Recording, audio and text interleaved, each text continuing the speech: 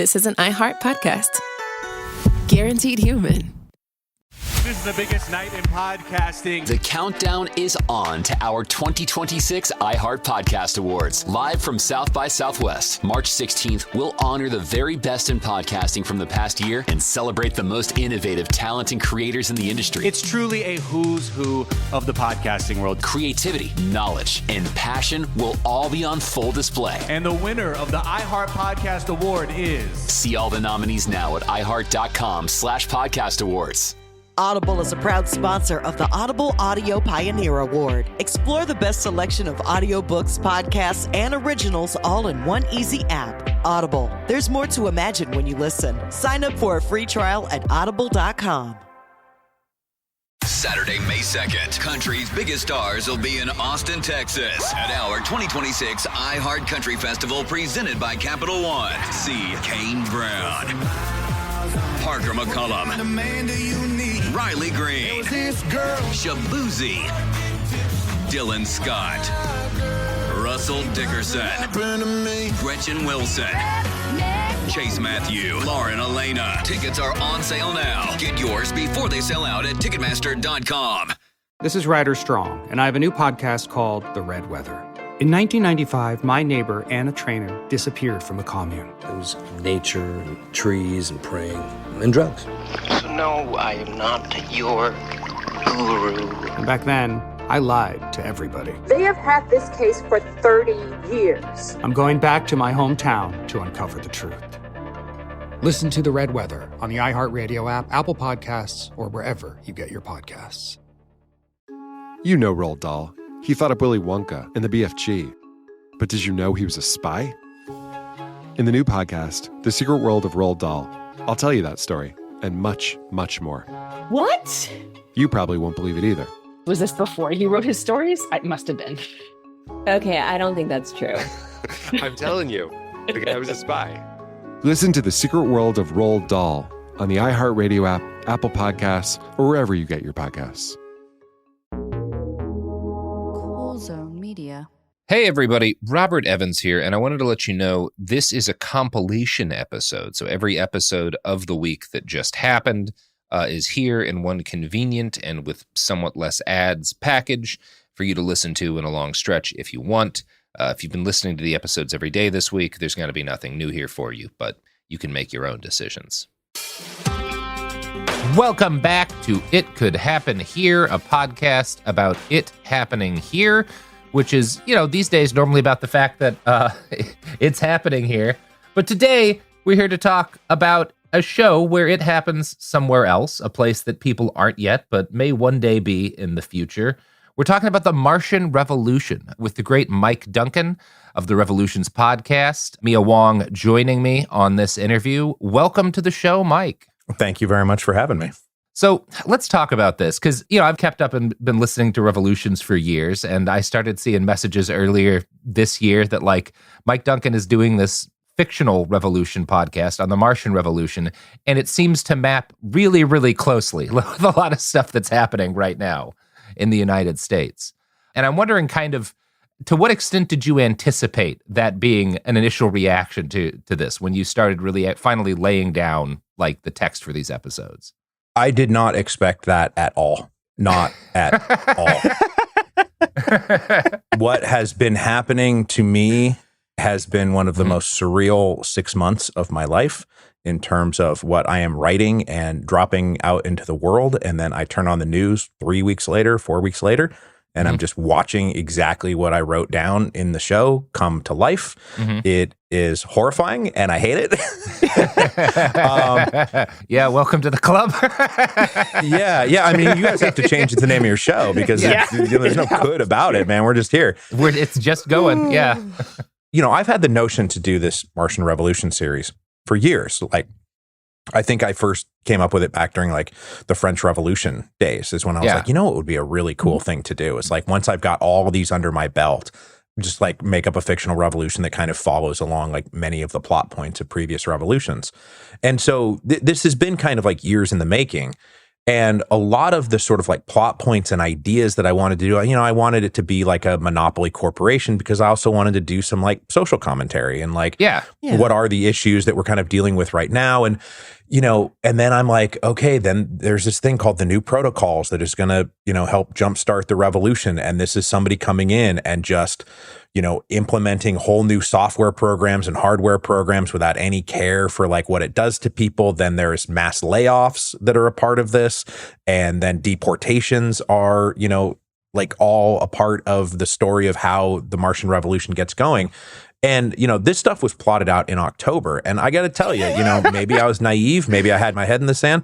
I thought she was going to win. Yeah, man. Like I thought Harris was going to win the election. That's where my head was at in September and October going into November. I was like, it'll be close. Of course it will. It's a toss up, but I think she'll pull it out in the end. It sure feels like it because they were running a terrible campaign and like they didn't have any field operations. And like the whole thing just kind of seemed like she was going to win. So for Trump to win and then start doing all of these things that were just supposed to be fictional plot points that were referencing. Yeah. Like now I'm just like, Jesus Christ, this is terrible. Well, that's what's so interesting is because, so much of the initial, like, as you imagine it, the opening stages of like the Martian Revolution in your series are based on like a guy who is a quote unquote, like partly like an autodidact, right? Like a dude who is raised believing that his ideas are good because they're his ideas and that he can kind of jump into any field of human endeavor and make things work better than the people who have been studying and working in that field for their entire lives. And he just starts changing everything based on his whims. Now, you don't have him staying up until 4 a.m. on ketamine benders and then tweeting out his ideas for how to change the government. But I guess I'd say like that's the one thing that doesn't map onto right now. And I think this almost just goes inherently with the act of crafting fiction. Even your bad guys are a lot more sympathetic than our current ones. Which I think is to your credit. But like I've enjoyed the degree to which the decisions that are being made that are kind of making this Martian Revolution inevitable are the kind of decisions that you make when you've been raised in these sorts of bubbles where you are expected to just sort of be able to run things because like that's the strata that you come from. And it maps directly to like what we're seeing right now with these Silicon Valley guys who have spent the last few decades getting impossible amounts of money and having that convince them that they know how to do everything. But it also maps back to like Versailles. I find that compelling. Yeah, and the Timothy Werner character, he's like sort of the figure against whom the revolution is going to start. Yeah. After he comes in and starts doing all this stuff. Like the number one, of course, as I'm releasing this, people are just like, this is just a cardboard cutout of Elon Musk, right? And which I would point out, the first thing is like, actually, no, because I very specifically wrote it so he was a good husband and father. Yes, he loves his kids. It's obviously not not Elon Musk because he loves his kids. He's allowed to be in the same room as all of them. And they get along great and everything. Yeah. So obviously it's not. But honest to God, like it wasn't meant to be just Musk, but it was meant to be those tech guys, right? Like this is meant to be thinking about the guys who come in and they're like, we're gonna move fast and break things. Right. And then what they break is like 120 years of like labor law. Yeah. And that's the only thing that is actually being broken here. Like this is what Uber is and all of those kinds of like all of that stuff that came at us in the last like 10 or 15 years.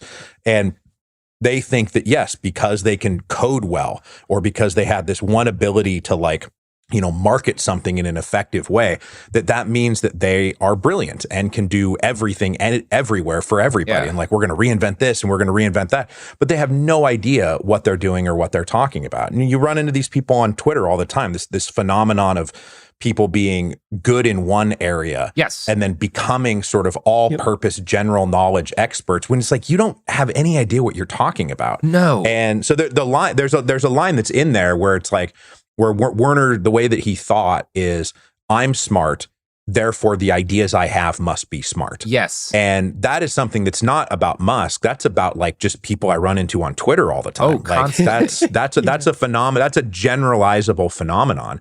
No, I mean, yeah, we talk about that constantly on on the show. Like we just did that 4-parter on the Zizians who come out of like the rationalist Bay Area tech industry cult, which is both influential in a lot of the people who wound up working at Doge and just to the general tech mindset. And it's the human embodiment of that idea that like, well, I know how to code. Coding's difficult. That means I'm smart. Mm-hmm. This must mean I know how to run the schools, right? Mm-hmm. This must mean I know how to replace Medicare, right? Yep. And it's this kind of like reasoning from first principles without ever actually like having to sit face to face with the consequences of your decisions. And I think you do a great job of showing how that cascades into a calamity, and in a way that feels very realistic, even though we're talking about Mars and there's also like gravity generators and the like. Yeah. I mean, it's and what Werner does here is so much of what Doge basically started doing when they start going into these systems. They start changing codes. They have no idea what are the key things that are actually underpinning our society. The most recent thing I saw that made me think of this is like they're shutting down all the regional offices of the Social Security Administration, and like all communications are now going to be run through Twitter, right? And one of Timothy Werner's things is the centralization of all decision making and the centralization of really everything. And in his mind, it would be more efficient if the company just had one brain and that was his brain. Mm-hmm. And every decision is made by the one brain. And so he's got all this stuff and he's got to make all these decisions, except that's crazy. Yeah. That is not actually how you can run anything. And it just creates all of this, like basically everybody, I forget if I wrote this in, I definitely did, that like the dreaded like request pending screen that people started getting. They would submit stuff like a fuel requisition order and it would just say request pending, and like request pending would never go away. It would just, that's what it would say. And then you look at what they're doing now, and that they are trying to centralize everything. It's a generalized authoritarian power grab, but they are doing these things. Yeah. One of the things that it reminds me the most of, like from the other revolutions, is I immediately went, wait, this is Tsar Nicholas? Mm-hmm. Where, you have less of the reform package. Well, like, the way that all of the power gets concentrated and centralized into this one guy who's a micromanager and then can't do it because, like, no human could possibly have done it. But they're because of just their sort of affective power and the way that they think about micromanaging anything, they're incapable of, like, letting their subordinates do things. Yeah. Yeah, it also scans with the loves his kids part. Good husband. Yeah. Well, I mean, and that's the thing is like everything that's in the show also is like basically something that comes from history, right? Like, and I am trying to do that. And it is something that, like Charles I, Louis XVI, Tsar Nicholas, these guys are all great family men. Yeah. Their kids love them and they love their kids, right? Like one of the reasons the French Revolution happened is because Louis's son died like on the eve of the Estates General, and he was just not there because his son had just died. That's a real thing that happened. Yeah. And the other stuff is like that sort of centralization of power is a lot of like what I was trying to get at there was actually like the reforms that went in for the European colonial powers after the 7 Years' War in the Anglo colonies, in the Spanish colonies, in the French colonies. All of those governments sort of undertook a reorganization of their colonial structures after the 7 Years' War. It kind of like reshuffled who had what territory. And all of those moves were about sort of an increasing presence of the metropole in colonial life. And this is what triggers, the American Revolution, because there was going to be like 2 more customs officials in Boston Harbor. And so like we went into revolt about this. Yeah. But this is also true of like the Bourbon reforms in Spanish America, is that kind of like centralization of a community and of colonies that had grown very used to managing their own affairs. And so they're coming in and saying, well, yeah, this is ours. And we here on Earth should be making these decisions for you Martians. And the Martians were like, well, we've been making these decisions for ourselves for like 70 years now. Yeah. That's where that stuff is coming from. And then history is always the place that I can point to. And then I have to watch it also on the TV. Yeah. Yeah, I've had that same experience of like, I'm writing out kind of like this possible, this story about what a future conflict, a civil conflict in the U.S. might look like. And I'm just taking from stuff that happened in the last like 10 years in a lot of cases that I saw in different countries. And people are like, how did you like anticipate this? And my answer is like, I didn't. this is just stuff that happens all the time, right? Because people don't learn from exactly. history as a rule. Like no one's ever learned a lesson from history is the thing I've kept repeating to people over the last few years as I continue to fail to learn lessons from history. Yeah, we all do. And no, but like one of the things that was getting kicked around the other day was like I came to this point where Werner is going to start firing people. He's going to start firing people because he's changed the metrics for how your employment status is being rated. And he's firing just people essentially randomly, like you are firing the head of this department and now that department can't run anymore. But he's like, it'll be more efficient. And when I was writing it, it was originally supposed to be like a kind of a more dramatic 10% across the board layoff. Yeah. And as I got closer to actually trying to type that up and write it down, I was like, this doesn't actually feel believable to me. Like people are going to really push back. And I mean this sincerely. Like people are going to push back that nobody would be so stupid as to just across the board do a 10% layoff of something so critical as, you know, Mars is to Earth. Because in the story, Mars is absolutely critical to how Earth is able to function with the resource that they're able to get from there. And so I changed it around and actually looked to like the sullen prescriptions from Roman history to kind of give it a different take, where really it was like you woke up every day and there was like 50 more names on the list, 100 more names on the list. And there was something equally sort of dramatic and cool about that without this like unbelievable, 10% across the board cut. And I wrote a paragraph in there being like, I know that people are going to think that this is like unrealistic, but you just have to understand that like throughout history, we have seen these things. Like people do stupid stuff and they stubbornly cling to it all the time. Yeah. Because that is something that happens. And life as we know it is actually less, like if I wrote up what was happening right now, like if I was just got like a window into an alternate world and we're living in a different world where Trump lost and I brought all this stuff back, they'd be like, this is implausible. Like, this is crazy. Yeah. They would never be allowed to get away with that. They would never be allowed to do that. They would never be so stupid as to blow up the global economy with a bunch of tariffs that make no sense to anybody. Who wouldn't want the dollar as their reserve currency? Yeah. Why would they fuck that up? Nothing that is happening right now is plausible in a storytelling, in a fictional storytelling setting. Yeah.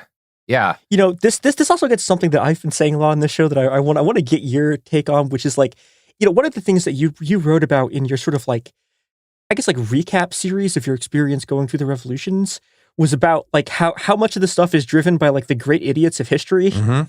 And my God, do Elon Musk and Trump look to me like two of the great idiots of history? And that doesn't like guarantee that it'll happen, but like, whew. Yeah, they're there. The great idiot theory of revolutions is a very simple thing, which is just saying that revolutions don't happen because some tyrant is in power and they are intolerably oppressing their people. Like people have been intolerably oppressed for a long time. And like Trotsky's got this quote that is, if peasant discontentment was the cause of revolution, then there would be a revolution happening every single day because the peasants are always discontented. Right. So what it takes to really have a revolution is for somebody in power to be kind of incompetent and to start doing stupid things that allow the situation to get out of hand. And on top of that, really piss off the other elites around them, because it's the mismanagement of the state that allows the elites that are kind of necessary for a full-blown revolution. Like you need their resources and you need their money and you need them being close to a position of power to be able to pop whoever's in there at the time. And you got to be pretty incompetent to like wreck an elite consensus, right? Like that is in and of itself catastrophically stupid if you're trying to stay in power. Yeah. And so, yes, the great idiot theory is getting quite a workout lately. That's actually something else that I wanted to ask you about in terms of, like, you see this in terms of Mabel Dorr, right? Where Mabel Dorr is this kind of example of like the sort of local colonial elite to some extent. Yeah. I almost saw her as like, a lot of these kind of American revolutionary figures, right? Where you have this person who holds a fairly high position in the colonial state as a result of, their birth and the family they come into, but also identifies more as a member of that state of the colony than of the colonizing state. Yep. Yeah, and I think this is a part of the revolutionary process that I think is really, really badly understood on the left in terms of, in a lot of ways, the necessity of parts of this elite flipping. And like the example I think most people kind of are more familiar with is Philippe Egalité, like the Duc d'Orléans, like funding a bunch of these sort of revolutionary groups that eventually kind of like get out of his control. But can you talk a bit more about sort of the role of these sort of like elite defections and how they end up sort of funding and enabling these revolutionary movements? Yeah, I mean, it's a mix of things. And I mean, you got it. Like Mabel Dore is meant to be sort of the colonial elite. Yeah. And she's also meant to be sort of the liberal nobility in lots of different revolutionary settings. And she is doing that. Like, and when she is like, when I talk about her, like funding the Society of Martians and like funding all these like philanthropic, enterprises to help Martians, like that's a lot of Philippe Egalité, like straight up. Like that's what the Duc d'Orléans was doing in, 1786, 87, and 89. And so that's the role that she's playing. But, if the elites are unified, it is very difficult for any kind of like peasant or worker uprising to actually get traction and succeed in overthrowing the state. Yeah. Like peasant insurrections have happened throughout history without any sort of elite support. They have often accomplished great things. But when you think about the great revolutions in history, there really have always been people in the inner corridors of power who are ready to get rid of whoever the sovereign is in that moment. Yeah. And, you can advance all the way to the Russian Revolution. And this is the prototypical, like the workers have risen up and the army is mutinying and it is the people who overthrow the Tsar. And what that story misses is all of the people, even inside the Romanov family itself, who are like so fed up with what Nicholas and Alexander are doing that they're just like, we don't know what to do anymore. But like, I guess he's got to go. Yeah. We can't get him to see reason. We can't get him to change course. We can't get him to do anything. Like the situation is completely out of hand. And without those people leaning on Nicholas to force his abdication and also to say, like, we're not going to back you up if you try to bring the hammer down on all these people, then that's when sovereigns are actually overthrown. Yes. And I love that you bring that up because it gets to the failure to see that. And this is especially common with people who kind of idolize the 1917 revolution, but it's certainly not limited to that. I mean, in every revolution, you have people who are fans of that revolution or who see it as a model for what they want to do and also ignore the realities on the ground that like made it possible. I think one of my favorite examples is the quote that like, you can't dismantle the master's house with the master's tools. Well, I don't know. In those pictures of the 1917 revolution, I see a lot of Mosins that used to be property of the Tsar, right? Like it happens all the time. Yeah. Yep. And I think that we always need to be cautious of like seeing just what we want to see in revolutionary history as opposed to seeing what was there. And the thing is Lenin understood this, right? Mm-hmm. Like Lenin understood what the game was and he understood what was going on. And you don't have to, like, if you're a revolutionary and you're sympathetic to the communists in 1917, you don't have to say, oh, well, the elites were necessary for this first revolution and we need a break inside the ruling class. We need divisions inside the ruling class.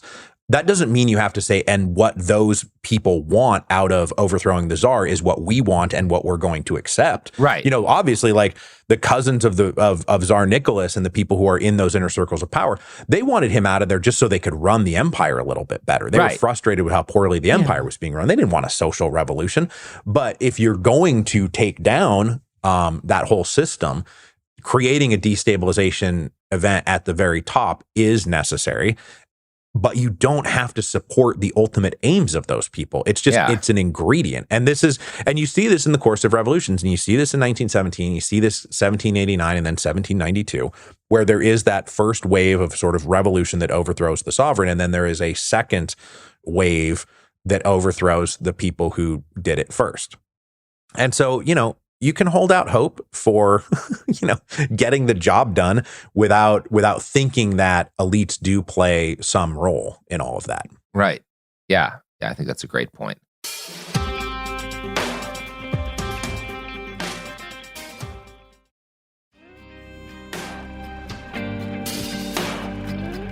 One of the things that I wanted to ask you about, sort of shifting gears a little bit, was about how you were thinking about the deportations when you were writing it, and how you were thinking about the way that kind of this like generalized anti-deportation organizing like turns into that, and the sort of mutual aid networks that the Society of Martians are doing, like directly turns into this thing.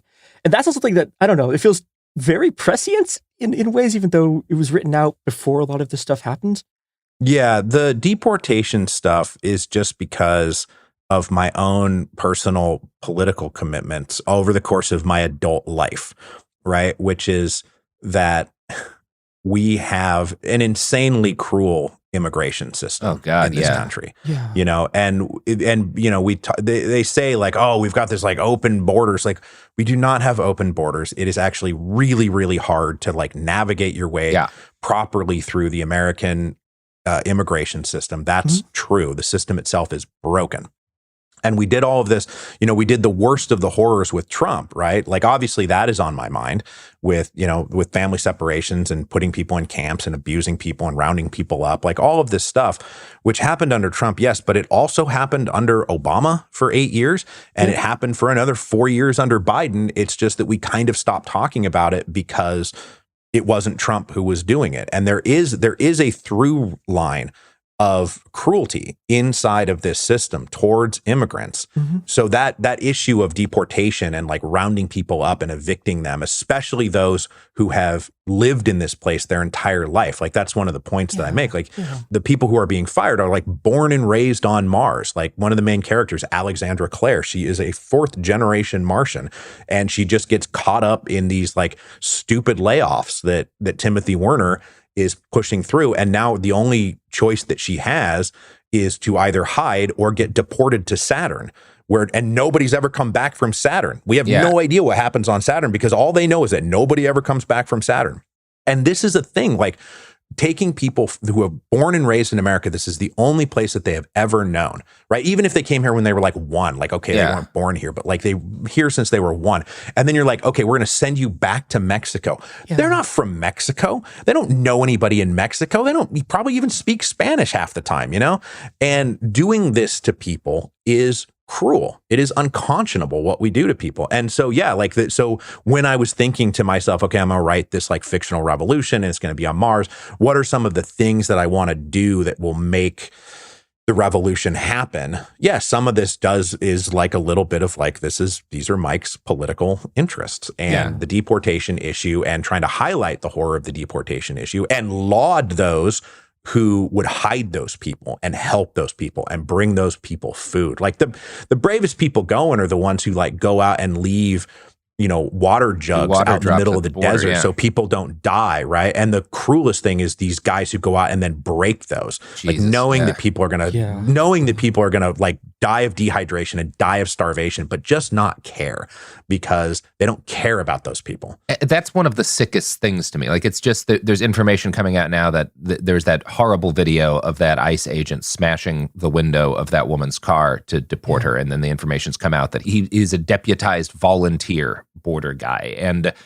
you know what's really happened, if you look at it, is we've kind of recreated in a decentralized form the Einsatzgruppe, right? Like, instead of having a centralized state having to raise these organizations that are going to be carrying out this kind of violence, like it's largely become something that vigilantes have gotten into on their own as part of like just their special interest in hurting people at scale. And it's so uniquely tied to like the American individualism. It's such a uniquely sick thing about the way things work here that's happening. Like, that wouldn't have happened. Not that Germany is, you know, not that German culture in the 30s was better, but it just wouldn't have happened because it was a different kind of culture. Yeah, for sure. And then it's really important to remember that this is not just a Trump problem. Yeah. Like, what he's doing right now is like, of course, like, we are entering next levels beyond next levels of what he's doing. And even, you know, just this morning, we've got an American citizen who has been held and they are not being released despite the passport and the social security card being shown to the judge. And the judge is like, I can't actually release this person. Yeah. That's sort of where we're at now. But this has been an ongoing thing for 20 years across both parties and both administrations. And nothing really has like sort of churned my stomach more since Trump got elected than all of the Democrats and people doing like sort of postmortems on the election and being like, well, you know, we really should be tougher on the border. And we really should sort of like buy into this framing that there is this like invasion and we just need to do border enforcement better. Like, and they're then even positioning themselves to a place where it's like, Trump's not even doing a good job protecting the border. And like, there was somebody, I forget even who it was, but one of them senators like tweeted, you know, this time last year, Biden had deported this many people and Trump isn't even deporting that many people. And he was like trying to make this point that like Trump wasn't following through on his promises or something. But it's like, do you even hear yourself? Like, do you even hear yourself? So evil. Yeah, it really is. And I can't, stomach the fact that the Democrats are going to take away from all this, that the American people love cruelty towards immigrants and that we need to lean into that. Yes. And then you see the polls before all the tariff stuff and all this stuff is going on and Trump is still sitting at like 50% approval. And it's like, I don't know, maybe they're right. Maybe the American people really do just love this. So, I mean, I think the other side of that, though, and this is, part of the reason I brought up specifically like the resistance to it was that like the other aspect of the kind of individualism of American culture was that it also meant that there, a bunch of people went out to the desert. Like our coworker James spent a lot of time during the Biden administration, like at these, just like the open air prisons they'd built in the middle of the fucking desert, like on the border. And, and like one of the stories that he covered extensively was that like probably most of these people would have died if it wasn't for like literally border volunteers, like passing food and water to the bars. And that's something that I was thinking about a lot, looking at the mutual aid networks and looking at the kind of mutual aid networks that trans people are building up right now. And like, there's always been a million mutual aid networks because it's just impossible to survive if you're trans without like getting stuff from other trans people. We're not supposed to do anything alone, man. We're not supposed to do anything alone. Yeah. Well, right. Nothing, yeah. That's nothing. We're not supposed to be doing anything alone. Yeah. And that's honestly the most optimistic thing about your podcast is that like Martian society develops this very communal because we're living in like an artificial habitat. And if shit goes really wrong, everyone dies at once. So you have to have this more collaborative, collective attitude towards safety and security that is just so completely absent from American culture. It's the thing that continually sends me into the darkest spirals is because there's no fixing the fundamental underlying problems without fixing that. Yeah. And like on Mars, that sort of communal stuff is like, they're also living in close quarters. Yeah. So you can't really be somebody who needs to be alone, right? That's a thing. And then also like in terms of like the early colonization of Mars, like, you have to do this stuff together. And like, there's a, like when I was doing like cultural, like there's cultural background, like works and like music that was going on that the Martians were creating. And I didn't quite get into this, but there is a song that I've got like half written called The Ballad of Lonely Joe, which is like it's like a Martian folk song about Lonely Joe who went off and tried to like do it himself. And then he never comes back. And now Lonely Joe like wanders the red sands of Mars because like he tried to go out and not do it like with the group and not do it with the community because you can't survive alone on Mars. Yeah. But to your other point, like one of the things that I definitely wrote into the show is that everybody on Mars has a skin chip in their hand, and the skin chip in their hand is what like opens door. It like literally opens doors, and it gives them access to the commissary, and it gives them access to restaurants. It gives them access to food and employment. Like everything goes through that skin chip. And when the people get fired by Werner, their skin chips just get turned off effectively, and it doesn't open doors anymore. They can't get food anymore. They are living inside of a society that they literally cannot interact with anymore. And so it took other Martians around them. There's a thing in the show called the No Doors movement, which is Martians jamming open doors so that the people who have they were called the annulled because their contracts were annulled. Yeah. But so that the annulled could get from here to there without needing their skin chip. Yeah, those are the kinds of things that are necessary. And those are the kinds of things that are going to protect people. And I hope that those things are going on out there. And I hope that none of us publicly state right now what we may or may not be doing on that front. Yeah. Let's just go ahead and keep that where it's at. I'm a big fan of the don't Fed post on social media or in your podcasts thing. Yeah. Something you touched on there I think is interesting about the way that being forced to live together like creates this consciousness. It reminds me a lot of when I was a student. I was an anthropology student, and one of the things that we read was this sort of classic of I guess you could call it like structuralist Marxist, like anthropology from the 80s. It's this book called We Eat the Mines and the Mines Eat Us, which is about these indigenous Bolivian tin miners. And one of the things that always struck me about that was, like, because they're all literally like sleeping next to each other, like in these rooms, you can literally hear like the stomach of like the child next to you, like rumbling at night because they don't have enough food. And that like turns them into like one of the most militant sort of like working class. I mean, for like 100 years, they are like they're syndicalists and then they're communists and like they're one of those militant things. And I don't know. It's interesting to me that this is like this aspect of the society that you've sort of drawn out of these historical revolutions, where a key element of it again is this sort of collectivity, and also there's this, like, if you look at like the trajectory of like the modern American state and like the modern development of capitalism, it's been specifically trying to make that stuff not happen by like kicking people into suburbs and like trying to physically alienate people. And I was wondering how much you were sort of thinking about that kind of stuff when you were like writing the cultural aspects of this. Sure. No, that stuff is all in my mind. And like I said, like, we're not meant to do anything alone. Like humans are communal creatures. Like, you don't go anywhere in history, like all the way back to the dawn of the species. You do not find individual humans like living by themselves. We have always done this as a group. This has always been a group project. And like, when you go back, because this is something that comes out of sort of like, I studied a lot of like political theory in school, and the state of nature sort of works, these thought experiments that like Thomas Paine would do or Rousseau would do. And, it's like, how did we come together? Why did we come together? Well, let's first imagine like an individual human wandering through the forest, and like they encounter another one. So they come together for defense, and they come together, to share food and do some division of labor. And it's like, no, there's no such thing as a human wandering alone. That's not a thing. Like, any outgrowth that comes from our description of what human society is like, whether it's defense or the division of labor, begins with the fact that we are already a group. There is a mother, there is a child, there is a father, there are aunts and uncles, and like whatever the group is, we are always doing this as a group. And hyper individualization and hyper atomization of our society is something that is trying to undo one of the most fundamental parts of what it means to be human. This is something that I thought about a lot too, because when I started having kids, and I have 2 kids, and the model for like having a family at this point is like, you have a mother, a father, or whatever, you have kids.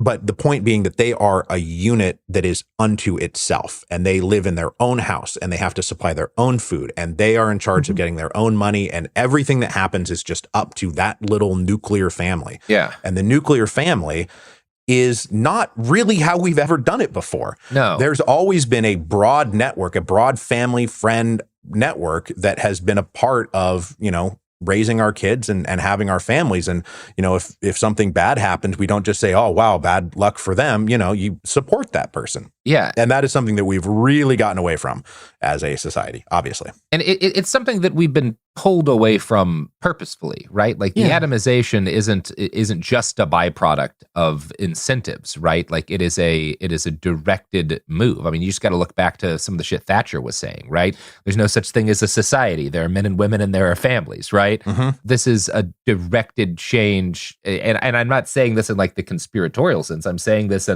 this is what a lot of the worst people in our society believe, because it's convenient for them, and they have pushed to make that belief more common, and done so by funding think tanks and funding media organizations in part. Right. I was actually about to quote literally that exact thing, but the interesting part to me about the Thatcher line is that almost everyone who quotes that line only quotes the part about there are only individuals, and then leaves out the part about the family. Yes. Which I think is a really important connection to what you were saying, where it's like, their vision of the family is also still fundamentally this isolated group, because they still need some kind of collective, because again, you can't just like leave a baby like out in the woods. It just dies, right? Mm-hmm. But like they had to like create this version to be the political base of their thing. They had to create this one collective that would be cut off from everything else that had normally made it a collective. Yep. People think these days that atomized nuclear family is like the law of nature, right? That this is the way it's always been. And like, that's not true. It's just not true. There's a great line. I don't have it right in front of me at the moment, but in Tocqueville's Ancien Regime and the French Revolution, which is a really dynamite book everybody should read. At the end of it, he lays it out. He's writing this in like the 1840s and 1850s. And he straight up says that like what liberal capitalism is doing, which he was himself. I mean, he's a conservative liberal. Like it's not like he's on the left or anything, but he's watching as the atomization of families and individuals is happening. And he's like, and that's that's what tyranny thrives on. Tyranny thrives when everybody is disconnected from everybody else and everybody is in competition with everybody else, because that's the other key part of it is your family is now pitted against every other family in terms of like getting money, getting jobs, like getting this other thing. Like we're all scrambling out there in a competition to get a little bit more, a little bit better, or just, have enough. Like I feel this every time I have to sign the kids up for like summer camp, like I'm at war with every other family in the neighborhood because I'm just trying to get my kid into this camp, and some people aren't going to make it and other people will. And you got to be there and you got to have strategies about when to log on to the thing. Like, because they're pitting us against each other like all the time in all of those little subtle ways. Yep.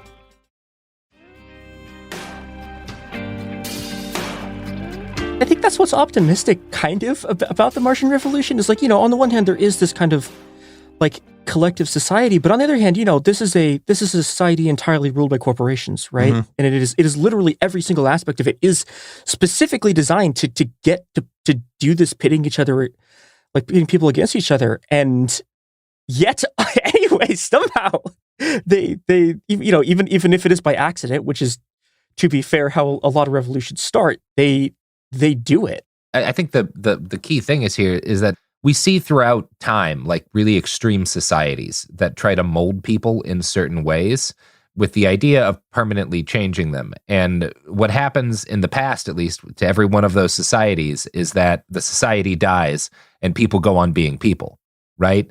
Mm-hmm. Yeah. There's no year zero. There's no creating a new.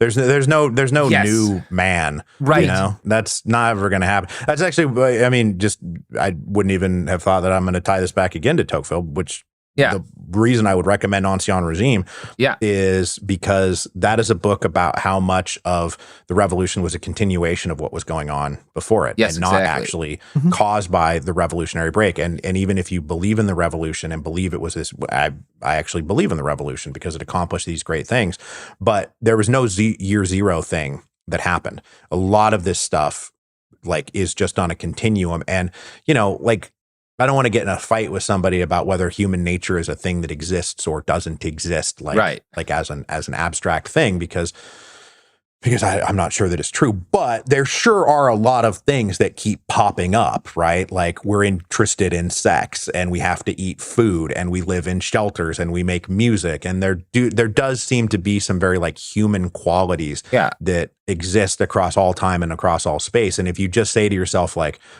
well, like, this is one of the things I'm very sympathetic to anarchists, but like, there's a point with anarchism, like especially the early stuff, where their idea was that if you smash the state and you destroy the state, then humans will be allowed to flourish in their natural goodness and communalism, which is, a little bit what we are moving towards right now. But I'm not sure even that exists, because if you crash the state out, it's not the state that's necessarily making us this way. There is stuff inside of human nature that we created the state to begin with. So the whole thing is like it's a balancing act. Yes, that has gone way too far in a certain direction. Yeah, and I think that's something I always try to keep in mind. Like, it's not that societies can't alter or improve aspects of like how things are, right? By changing the incentives, but by altering like the way things work, you can reduce the prevalence of certain problems. You can make things better in some ways, but there's certain stuff that you're just never going to, like when I look at what the white supremacists want to do, right? Well, you're never going to get people to stop mingling with other kinds of people. You simply can't. It's never worked and it never will, right? Like that's an impossible dream. So I can just say like, that's a thing, no matter what how tightly you grab a hold of the reins of state and how many weapons you deploy, you simply won't succeed in the long term at doing this, because it's just not something we can do. You can't stop people from mingling. This is actually one of my points about immigration and migration. Is that no matter how tightly you try to control it, no matter, you could build every wall you want, you can make it as hard as you want, people are still going to move here. People are still going to move away from here. People are still going to go from here to there and from there to here. And that is something that is going to happen no matter what. And especially if we're going into the 21st century with all of its various climate disasters that are, facing us en route, and is going to make it's already making some places less habitable, and other places will be more habitable. And what's going to happen is the people who are living in less habitable areas are going to want to go to where there are areas that are still habitable. And so there's going to be movements of people. And the question before us in the 21st century is not, can we keep people in the places that they are now and, like sort of lock in rigidly to like these xenophobic nation states and that will actually stop those migrations from happening? Or do we open ourselves up to the idea that this is going to happen and simply make it more humane and more rational? That's the question. It's not whether the migrations will happen or not. It's simply how cruel they will be when they happen. And right now we are choosing maximum cruelty. Yep. Sucks. Yeah.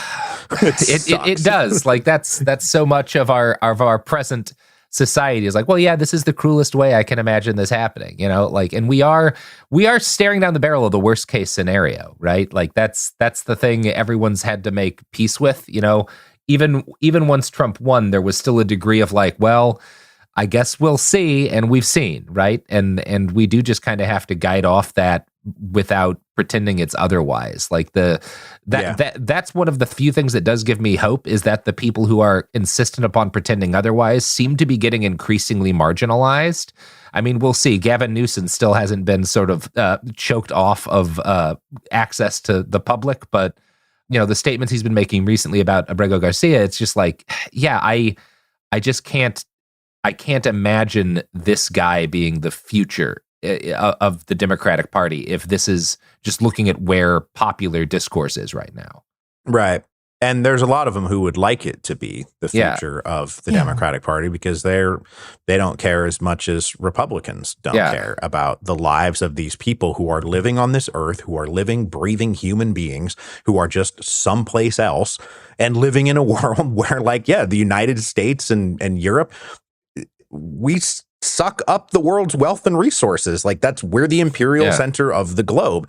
And people are like, and even when people say like, well, why do people come here? And, there's a kind of a standard American exceptionalist notion, which is like, well, they come here because they want freedom, and freedom is what America offers, and like the American dream and all that stuff, like the entrepreneurial spirit, et cetera, et cetera. But mostly it's because this is where you can come and get the world's money. This is where it all is. It's sitting in my pocket. It's sitting in your pocket, right? We are the ones who have all of the world's money. And so that is why they are coming here. Yep. So you just have to like fit that in your brain. And what is happening is this constant division between like Americans being more important than anybody else. And I understand why that exists politically. And even these questions of like citizens versus non-citizens, like one of the things that got me when I was reading Bakunin was like it was a throwaway line. It wasn't even like a point he was making, but he referred to something as mere citizenship, which kind of struck me because I grew up very liberal. Like I come from like the liberal suburbs of Seattle, and I had very liberal notions. And citizenship in sort of the liberal imagination is the highest thing that you can be a citizen of a polity with rights. There's a constitution. You get to participate in the government. Like citizen and citizenship are these words that had great, profound meaning. And it really kind of like knocked me sideways to have them be like mere citizenship, right? You've been reduced to simply a part of a polity, and your humanity has been taken away from you. You're no longer being recognized as a human being. You're being recognized as a citizen. And if you're not a citizen, then you just don't count at all. And it totally wipes out their humanity. So not only do I not have humanity because I'm simply a part of some polity, rather than being me, Mike Duncan, a human being. But it's erasing our human obligations to each other, to non-citizens. Yeah. And the idea, like, and you just see this very casually, like right now, like all over the place. It's just like, they're not citizens, so they don't deserve due process. They're not citizens, so we can just send them to El Salvadorian torture prisons and it's fine because they're not citizens and therefore they don't have rights. Yeah. It's like, what about, you know, just being a person, thinking about other people? And one of my very favorite, I know I'm steamrolling here. I'll let you get a word in edgewise here in a second, but I forget what the court case was, but there was a court case out of Texas, you know, like back in like the 60s when they decided that the Texas school districts had to open the schools to undocumented children. And they said that because it says in the 14th Amendment, persons. It doesn't say citizens. Mm-hmm. And they were resting a lot of this on the notion that like it says person has these rights, not citizen has these rights. And this is what conservatives and MAGA hate. This is why they're going to try to undo the 14th Amendment. Yep. But to have the Supreme Court at one point in the past be like, no, you have to do this because you owe an obligation to them as a person, not just as a citizen. That's like mind blowing. I could not see the Supreme Court today making that same decision, but like that's the kernel of something really good. I think for the future of humanity rather than like clinging to this like citizen or non-citizen thing. Yeah. I guess kind of for me, the most important belief I ever came to was the understanding that like, I don't care about citizenship and I don't care about who is supposed to be in a specific place, right? Mm-hmm. I think one of the most toxic ideas possible is that like your rights as a person are dependent on where you were born. Yeah. That's just a thing I'll never believe. And it's the fight we've lost the worst as the left, or, I should even say getting beyond left and right, because I really think those are not the most useful ways to look at things. Is like human beings. The fact that battle, the battle to just see people as humans with inherent value as humans, regardless on their place of birth, the fact that has been botched so badly is maybe the greatest calamity of the 21st century. Although there's a few contenders, don't get me wrong. Yeah, no, there's a lot. Well, and it's so deeply ingrained. It's something I'm going to talk about more like in a different place, but like one of the things that's been driving me the most up the walls is like, so I've had to read like every single piece of tariff coverage that's been written by like fucking all these analysts, all of these media people, like, and every single one of them only fucking talks about its impact on Americans, right? Yep. And if you look at the Liberation Day like turf tariff package, right? The single country that is the most fucked from this is Sri Lanka. Yep. And if those tariffs go back into effect in 50 days, whatever, like 80 days, like the entire country of Sri Lanka is fucked. They're doomed. They're completely fucked. And all of these countries, need US dollars in order to like literally to buy fucking fuel. And then suddenly, oh, wait, hold on, you can't do exports to the US. And like this is something that affects literally the entire world, right? You can look at the tariff rates on every single country like in the world. And everyone writing about it only writes about its effect on the US because there's this just like there's this pure sort of Americentrism thing where like people, and I see this on the left too, where it's like they fundamentally don't see anyone who's not in the US as human. And the people in the US who are seen as like people, who are seen as like humans who, like think and feel and like act and like hurt in the same ways that we do. Like that's only a thing that happens if you're a very specific kind of American citizen. And if you're not, or God help you, you were born in like most of the like the rest of the world, which is again a hideous supermajority of everyone on Earth, you don't matter. And yep, they don't. Yeah. Not in all this. And like, I mean, to bring it back to the Martian Revolution, like one of the things that is happening right now, like in the series, it's going to be 30 episodes long, and I'm writing episode 23 right now, but like we've gone through the revolution. There's been, I don't want to give away too many spoilers, but obviously like they win, at certain points. Otherwise it wouldn't be a very interesting story. And there is a debate right now among the victorious Martian revolutionaries about who should count inside of the Martian Constitution in this thing called the Republic of Mars that they have just declared. They're no longer a part of a corporation. They're going to be this thing called the Republic of Mars. And there is a guy who is passionately committed to Mars and to the Martian people, and he hates Earthlings, and he doesn't trust Earthlings, and there's no reason for him to trust Earthlings. They have tried to screw them over a bunch of times and cause nothing but pain. And so, but there are a bunch of Earth-born Earthlings on Mars, and he wants to exclude them from the Republic of Mars. And if you're born on Mars, then you should get to participate, and if you're not, then you shouldn't have rights. You shouldn't be a part of this project. And I would love to deport you. That's what he's going to be arguing. And then there is another side that has a more universalist take on this. And my character, Alexandra Clare, who is like a D class, she comes out of the Warrens, which you can just, that's basically like the working class. You know, she's like, when Earthlings come here, yeah, I don't like it when they bungle things because they're new and they don't know what they're doing. Like, I'm as annoyed by the new guy as anybody, but like, they've suffered right alongside me, like suffering the same conditions. Like, the fact that they were born on Earth doesn't mean that they're not suffering right now, that their contracts weren't annulled, that they are not suffering from the new protocols. Like, and you know, when during these revolutions, did they hold neutron guns in their hands and fight and die for Mars? Yeah, they did. And so probably we should say that it's not Martian good, Earthling bad, but like, let's just open it up to everybody and we will sort out, like, you know, who's in on this and who's actually trying to undermine us, because, you know, there are loyalist fifth columnists that they are going to have to deal with. Yeah. Well, I think we're encroaching on an hour here, so I think we need to probably call this for the day. But Mike, I really appreciate your time. You've been so generous, and I can't wait to see where you end. I know that you're also can't wait to see where you land on all of this. Right. I've got all the plot points. You know, I know where it's going, but just getting there is yeah, it's weird, because sometimes when you write fiction, characters are like, you weren't supposed to do that, and now I've got to deal with that. And like, well, she wouldn't do that in this moment, so I guess I was going to have her do it, but I just can't believe that she would ever do that in that situation. So I guess she can't do it, and I'll have to figure that out. And that's my weekly struggle these days. Yeah. That's the struggle of releasing fiction before you're entirely done with it.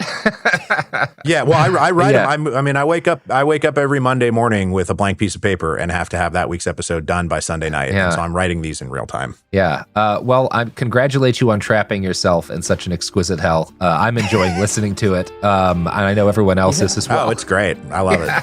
All right. That's the episode, everybody. Thank you. Bye.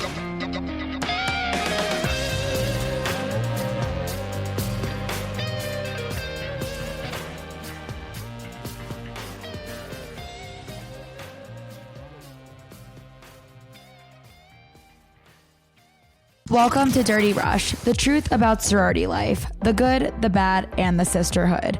With your hosts, me, Gia Giudice, Daisy Kent, and Jennifer Fessler. Rush, the recruitment, the ritual, the reality of Greek life has been a mystery for those outside the sorority circles until now. Is it really a supportive sisterhood that's simply misunderstood? Or is there something more scandalous happening on campuses across the country? In this podcast, we pledge to peel back the layers and spell out the truth one Greek letter at a time. Pledges and actives, rush chairs and ritual keepers. Some call it the best time of their life, while others say it's a nightmare. From a perfect rush to recruitment scandals, what is really going on behind the doors of those sorority houses from Alpha to Omega? We're taking you inside Sorority Row, including the chapter room, as we explore the fellowship and the frenemies. Let's get dirty. Listen to Dirty Rush on the iHeartRadio app, Apple Podcasts, or wherever you get your podcasts. When you feel uncomfortable, what do you put on? Biggie. You put on Biggie when you feel uncomfortable? Because I want to get confident. This is DJ Hester Prynne's Music is Therapy, a new podcast from me, a DJ and licensed therapist that asks one simple question. Who do you want to be? And what's the song that can take you there? Music changes what you feel, and what you feel changes what you do, right? That moment where a song shifts something inside you, that's where transformation starts. This year, I'm talking to experts across every area of life, like personal finance icon Gene Chatsky, New York Times journalist David Gellis, relationship legend Dan Savage, human connection teacher Mark Groves, and the man who shaped my ear more than anyone, Questlove. They'll bring the strategies, I'll pair them with the right records, and we'll teach you how to use the music to make change stick. This isn't just a podcast. It's unconventional therapy for your entire year. Listen to DJ Hester Prynne's Music is Therapy on the iHeartRadio app, Apple Podcasts, or wherever you get your podcasts. You know Roald Dahl, the writer who thought up Willy Wonka, Matilda, and the BFG. But did you know he was also a spy? Was this before he wrote his stories? It must have been. Our new podcast series, The Secret World of Roald Dahl, is a wild journey through the hidden chapters of his extraordinary, controversial life.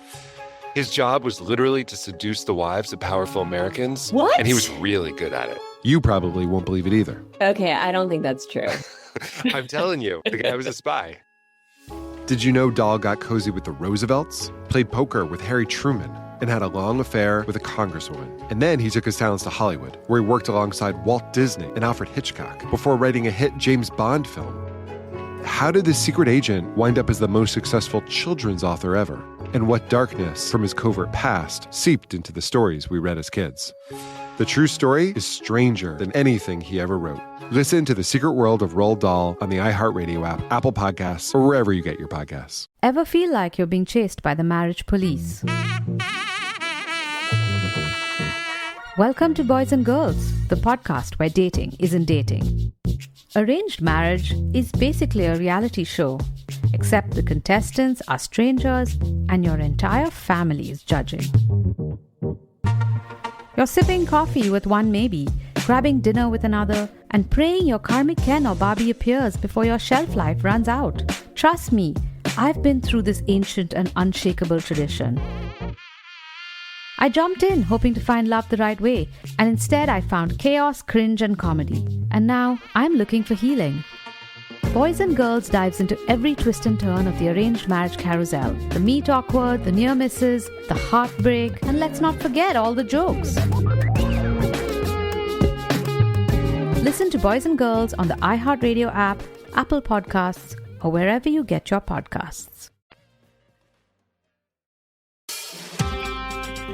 What's up, y'all? It's your favorite cousin. I just came over. You feel me? Y'all don't have no cousins that just kind of pop up, just be at the house like a 90s sitcom where you don't knock on the door, you just be walking in. That wasn't my life. Mainly because most of the cousins on my mother's side lived on the other side of the country. And then my cousins on my father's side, since we lived in gang-infested areas, you didn't just pop up. That was just not the safest thing to do. But I'm doing that at your house, and you know what happens when you have cousins come over. Well, now a small percentage of y'all are black, but a lot of percentage of y'all grew up poor, which means that you got whoopings just like we did. So, you know, usually when your cousin comes over, somebody getting in trouble. And it's usually you, because you're supposed to know better. I never got more spankings than when my cousins came over, because we would just get into stuff. And then since I'm the one that lived there and I was cutting up in front of company, I ended up getting into most trouble. Anyway, this isn't where I'm working out trauma, although it is called It Can Happen Here podcast. So I feel like we all collectively working out trauma of being Americans. And lastly, on the rambling preamble, I got a dog now. Well, my daughter got a dog. And to all the parents that listen, you know when your child gets a pet, whose pet that actually is. So I find myself doing a lot more chores than I signed up for. But it's a pug, and it keeps trying to eat the cat's food. Therefore, it's got liquid doo-doo, and I'm not a fan of that.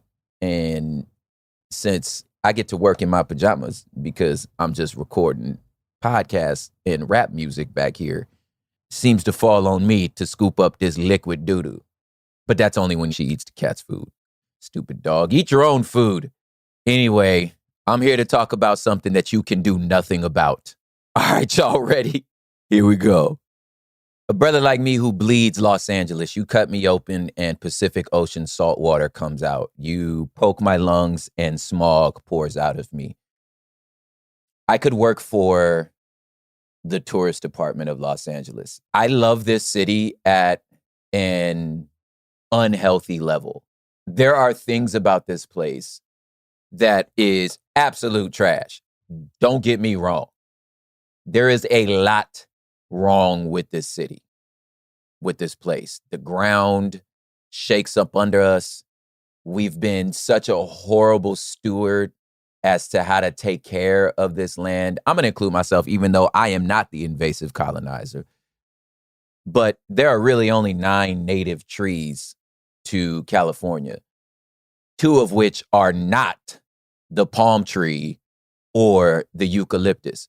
The plants that are here naturally are drought resistant and fire resistant. They don't burn that easy. The ones that burn up real quick are the sycamores and the palm trees. And if you may have noticed, Los Angeles hit a bit of a dry spell recently and had quite the disaster. Now, I'm slowly backing that thing up into what we're going to talk about right now, which you should probably know if you have already read the show title when you clicked play. But I'm going to back that thing up into it. California catches fire every year in some location. Now, my mother, Mama Prop, she worked 30 years for the LA County Fire Department, in the city of West Covina, because I'm a 626er. And I have vivid memories of the different firemen, fire chiefs. I think I talked about this in the LA on Fire episode, Block is Literally Hot, on the Hood Politics show, which hopefully you guys are supporting and listening to also. But even my boy Chris, who's, firefighter, been fighting the fires out here. Everybody knew that one day this day would come, and that, let's just say, all of the bureaucratic failures had not happened. If the water was as full as possible, the fire hydrants were fine. If everything was the budget, if everything was done perfectly, this was going to happen. This day was going to come. That it's a perfect storm. We had a specific type of drought, lack of rain, the Santa Ana winds, and then a fire sparking, and that fire sparking in a densely populated urban area. It was, every fireman I knew was like, yeah, one day it's going to happen. And like I said in the last episode, we could find ourselves a time machine and practice the indigenous practices. Oh, actually, as a small little beacon of light, there's an area in Altadena that was actually given back to the Tongva tribe many years back. There was a first actual land given back to the tribe, and they started taking care of the land the way that their elders and ancestors did. And guess what? That area didn't burn. Anyway, in the midst of this disaster that we were having, a desperate, desperate man who I completely understand his desperation. On Tuesday night, on January 7th, while the fires were just rumbling through the Palisades, a man named Keith Wasserman, who's the co-founder of a real estate investment firm, desperately took to Twitter and said, does anyone have access to private firefighters to protect our home? Need to act fast here. All neighbors' houses burning. Will pay any amount. There was another clip of Rick Caruso, who almost in a multiverse situation is our mayor, a billionaire developer who owns the Grove on the west side. Just that if you ever watch TMZ, whenever somebody's walking out of a place, it's probably at the Grove. And was a, real estate magnate. Anyway, there were videos of him driving through an area that he had with his private security and private firefighters, where there's smoke billowing all around the place, but his situation was fine. Why? Because he had private firefighters. They shaved his shopping center. But he tried to unsuccessfully save nearby homes as well, which reminded everybody about the time that Kanye and Kim tweeted about their house being saved by firefighters, and which made people be like, wait a minute, you can buy a fire department? Man, what the hell is this? What type of shit? Man, what? We over here arguing over fire hydrants and tanks running low, and somebody just paid where they get the water from? How the hell you can just, oh my God, what the hell water you using? Nigga, that's not your water. And what you gonna do? Are you gonna help out the neighbors? Okay, so if I buy a fire department show up at my house, but the neighbor's house is burning, you just gonna leave the neighbor's house? You gonna tell them to call the city's fire department? What the hell is happening? How does this shit work? Is there any other way rich people can be evil? What is happening right now? Which is basically what happened and how most of the regulars felt. So this episode is not just about private fire departments, because that would not be a very interesting full episode. It's about the question that private fire departments bring up, which is like, nigga, whose water is that? Wait a minute. Who owns the water? Is the water private too? And if the water's private too, what else of my utilities are private? And this is what I mean by there is nothing you can do about it. Now, if there is any of you that are built like Robert and Magpie, then maybe you ain't got to worry about this. Maybe you could dig your own well and find the groundwater. However, there are things called water land rights, which I will talk about into this. So even if you move off the grid to live on a mountain, you find somewhere in the backwoods, 4 acres away from Magpie, wherever the hell Magpie live, and you dig to find some water, somebody owned that water. It already happened here, y'all. Let's go. All right, this may or may not be a shock to y'all. I know in the first The Block is Literally Hot episode I did way back when I first joined, when Cool Zone Media first launched, when I first joined the team, my first episodes. It was one of those things where it's like the thought has probably never crossed your mind. And some of it's like sitting, I'm talking to y'all who pay bills. Some of this stuff is sitting right up under your nose. Like Southern California Edison is one of our power companies, but then there's PG&E. This isn't the city of Los Angeles providing this. That's a company. In the same way that your internet come from a company, what makes you think your power don't come from a company? And if your power come from a company and the internet come from a company, why wouldn't your water come from a company? Well, I don't know what would make you think that that's just a city municipality. Well, because water fall from the sky. What the shit? So what? I'm paying for you to pump it through the doggone pipes. Well, I mean, I understand that's a service, but what the hell are my taxes for? Somebody like, I don't know if you noticed, you can own the rain. So the water that fill inside a lake, somebody bought the lake. This is the episode that I'm finna tell y'all right now. So your utilities, most likely, your city has sold your water and your sewage processing to a private company. And the bills that you paying, your water bill, is not going to the city for the service you are receiving. It is paying the company back the money that the company paid your city to get this gig. And let me back up here. First, let me cover the private fire departments. Now, here's the thing. Private fire departments usually are hired by insurance companies. So what they do a lot of time is like prevention. They'll come in here and, clear out shrub, make sure that your house is not like set up for failure. In California, I mean, people always talk about our strict laws and building codes. And it's like, well, nigga, do you see why? Every time you got a bureaucratic law, like there might be a historical evidence as to why we need that. One of which is, my nigga, California ain't got a lot of water. So if you gonna build a house, you can't just have dry shrubbery up around your house. Why? Because you just basically put a box of matches just around your house. So yes, fam, like that's why you can't do that. Why you not allowed to have a lot of trash in your house, nigga? What the hell you think? Because the shit'll catch on fire. So these private fire companies usually come through, and they hire by the insurance companies normally to come and clear shrubbery, make sure that your lint at your dryer is cleared out, make sure your HVAC is good. And usually they got their own little tank, right? So they come in with their own little tank of water. That's their private water. They bring in their bottled water, you know what I'm saying, while the rest of us is using tap, right? But eventually that little tank gonna run out. You feel me? And then at that point, you got to tap into the fire hydrant, right?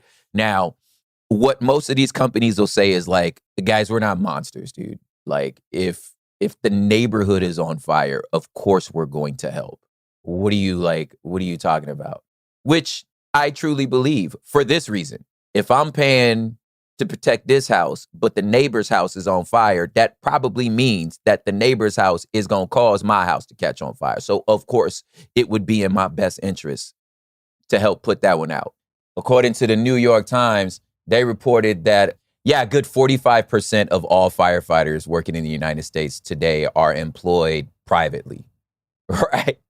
Now, a lot of those are like wildlife suppression. Now, there's such thing as called the National Wildlife Suppression Association, which represents more than like 300 private firefighting groups. And a lot of them work more as like government contractors, right? As far as like, again, supplement for like wildfires, right? And like I said, the others are hired by private companies. Yo, and peep this, like a little 2-person private firefighting crew with a small vehicle, I mean, it could cost like $3,000 a day. Like a large crew of like 20 firefighters and 4 trucks can run $10,000 a day. This is according to Brian Wheelock, the vice president of the Grayback Forestry. It's a private firefighting company in Oregon. But most of the time, like I said, these people don't really work directly with homeowners. But that's not what's the interesting part of this story to me. The interesting part of this story to me is the reality of the utilities that we live in.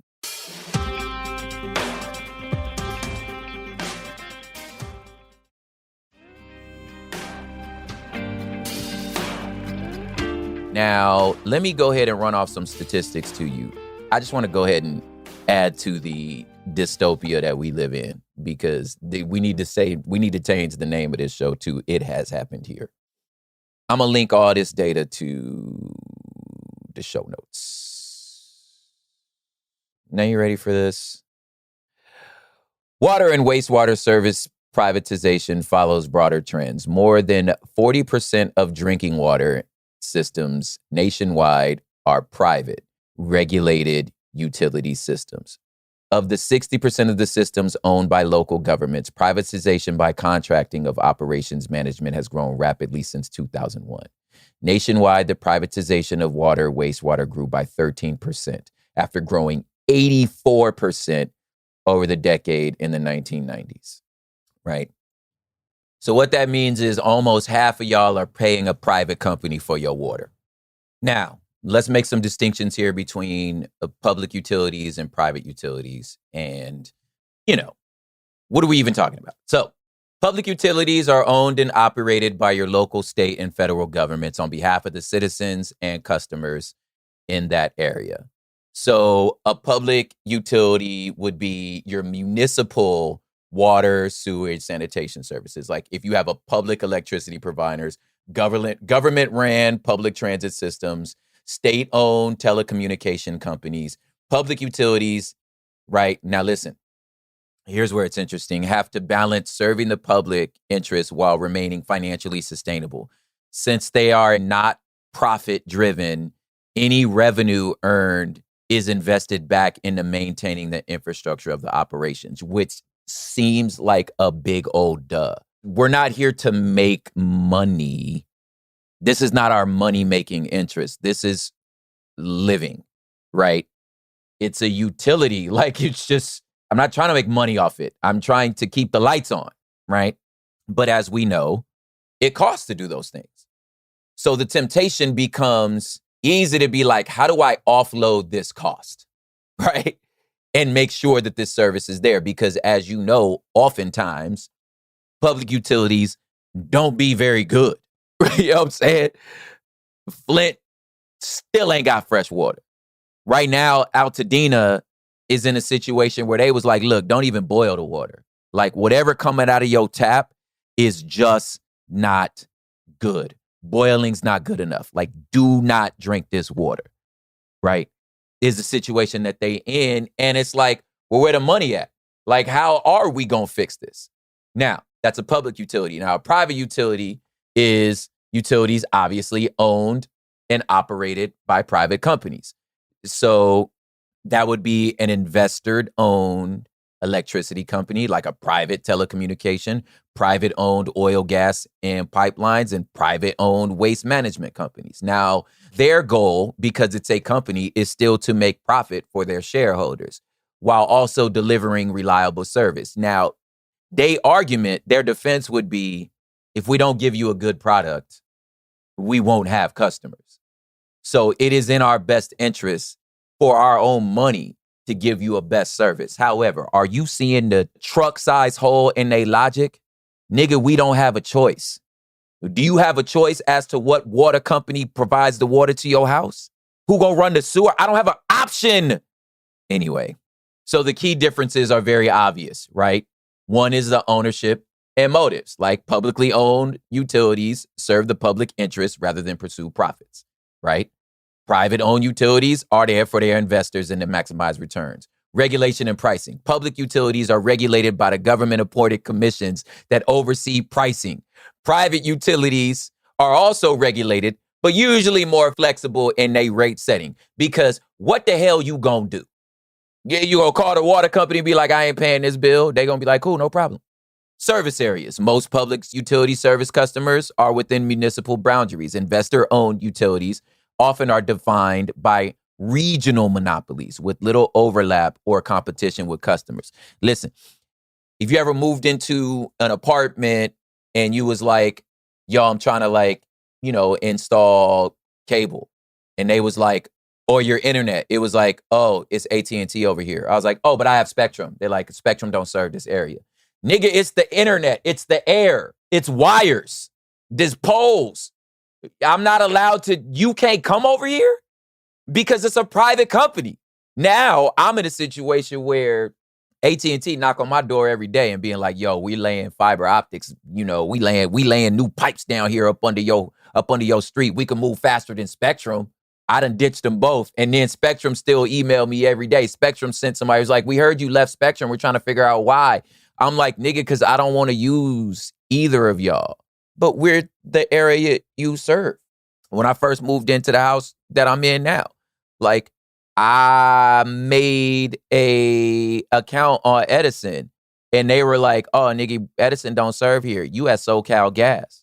And I was like, who the hell is SoCal Gas? They was like, that's who else gonna give me the gas? I don't have no options. Oh, I gotta live in LA. This is who serves LA. Infrastructure spending. With public utilities, they might find it easier to raise funds for long-term capital projects and maintain infrastructure proactively, while privately owned businesses and utilities answer to shareholders seeking returns, which impact investment decisions. Meaning, if I'm like, yo, somebody got to clean this sewer pipe because this water ain't good in this neighborhood, it would behoove the city of Los Angeles to fix this, and it would be easy for them because I am a Los Angeles resident. This is a public utility. If I had private water, they might be like, how much money that neighborhood give us? If we fix the water up there in Palos Verdes, you know what I'm saying? Like, we got to talk to them because they kind of give us the bread. So they're not incentivized necessarily to fix my infrastructure, right? And then the customer service focus, right? Public utilities often focus more on customer satisfaction and addressing community complaints, while private entities have profit motives. I mean, I don't know what else I need to explain to y'all, right? Now, let me show you how this works and what the allure is for a public city council to make this decision. Are y'all hip to More Perfect Union? It's another one of those podcast folks that just got more money than us. They're able to produce things that we had bread we would produce. Anyway, they did one about investor-owned water companies and how they lobby to give them the contract to run their sewage and water, right? And it's a super dope study. It's a good focus study to show as sort of an example of how it can happen anywhere. And they focused this one study on this city in Pennsylvania, right? And here's the ill part about all of this is that how would you know this is happening? I mean, are you really looking at the logo on your water bill? I mean, no, you just looking at the costs, right? And hoping that it don't be that much. Now, again, if you rent an apartment, I don't know what utilities you got to cover, right? Let's say you are renting an apartment. You know what I'm saying? A lot of times your utilities, it's they cover water and gas, you cover electricity and internet. And then whatever it is, I'm not thinking about who the company is. I'm just are paying the bill. But if one day your bill triple, I mean, who do you call? You like, I haven't used more water. I don't understand why it costs more now. You might call the city like, oh, we don't even run the water no more. And that's exactly what happened. So in 2020, in New Garden, Pennsylvania, they sold their water to, get this, Agua Pennsylvania, jerks, a subsidiary of Essential Utilities. And they sold their water for $30 million. And just for you to get a grasp on how much money can be made by doing this, if you a company, that company made $2.05 billion in 2023. And essentially, if you the city runs up, you having all kind of problems. You got people not paying bills on time. You got all these different, all this stuff. You got to hire the workers. You got to do all this stuff. And this company runs up and was like, yo, we'll take all this off your hands. Not only will we take it off your hands, we'll pay you for it. So to the city, and they saying, look, I do a better job than y'all do. Why? Because this is all we do. You got all this other stuff you got to take care of. We going to only take care of the water. Look, we'll give you $30 million for it. That's free money. And you ain't got to worry about it. All you got to do when people call complaining about their water is just say, please hold and transfer it to us. You ain't got nothing to worry about. And the city say, okay, that sounds good. Now, are you going to change your prices? It's like, why would we change our prices? We don't need to change our prices. Matter of fact, we could probably charge less because we ain't got the same things y'all got. Well, at least for the first few years. Kind of like the phone bill when they like, oh, you sign up for this much money a month for the first 3 months, or your cable for the first 2 years. And then one day your cable bill come in and it's just psycho. And you like, I don't know why the hell this costs so much more. And they're like, oh yeah, the contract was for this long. And then after that, it went back to regular price. That's essentially what's happening. That's why I was like, if your water bill go crazy, who you gonna call? Like, what you gonna say? Like, they could just be like, yeah, it just costs more now. So for the city, the city's like, look, it's free money. We could put this money into other stuff we've been trying to work on, and y'all gonna get a better situation. And again, no one looks at the logo on their bill. So the utilities industries, right, a few years ago, I think in 2016, got this law passed that made cities want to sell it. It's called the Fair Market Value Laws. One example is in Pennsylvania was Act 12, which was in 2016. And the concern is cities feel like they can't keep up with environmental laws and keep up with city growth. Cities are growing so fast. So many people are moving in. We're destroying the earth at a particular exponential rate. And the government wants us to not destroy the planet. Ho hum. So I got all these laws. We just don't have the money for it. We just don't have the money for it. We don't have the time. So when you're evaluating how much this utility would be worth, you can include, because of Act 12 in Pennsylvania, the median income, the expected repairs, and future revenue, which means it makes that water worth way much more, right? And a lot of times when you selling this utility, the price tag, what these people be paying you, be 6 times the city's budget. So think about this. I'm just trying to make this real for you. Let's just say somebody comes in and says, I'll buy your car. You say, word, for how much? And they say, I tell you what, I'll pay you your year's salary for this car. Fam, you gonna I'll add another car in there for that. You know what I'm saying? Hey, throwing another 6 months worth of salary, I'll make you some dinner. Like it's kind of a no-brainer. Our entire year's budget just for the water? No-brainer. But who pays the company? Nigga, you paying the company.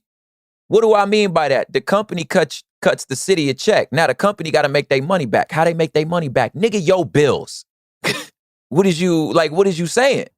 Of course they gonna make their money back. Now, again, they're incentivized to make that money back as fast as possible, which means they're not gonna spend more than they had already spent $30 million to get the thing.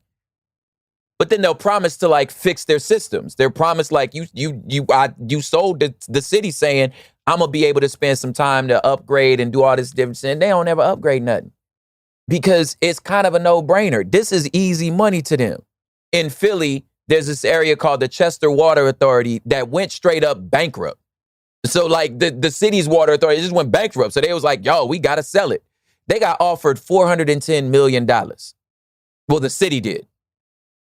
And the city says, nigga, Chester Water Authority, you ain't got the right to sell because you are not a company. You are part of the city of Philadelphia. Chester Water Authority is like, my G, I mean, what the hell you want us to do?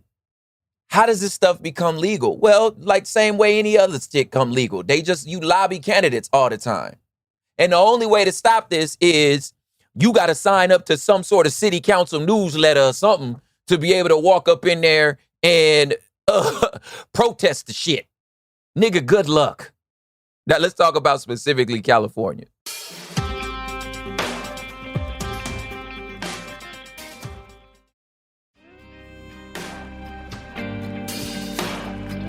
All right.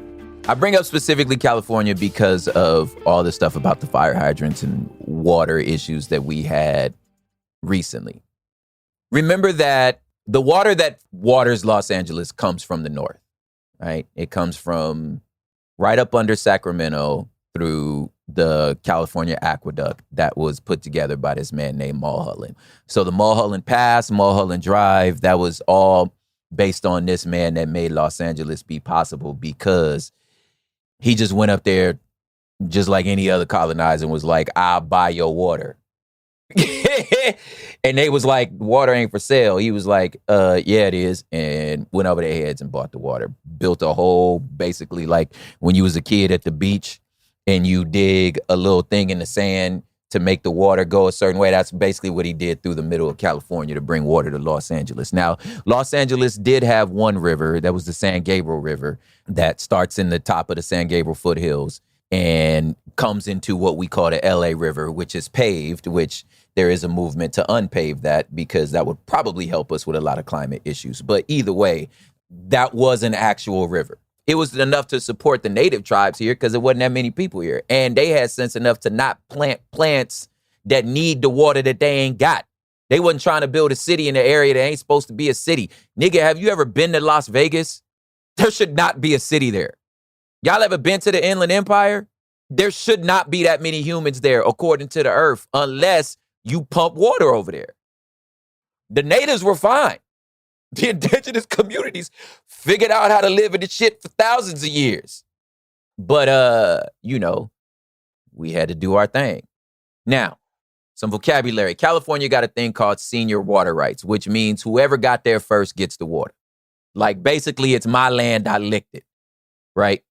But they only got them rights when it started from the gold rush. So they was like, well, who was there first was this white man, not the people that already lived there, but these white men. So if you happen to have a farm, up near North Fresno, if your family been there longer than somebody else's family, then that water is yours, right? That's senior water rights. And then there's junior water rights, which is like the second person. So whatever water you don't use, they get to use, right? Now, why that is specifically important for California, especially the Central Valley, is because Cali provides everybody's produce. I mean, for the rest of the country. The vast majority of the fruits, vegetables, nuts, and legumes that you eat come from California. We got to have water. It would behoove the rest of America to make sure that Cali got water. So those are water rights. Now, the water that gets pumped down into our fire hydrants, here's the situation. Like, that had to do with water pressure. Now, you could refer to the Block is Literally Hot episode where I go into detail as to what happened with that. But there was this whole thing about the water being owned by some billionaires. Now, I would love to run with that one, but the fact is that's just not true. It's not that simple. Let me go ahead and fact check that. So the Wonderful Co., which is who they were talking about, it's Stuart and Linda Resnick. They do have a majority stake in a water bank that can store up to 1.5 million acres, right? Which is close to 500 billion gallons of water. But the realness is that's like a tiny fraction of the water capacity of California. California's groundwater basins combined can hold more than 566 times as much water, with a storage capacity of 850 million to 1.3 billion acres of feet across the California Department of Water Sources. The state's surface resources hold more than 40 million acres on top of that. So there's two types of water here. There's surface water and there's groundwater. Groundwater, obviously, that's the stuff that you would dig in for a well. That's a whole other thing, right? Now, it is true, this family owns brands as like Wonderful Pistachios, Fiji Water, Wonderful Land Halos, Wonderful Halos, and Palm Wonderful. And that's I don't know if you're into the pomegranate juice, but if that's your thing. But anyway, let me quote from PolitiFact. The water the Resnicks use gets stored underground initially before the water is delivered to the roots of Resnick's pistachios, almonds, pomegranate orchards. Specifically, it's stored in the Kern Water Bank that is the most valuable water resource in the region and critical to America's fresh food supplies. The water bank, which is, watch this, the bank itself, a public-private partnership with the Resnicks own 57% of the stake, is 32 square mile recharge basin, which looks like floodlands from the street that essentially stores, again, the 1.5 million acre feet of water, 500 billion gallons. The Resnicks storage arrangement is very controversial, right? They've been banking on the water by using public and private dollars to corral public resource. Because of their water rights and their wealth, they are insulating themselves from this type of drought, which, of course, that's what rich do, right? This is what Chaz Miller says, the director of environmental analysis at Pomona College. Private capital has no problem with the drought, while the rest of us are looking at deep social divides. Somebody bought the water. But water isn't the only thing, like I said, that somebody else owes. According to publicpower.org, the utilities that were sold since 1980 have ranged dramatically in size, although many had a small number of customers at the time of the sale, with the median of fewer than 600 customers. Less than 30% of utilities sold had more than 1,000 customers at the time of sale, right? So back then, it was a small amount of people, right? Watch this. Only 5 public power utilities with 10,000 or more customers have sold, right? And 4 of those 5 sales were approved since 2015. Now, the largest sale of such electric department was the city of Murfreesboro, Tennessee, which had about 68,000 customers.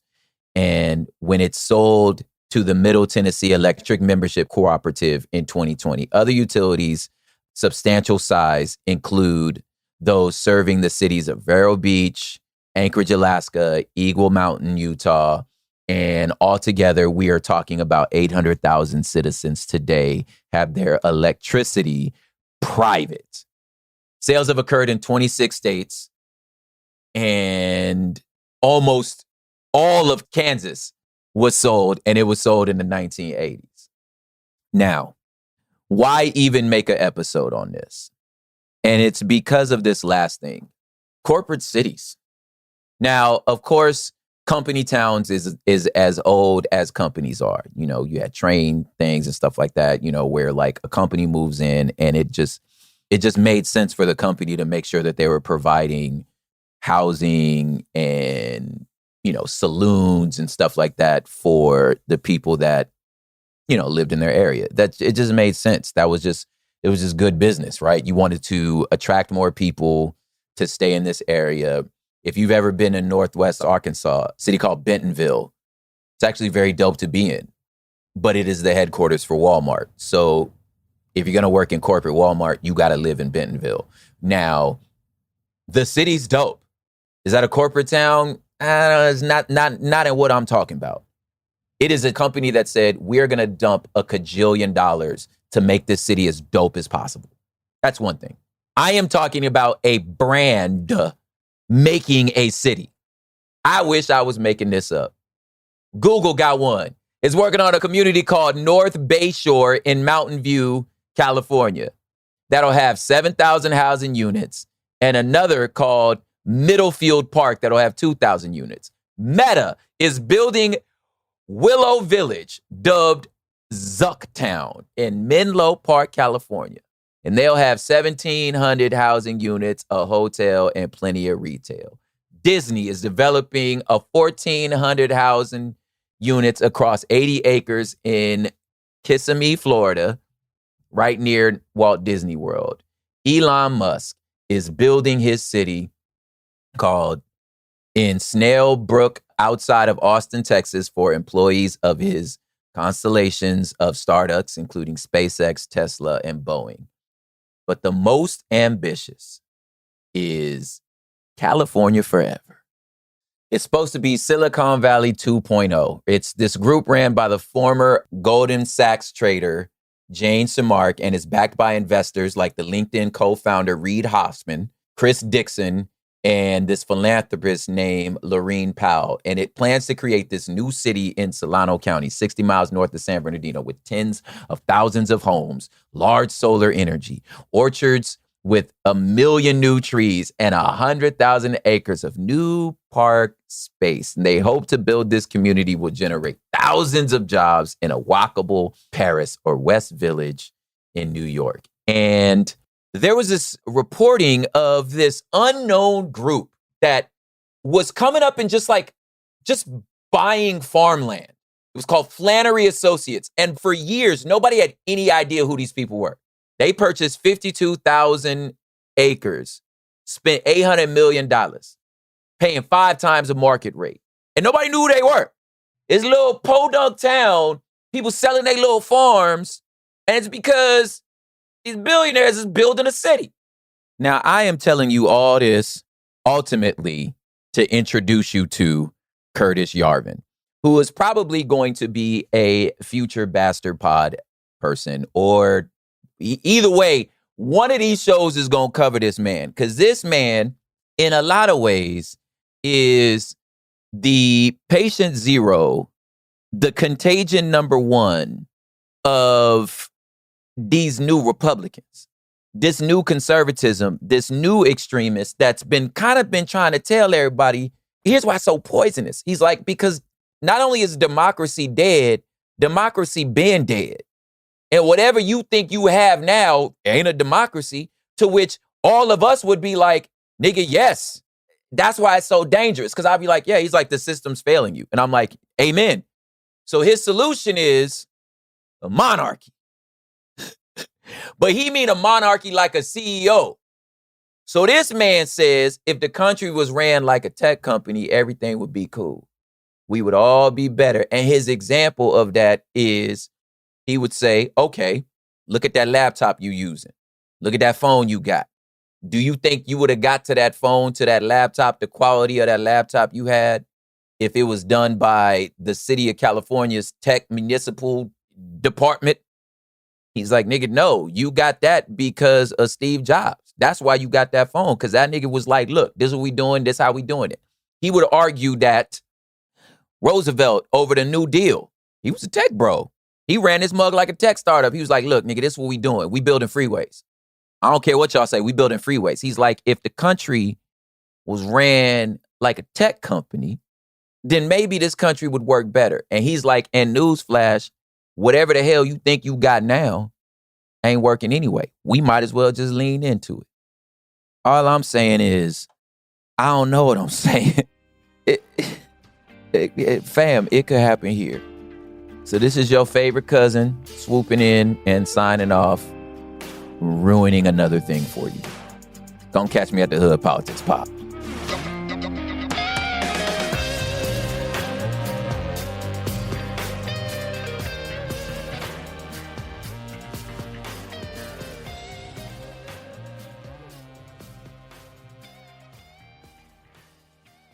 Welcome to Dirty Rush, the truth about sorority life, the good, the bad, and the sisterhood. With your hosts, me, Gia Giudice, Daisy Kent, and Jennifer Fessler.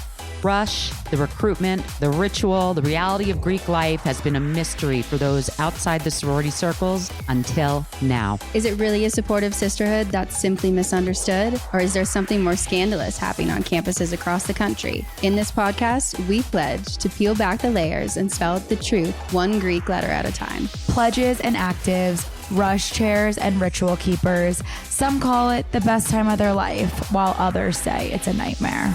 From a perfect rush to recruitment scandals, what is really going on behind the doors of those sorority houses from Alpha to Omega? We're taking you inside sorority row, including the chapter room, as we explore the fellowship and the frenemies. Let's get dirty. Listen to Dirty Rush on the iHeartRadio app, Apple Podcasts, or wherever you get your podcasts. When you feel uncomfortable, what do you put on? Biggie. You put on Biggie when you feel uncomfortable? Because I want to get confident.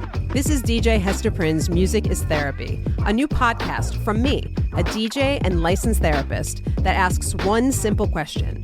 Who do you want to be? And what's the song that can take you there?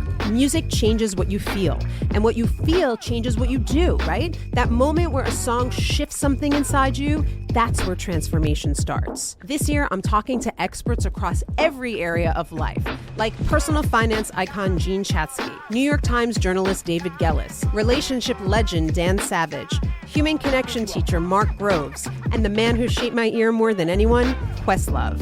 They'll bring the strategies, I'll pair them with the right records, and we'll teach you how to use the music to make change stick. This isn't just a podcast. It's unconventional therapy for your entire year. Listen to DJ Hester Prynne's Music is Therapy on the iHeartRadio app, Apple Podcasts, or wherever you get your podcasts.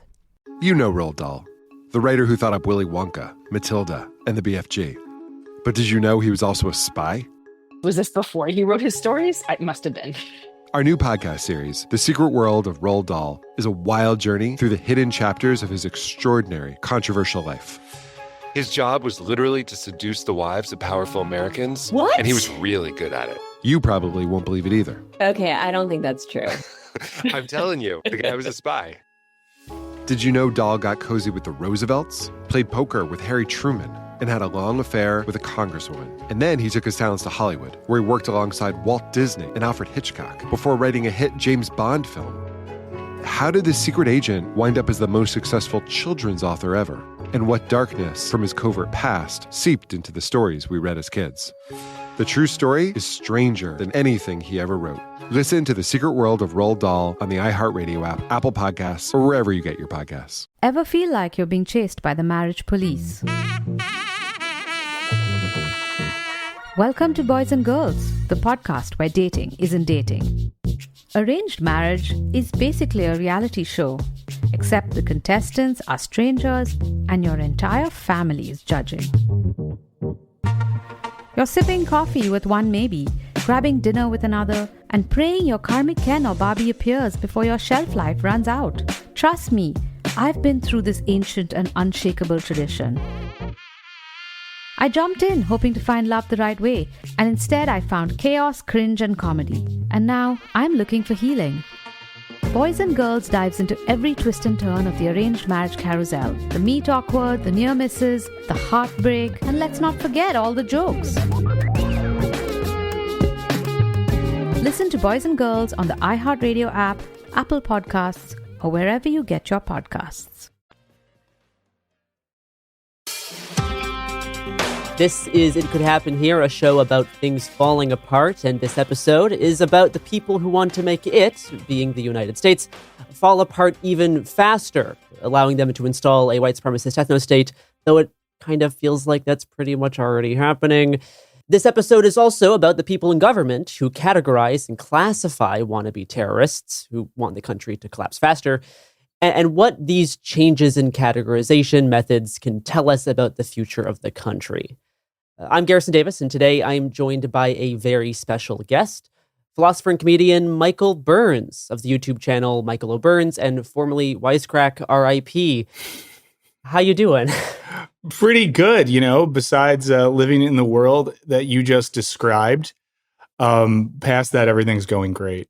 Yeah, that's kind of been my mood the past 3 months, maybe longer.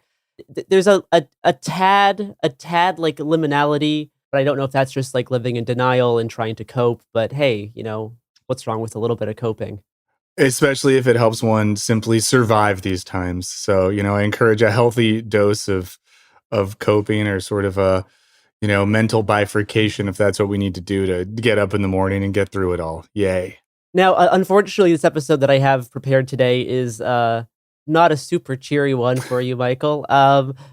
Which is maybe kind of appropriate, because the reason why I have you on this episode today is because the FBI and the Department of Justice have come up with a new terrorism classification acronym, which name drops the internet's favorite and sometimes least favorite philosophy, nihilism. They're calling these guys nihilistic violent extremists. Oh boy.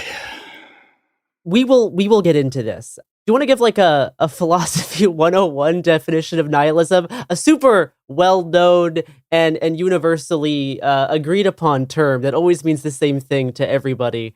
So yeah, it's not confusing at all. And yeah, I think the root of it, at least in like a modern philosophical sense, is Nietzsche, or at least that's a common reference point. And when Nietzsche is talking about nihilism, especially in a book like The Genealogy of Morality and a lot of other places, he is making the argument that sort of Christian European culture, and particularly a Christian European culture influenced by idealist philosophy, creates nihilism. The reason he says it creates nihilism is because people care more about heaven than they do about earth. They care more about the life they're going to have in eternity than the life they have in the here and now.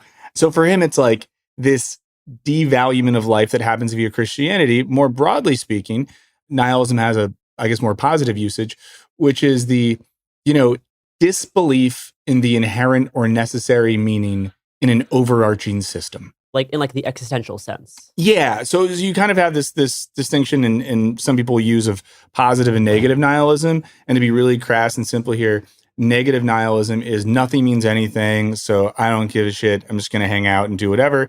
Positive nihilism is there's no inherent meaning in reality, but cool. Now me and the homies can construct meaning as we see fit, which is more like the existentialist response. We're going to create meaning where maybe there wasn't natural meaning in this like old school Platonic or Christian sense. And I'm not sure how much the FBI agents who are doing these federal court filings have read Nietzsche or the French existentialists, and instead are probably using a colloquial definition of nihilism, right? This like, oh, nothing matters, this like apathetic postmodernist like idea to go a little Jordan Peterson-y, right? Yeah, I mean, I think there's the sense in which it is the kind of weird Jordan Peterson-y alt-right philosophy version of nihilism, which just means like people that think the dominance of the West is bad.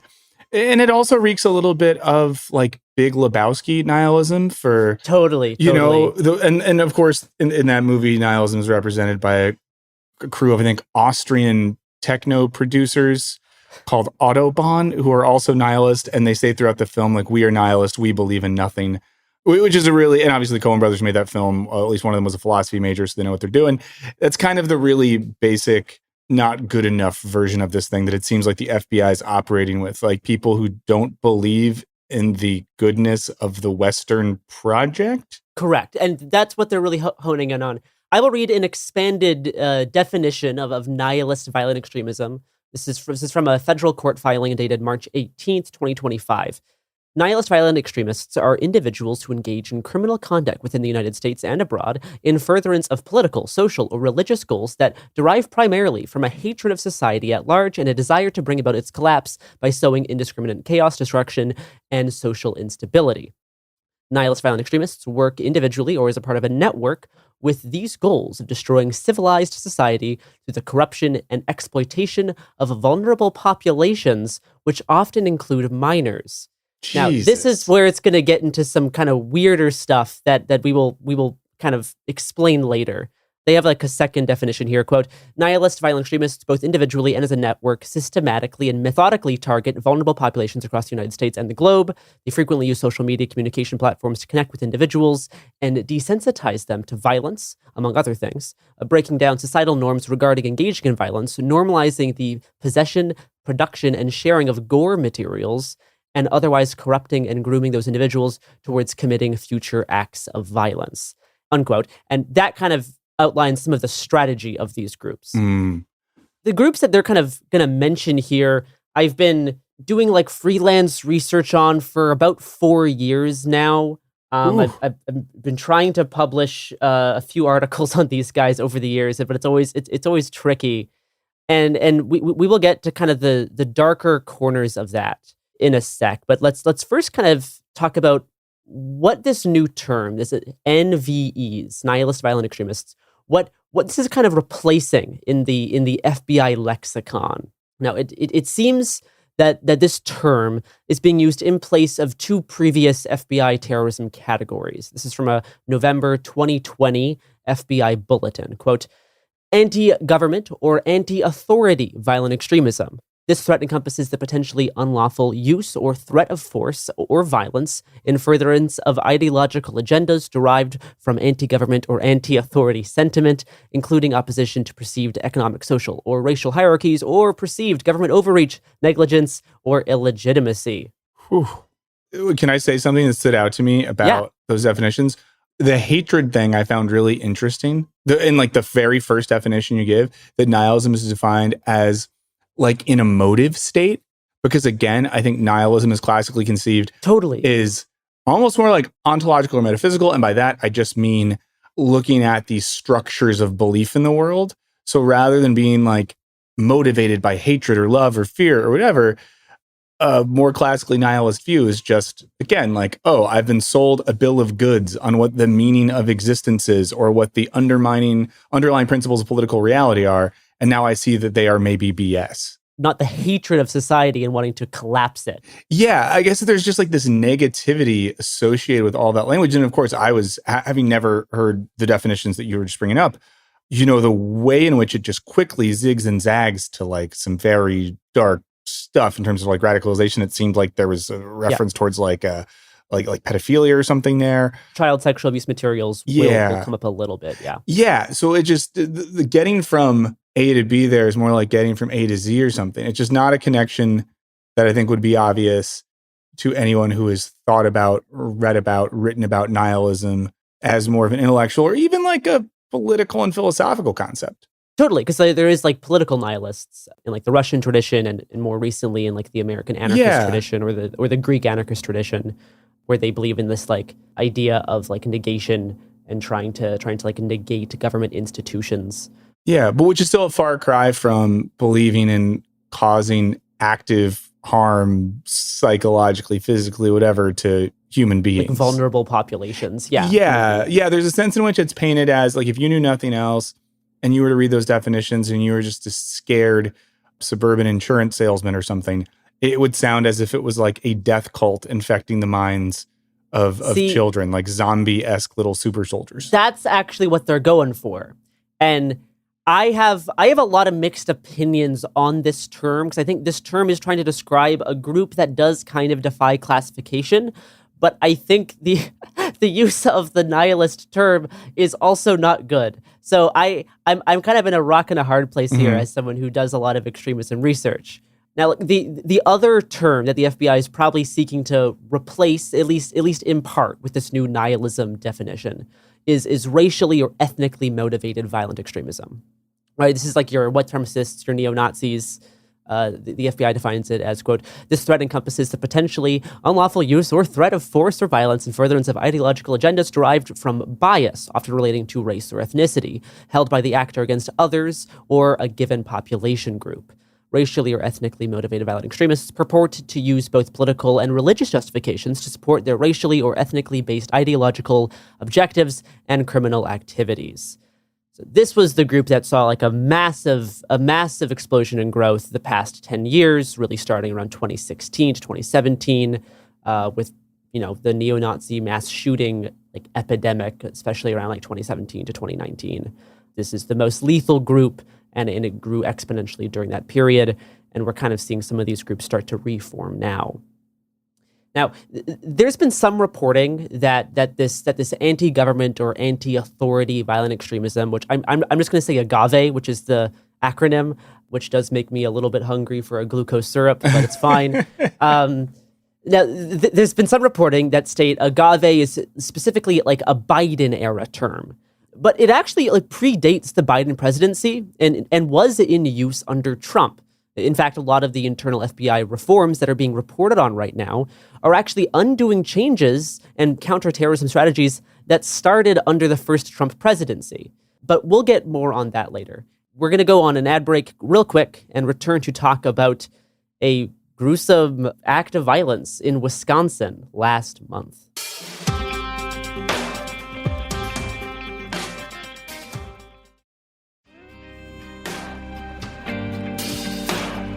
All right, we are back. I'm going to get more into how the government is using this term and like what they are applying it to, what they're applying the nihilist violent extremism label to. Earlier this year, a Wisconsin teen male named Nikita Kassup killed his parents in an attempt to gain the financial means and autonomy necessary to carry out a plot to assassinate President Trump and accelerate the collapse of the United States. I'm going to read a quote from a federal criminal complaint filed last month. Quote, on March 3rd, 2025, county sheriffs obtained a search warrant for Kassup's cell phone. During the review, they identified material on the phone related to, quote unquote, the Order of Nine Angles. The sheriff's review of the phone identified possible usernames for Kassup, including Accelerationist14 and Awoken, unquote. Now, Michael, are you unfortunate enough to be familiar with the Order of Nine Angles? I am not. So this is a group that was originally based in the UK and now is primarily active in Eastern Europe, though there are branches or spin-offs called Nexions in the United States. This is a group that is kind of hard to define. People often call it a Nazi Satanist group. I think it's more accurate to call them a like white supremacist occultic group who essentially try to cultivate evil for the sake of evil. They're like a left-hand path occult group that has orchestrated multiple terrorist attacks, especially through radicalizing U.S. soldiers. At this point, they're pretty mythic, with their writing and tactics leaving a strong, lingering presence across the left-hand path fascist occult milieu. We also have a reference to quote-unquote accelerationism here, which kind of similar to nihilism is like this philosophical term which has kind of been like warped and changed via people's application of it in politics. And specifically kind of the way that we're going to be using this word here is this idea of trying to like accelerate the collapse of the country, mostly to install like a white supremacist ethno state after the country has collapsed. This is how most Nazis use the term, even though it has a slightly different like cultural background with the work of Nick Land and Mark Fisher. When I was growing up, acceleration just meant accelerating the contradictions of capitalism. But kids these days, that's right, took it in a whole new direction, and not a good one. So this federal criminal complaint alleges that Kassup was communicating with people on the messaging app Telegram, and these people were possibly in Ukraine and or Russia, and these people helped him plan this attack. The FBI found TikTok messages on his phone where he discussed the struggle of telling his friends that he, quote-unquote, follows O9A teachings, that's Order of Nine Angles, and he discussed a previous FBI visit to his home in 2023. In other exchanges on TikTok, he shared information with a user named Nihilist about how to find Nazi Telegram channels. I'm gonna read through some of this chat transcript. Nihilist, hey dude, do you know any Telegram groups where Niners, that's O9A, and Drex can interact and exchange info? Awoken, that's Kassup. Sorry, no, I'm mostly in NSWP Telegram groups, LOL. If you do find any, it'd be nice if you tell me. Nihilist, what's WP? Awoke, wikipedia.org/national_socialism_white power. Nihilist, oh, white power, cool. Awoken, do you know any O9A Telegram groups?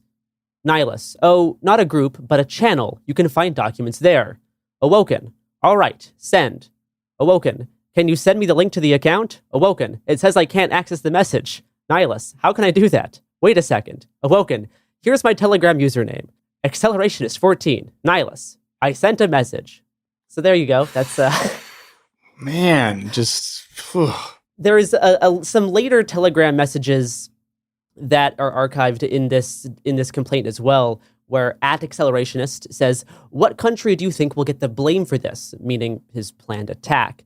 An unknown user replied, "Russia will be blamed for it. This is the goal." Accelerationist said, quote, "When the time comes for me to send my manifesto to you so you can spread it online, should it be a PDF? Also..." Sorry, I just like that when the context of all that, they're discussing file types. "And also, you won't anyhow change or modify the manifesto." The unknown user replies, "Write it on a piece of paper and take a picture." Wow. The FBI personnel performing the preliminary review saw images of a 3-page document titled "Accelerate the Collapse." The images are screen grabs displayed on a phone, and these images were created on February 28th, 2025. This document is the manifesto referred to by @accelerationist. The manifesto calls for the assassination of the President of the United States in order to foment a political revolution in the United States to, quote-unquote, save the white race from, quote-unquote, Jewish-controlled politicians. The 3rd page of the document contains images of Adolf Hitler with text that reads, quote, "Hail Hitler, hail the white race, hail victory." Now, from what I can read of this manifesto, it's pretty basic. It's heavily plagiarized, like most of these kind of white supremacist accelerationist manifestos are. It talks about how Jews control white countries and are promoting white genocide and degeneracy. It talks about the need to, quote unquote, collapse Jewish-occupied governments. The manifesto states that his motivation for wanting to kill Trump was to sow chaos and raise public awareness that, quote, "assassinations and accelerating the collapse are possible things to do," unquote. Not that possible since he's arrested and did not accelerate the collapse, but he also advocates that people unable to commit to taking direct action instead make connections with other white supremacists and grow a network to take over the country once America collapses. He recommends the writing of Nazi accelerationists, including James Mason, who wrote the influential Nazi book Siege, and the Terrorgram Collective, a group of white supremacists from around the world who organize on the messaging platform Telegram to share guides on how to do terrorism. He also recommends the writings of former Atomwaffen members, an American accelerationist group, writing, quote, "There's much to learn from the successes and mistakes of Atomwaffen." I think it's worth noting that Atomwaffen was also either like infiltrated or partially co-opted and inspired by some O9A teachings. This is kind of how the more bizarre and occultic influence of O9A seeped more into the kind of general American accelerationist Nazi milieu. This was like in 2018.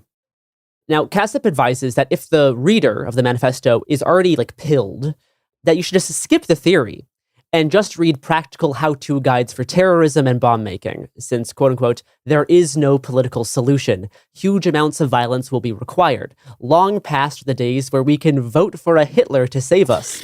White revolution is the only solution," unquote. Which is, I guess I'm kind of desensitized to this sort of stuff.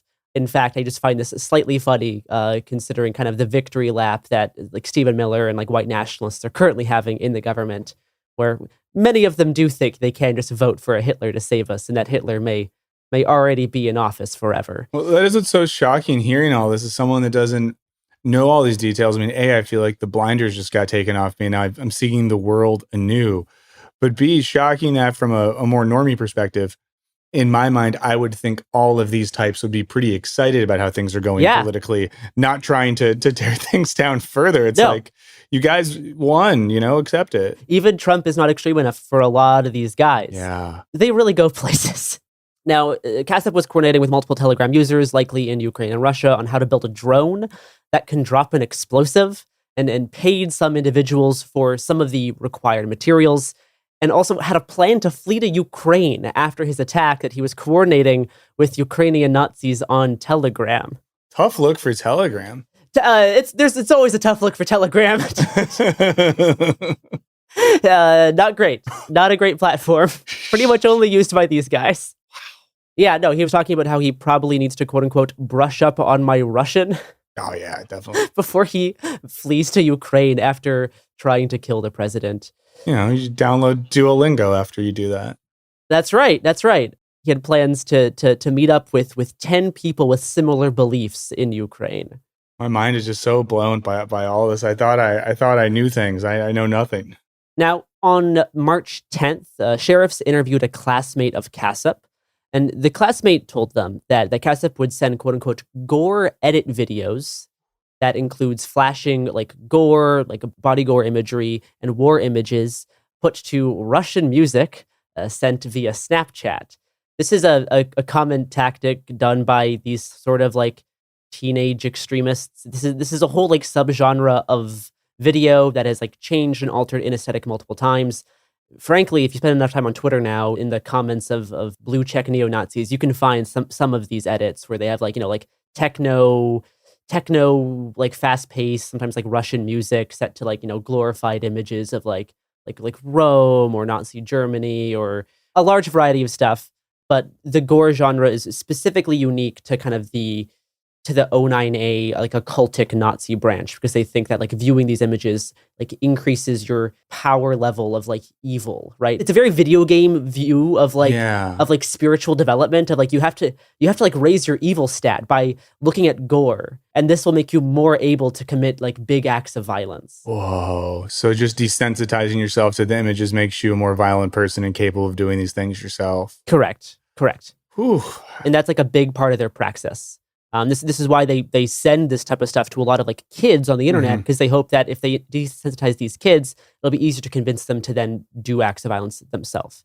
Kassab told his classmate that he intended to kill his parents by shooting them, but could not because he didn't have access to a gun.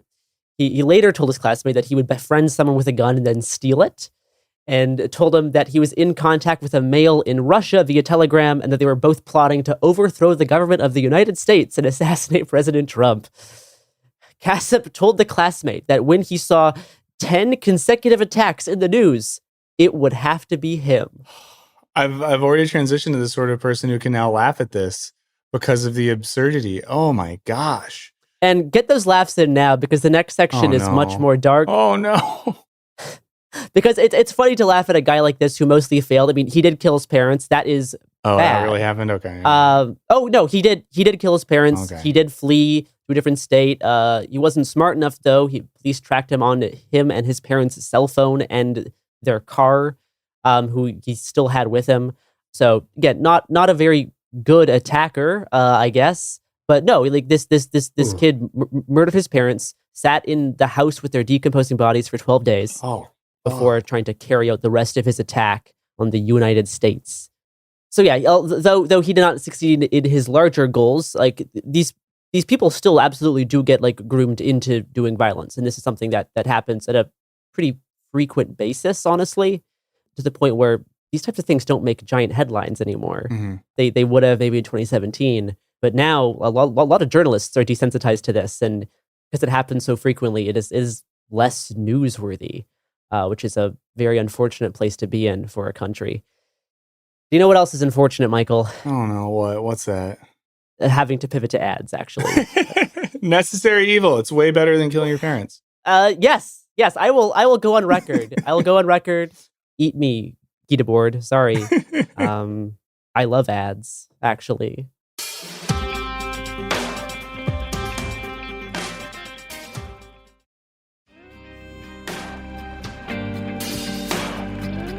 As a heads up, the next section will reference online exploitation and child sexual abuse material.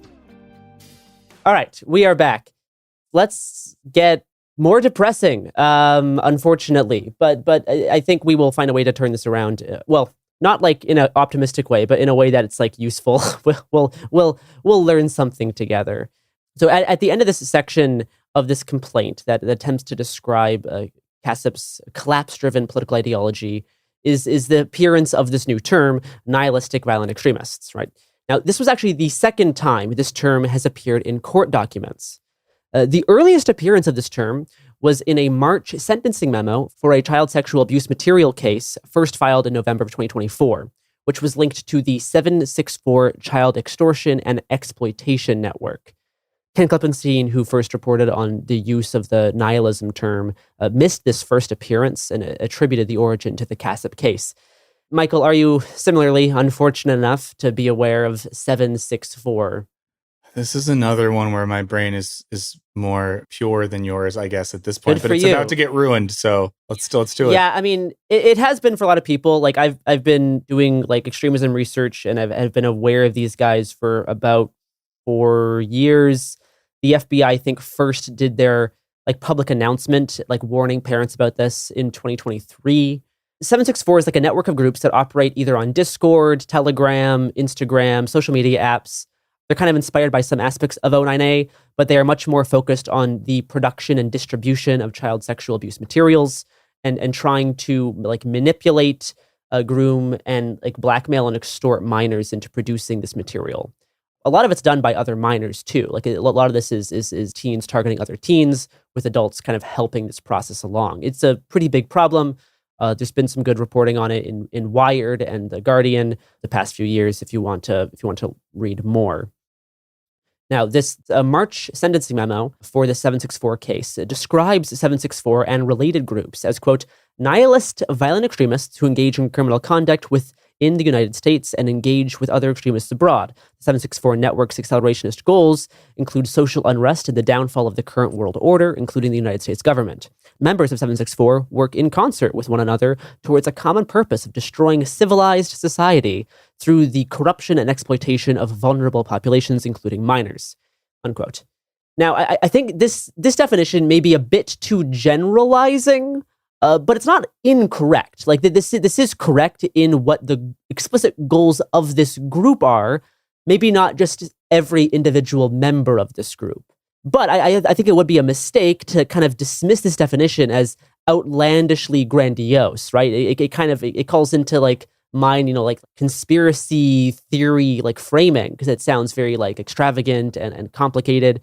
And it kind of is, but it's also like simple. It's people trying to automate the process of producing and distributing illegal materials. But I do believe it is a mistake to completely dismiss this, both in terms of like the government trying to ascribe political motive for the distribution of these materials, and also the ideological justifications held by some members of these groups. Now, there have been 2 more 764 cases from April of 2025 that have used the nihilist violent extremism designation in court documents. Now, part of kind of the struggle with this is like Ken Klippenstein reported, quote, it sounds to me like some demented philosophical justification for just being a pedophile. And like, it is, but that doesn't mean the political motivations shouldn't be discounted, because those motivations impact how they operate, how these groups spread, which targets they pick, and other political actions members might take, like mass shootings, targeting racial minorities, targeting LGBTQ individuals. So yeah, this is kind of why I push back a little bit on this kind of dismissive tone towards this like larger, almost conspiratorial kind of matrix put onto groups like 764.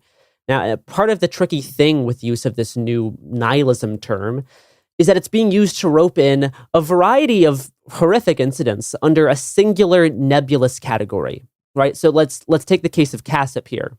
Kassup, the guy who killed his parents in a plot to collapse the United States, is a relatively bog standard like neo-Nazi accelerationist with seemingly no direct ties to 764 activity besides an interest in O9A, which was just one of the inspirations that influenced 764 as it evolved into its own like complex machine about 5 years ago.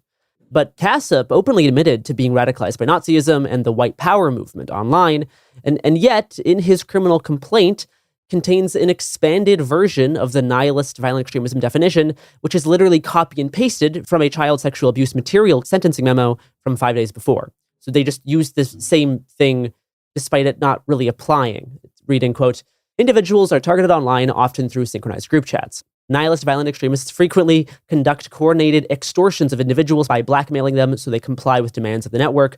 These demands vary and include, but are not limited to, self-mutilation, online or in-person sexual acts, harms to animals, sexual exploitation of siblings and others, acts of violence, threats of violence, suicide, and murder.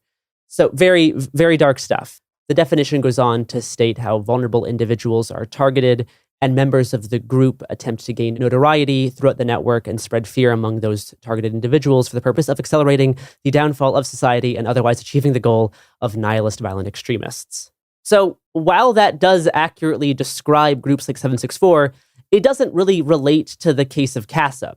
it's tricky because a lot of these 764 guys are also Nazis, and a lot of Nazis are also pedophiles. Some of these guys start off as like evil occultic pedophiles who associate with Nazism because it's a pretty universal symbol of evil. And sometimes it's the vice versa, where they start off as like an anti-Semitic right-winger, a Nazi, or a fascist, who then associate with this weird pedo-occult stuff for a variety of reasons, like spiritual, perverted pleasure, or tactical network building. And usually it's a mix. Klippenstein writes, quote, "The warrant alleges Kasich was in touch with the Order of Nine Angles, a satanic neo-Nazi group that espouses accelerationism, a fancy word for the belief that destabilizing the social order allows for radical change. That is pretty heady stuff to ascribe to a 17-year-old, and ends up having the feeling of an episode of Altered Carbon," unquote. And I kind of like reject this dismissive framing. Like, no, these 17-year-olds are thinking about this. They are getting convinced of this material online. That is the motivation for it. This isn't like a science fiction thing. This is real, and it's pretty common among like extremists this age. There's a lot of young teenage male extremists. That's kind of their main demographic. And this type of stuff is popular. Like, this is at least popular within this small group of extremists.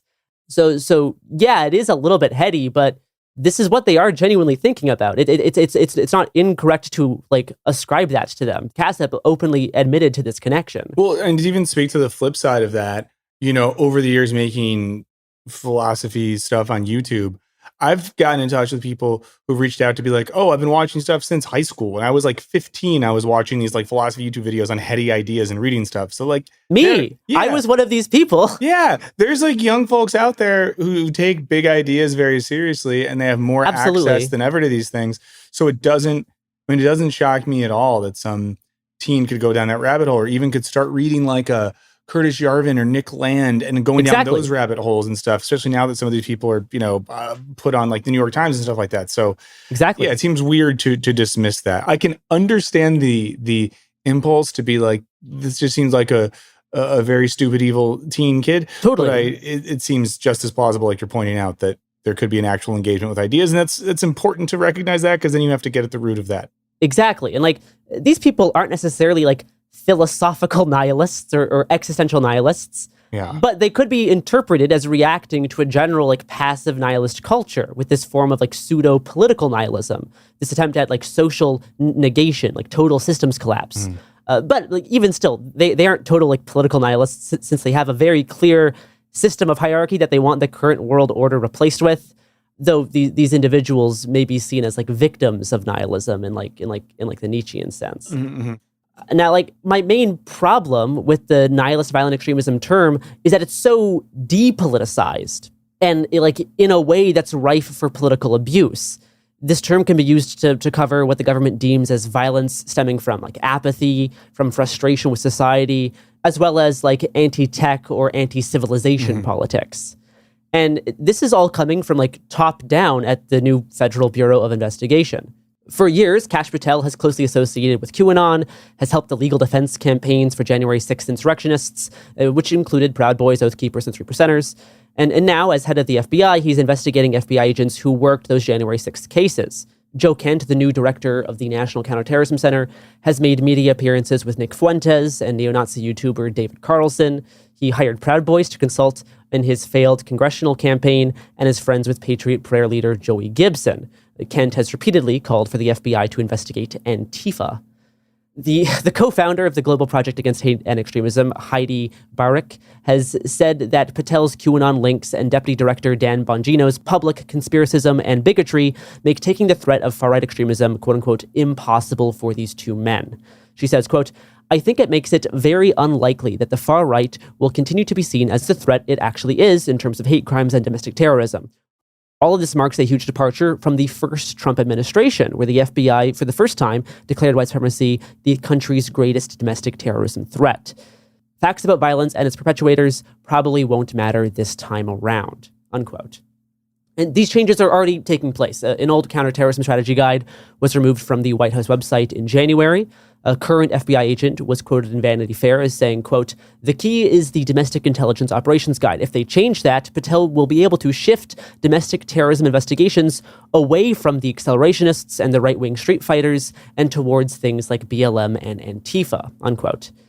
Patel has cut the domestic terrorism office staffing and reassigned agents and intelligence analysts, with new senior FBI officials reportedly considering to disband the entire domestic terrorism operations section. In addition, the FBI has discontinued their previous domestic terrorism tracking tool, where they tag relevant investigations to identify and track trends for terrorism probes across the country. Sources for outlets like Reuters say that changes to the agency will reduce counterterrorism operations against far-right and racially motivated extremists and militias. Jacob Ware, a domestic terrorism expert at the Council on Foreign Relations, told Reuters, quote, "There is a broader desire, I think, within the administration to, at best, ignore data and put their head in the sand, and at worst, to realign resources away from this battle," unquote. A spokesperson for Ohio Representative Jim Jordan told Reuters that the termination of the domestic terrorism tracking tool is a, quote, "great step in the right direction of returning the FBI to its primary crime-fighting mission," unquote. Representative Jordan previously in 2023 ran a congressional panel that alleged the FBI terrorism case tagging tool was being improperly used to target conservatives after January 6th.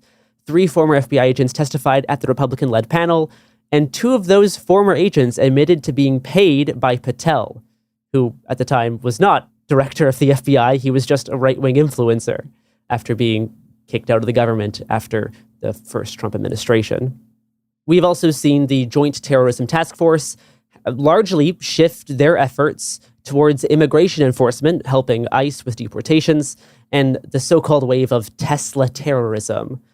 And the other thing is that this new nihilist violent extremism term isn't just replacing agave. It's not just replacing the anti-government or anti-authority violent extremism, because the agave term itself has 3 subcategories, as referenced in an FBI document that outlines domestic terrorism activity from 2015 to 2019.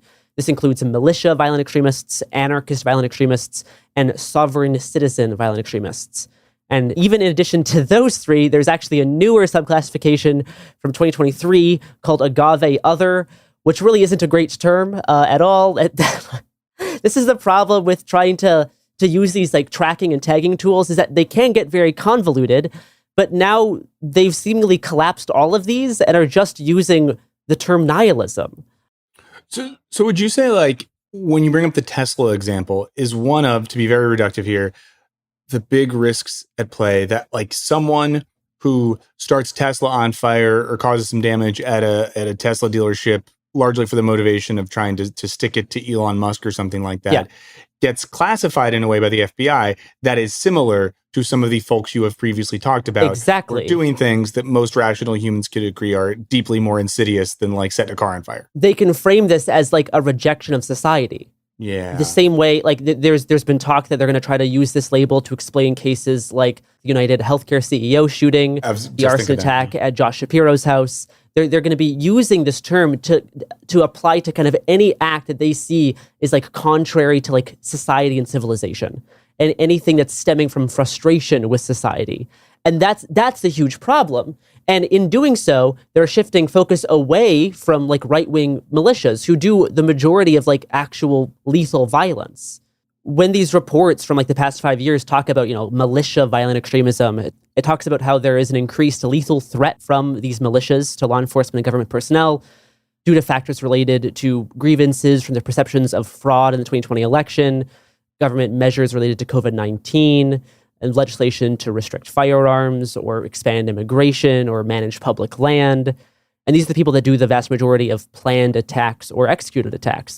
This report for 2023 outlines 2 attempted bombings by militia violent extremists in early 2021, one by an individual targeted against a data center thought to provide services to the FBI and CIA, the other by 2 people against a state Democratic Party headquarters in Sacramento, California, as well as the quote-unquote dozens of militia violent extremists arrested for their involvement in January 6th.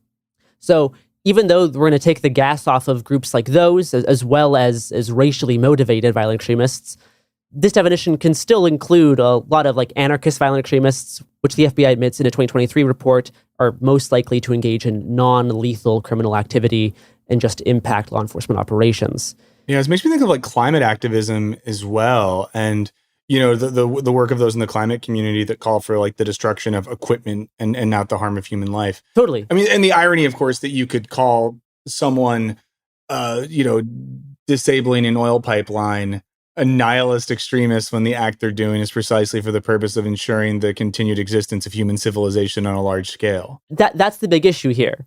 Like the Trump government still wants a term that focuses on what some people would like colloquially refer to as like accelerationist terrorism.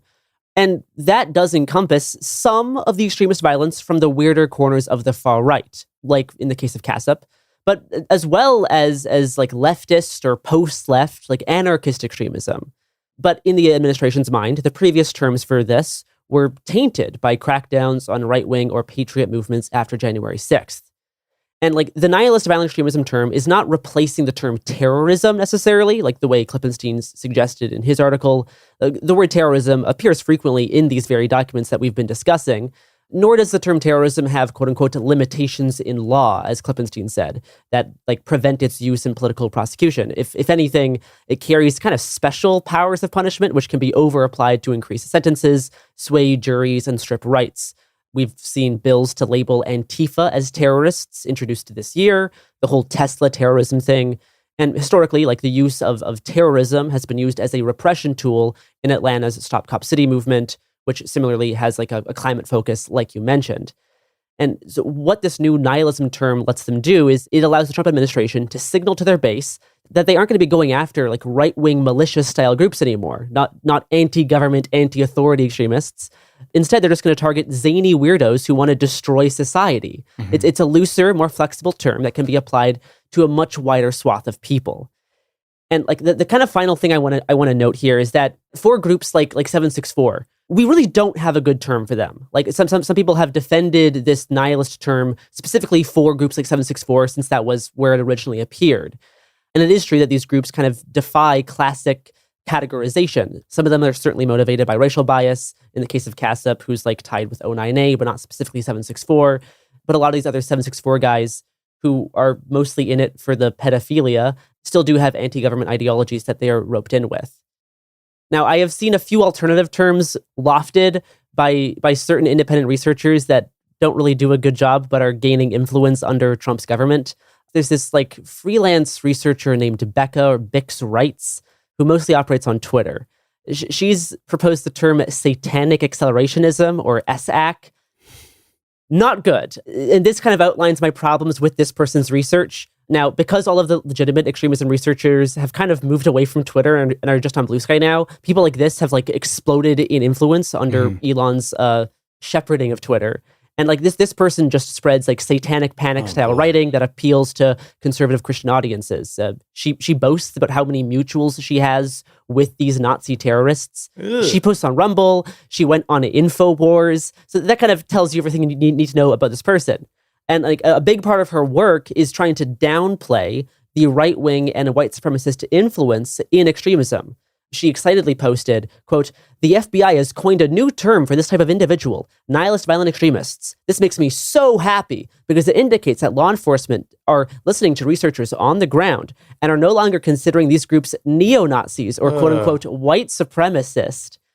So yeah, this is a big part of this push is appealing to these types of people who don't want their weird pedo freaks to be labeled as right-wing, even though they all are pretty far right-wing terrorists in most cases. This researcher also falsely linked CASUP with a Ukrainian Nazi occult group called MKU. She later retracted this claim on Substack, but left the original viral tweet up online because, hey, engagement.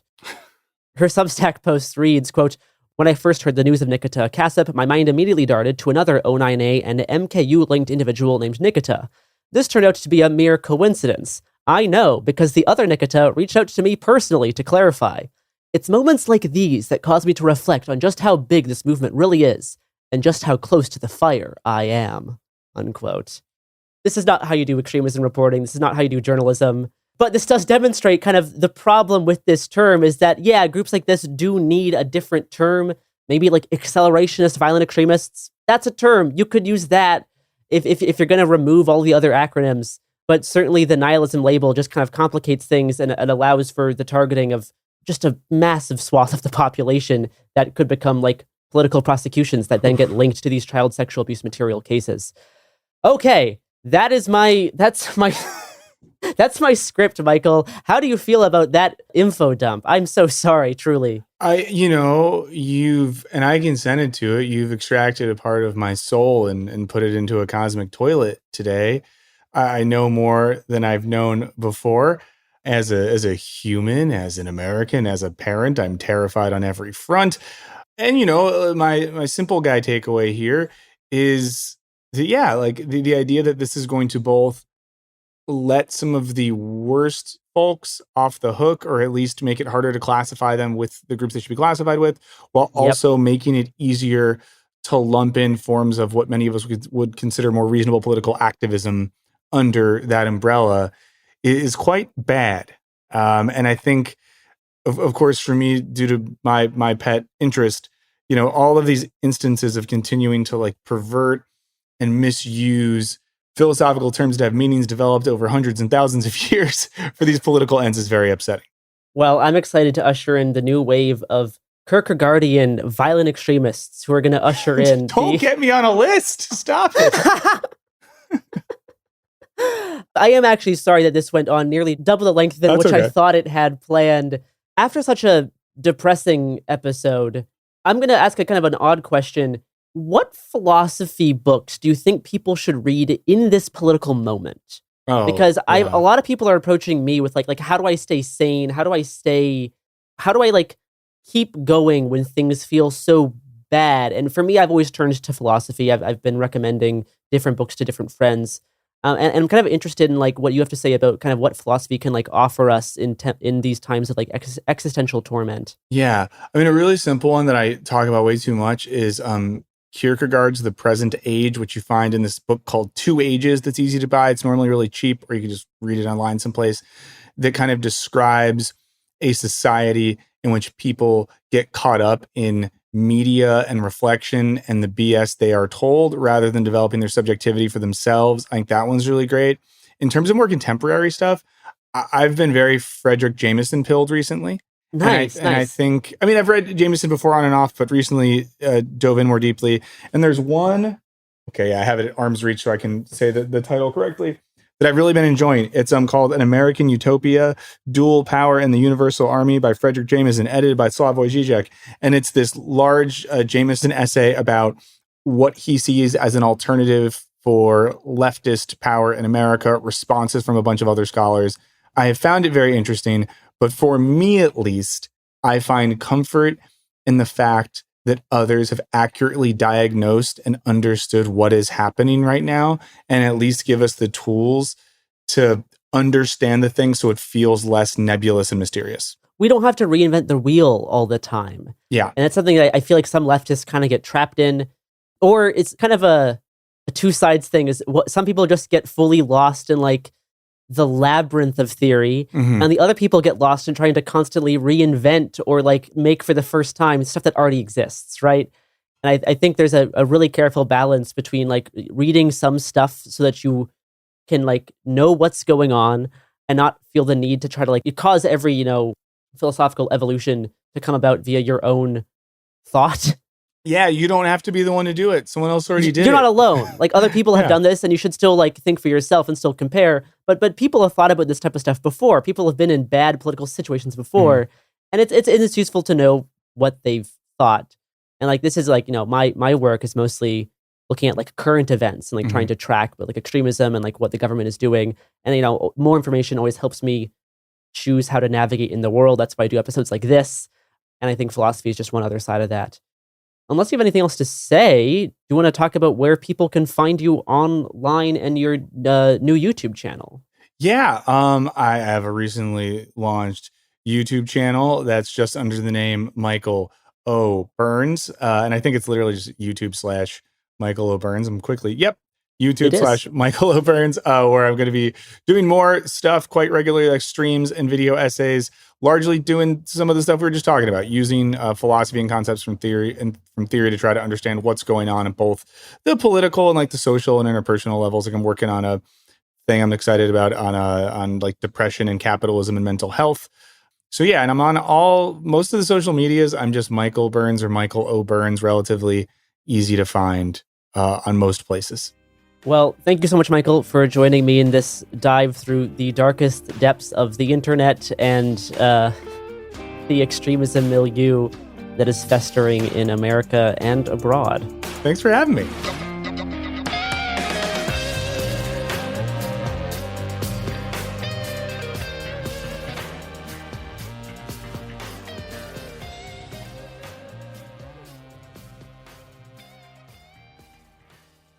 Welcome to Dirty Rush, the truth about sorority life, the good, the bad, and the sisterhood. With your hosts, me, Gia Giudice, Daisy Kent, and Jennifer Fessler.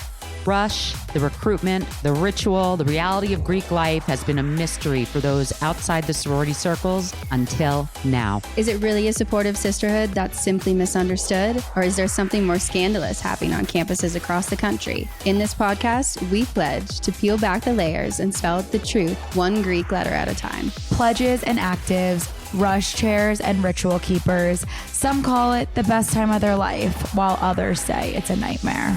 From a perfect rush to recruitment scandals, what is really going on behind the doors of those sorority houses from Alpha to Omega? We're taking you inside Sorority Row, including the chapter room, as we explore the fellowship and the frenemies. Let's get dirty. Listen to Dirty Rush on the iHeartRadio app, Apple Podcasts, or wherever you get your podcasts.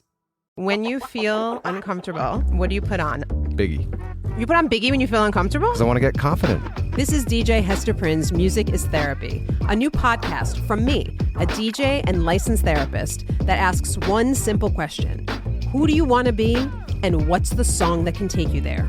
Music changes what you feel, and what you feel changes what you do, right? That moment where a song shifts something inside you, that's where transformation starts. This year, I'm talking to experts across every area of life, like personal finance icon Jean Chatzky, New York Times journalist David Gellis, relationship legend Dan Savage, human connection teacher Mark Groves, and the man who shaped my ear more than anyone, Questlove. They'll bring the strategies, I'll pair them with the right records, and we'll teach you how to use the music to make change stick. This isn't just a podcast. It's unconventional therapy for your entire year. Listen to DJ Hester Prynne's Music is Therapy on the iHeartRadio app, Apple Podcasts, or wherever you get your podcasts. You know Roald Dahl, the writer who thought up Willy Wonka, Matilda, and the BFG. But did you know he was also a spy? Was this before he wrote his stories? It must have been. Our new podcast series, The Secret World of Roald Dahl, is a wild journey through the hidden chapters of his extraordinary, controversial life. His job was literally to seduce the wives of powerful Americans. What? And he was really good at it. You probably won't believe it either. Okay, I don't think that's true. I'm telling you, the guy was a spy. Did you know Dahl got cozy with the Roosevelts, played poker with Harry Truman, and had a long affair with a congresswoman? And then he took his talents to Hollywood, where he worked alongside Walt Disney and Alfred Hitchcock before writing a hit James Bond film. How did this secret agent wind up as the most successful children's author ever? And what darkness from his covert past seeped into the stories we read as kids? The true story is stranger than anything he ever wrote. Listen to The Secret World of Roald Dahl on the iHeartRadio app, Apple Podcasts, or wherever you get your podcasts. Ever feel like you're being chased by the marriage police? Welcome to Boys and Girls, the podcast where dating isn't dating. Arranged marriage is basically a reality show, except the contestants are strangers and your entire family is judging. You're sipping coffee with one maybe, grabbing dinner with another, and praying your karmic Ken or Barbie appears before your shelf life runs out. Trust me, I've been through this ancient and unshakable tradition. I jumped in hoping to find love the right way, and instead I found chaos, cringe, and comedy. And now I'm looking for healing. Boys and Girls dives into every twist and turn of the arranged marriage carousel. The meet awkward, the near misses, the heartbreak, and let's not forget all the jokes. Listen to Boys and Girls on the iHeartRadio app, Apple Podcasts, or wherever you get your podcasts. Welcome to It Could Happen Here. I'm Robert Evans, and this is a podcast about things falling apart, which they always seem to be these days. And in particular, this is an episode about what to expect out of the next 6 months to a year. If you're not sure what else to do, try and spread calm. I first learned this lesson back in 2016, hanging out with perennial libertarian presidential candidate Vermin Supreme during the protests around that year's Democratic convention in Philadelphia. If you've never had the pleasure of seeing Vermin at a protest, he's essentially a rodeo clown for riot cops, and his example taught me a lot about how to communicate to a group of angry, scared people in tense situations. Those lessons came in handy for me back in 2020. But the George Floyd uprising is now almost 5 years in the past. Trump is once again in power. Very little seems to stand between him and the exercise of a kind of arbitrary dictatorial violence that this nation has seldom seen within its own borders, but is often sponsored elsewhere, including El Salvador, where Trump has sent hundreds of American residents and plans to send thousands, perhaps tens of thousands more. The purpose of this essay is to provide my predictions for the next 6 months to a year. What I'm writing here is speculative, but it is based on the best data I have available and numerous conversations I've had with activists, current federal employees, former soldiers, and retired law enforcement. There are a million places where I could start, but I feel like the most responsible place to begin is by answering this question. Is now the time to panic? Last year, after Biden's disastrous debate performance, I put out a podcast essay titled Don't Panic. It was my most shared episode of this podcast that year, and I felt pretty good about the response, until Trump won again, and I found it briefly impossible to take my own advice. Since January of 2025, the fascist takeover has only accelerated, and I have lost count of the number of people who've asked me, is it time to panic? The answer to that is still no, but not because there's no reason to panic. In fact, panic is a natural reaction to our present moment. If your fight or flight reflexes haven't been triggered, well, they might be broken.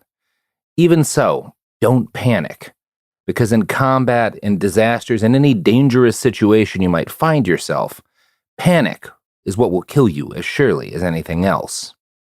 There's a concept in military theory I bring up often, something introduced to soldiers undergoing training today. It's called the OODA loop.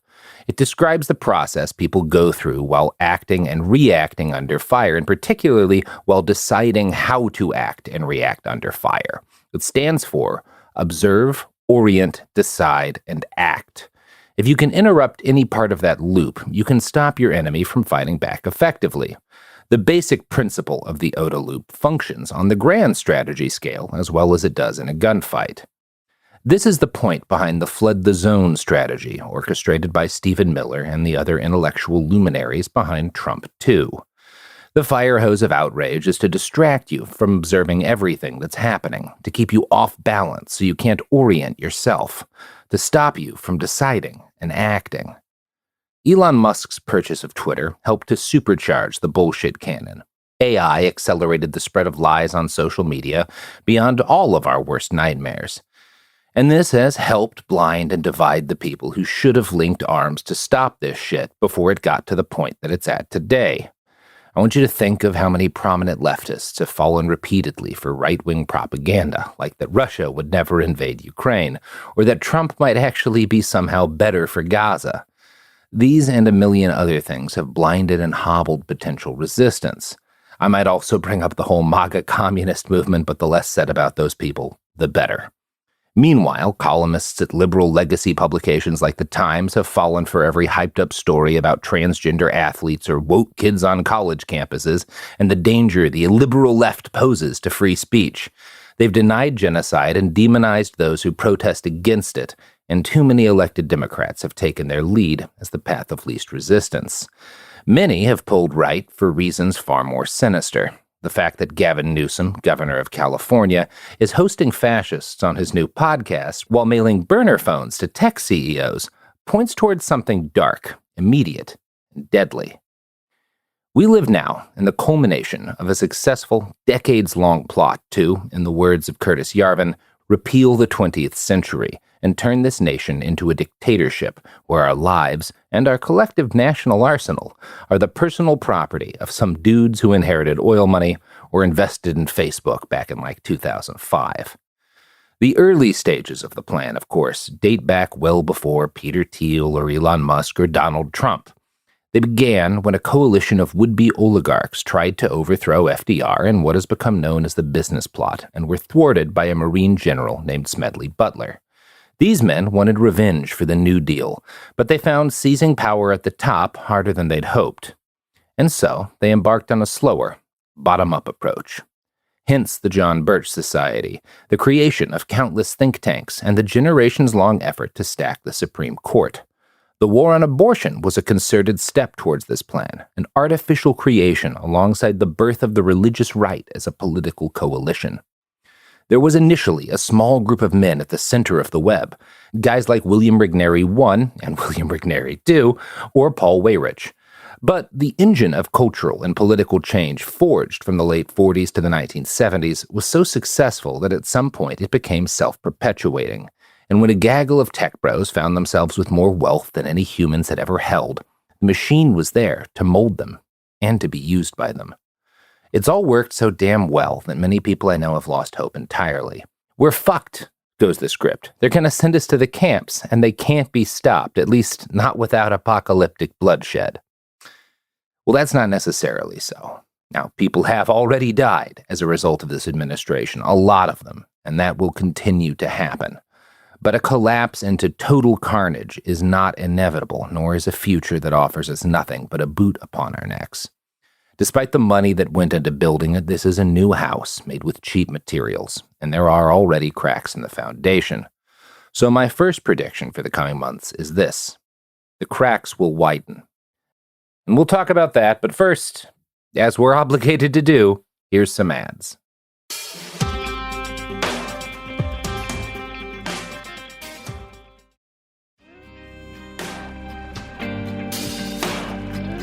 Trump and the men who swim in his wake signal only strength. Honesty is neither in their interest nor a strong suit. But Curtis Yarvin, chief prophet of the neo-reactionaries and Peter Thiel's pet philosopher, is in a different position.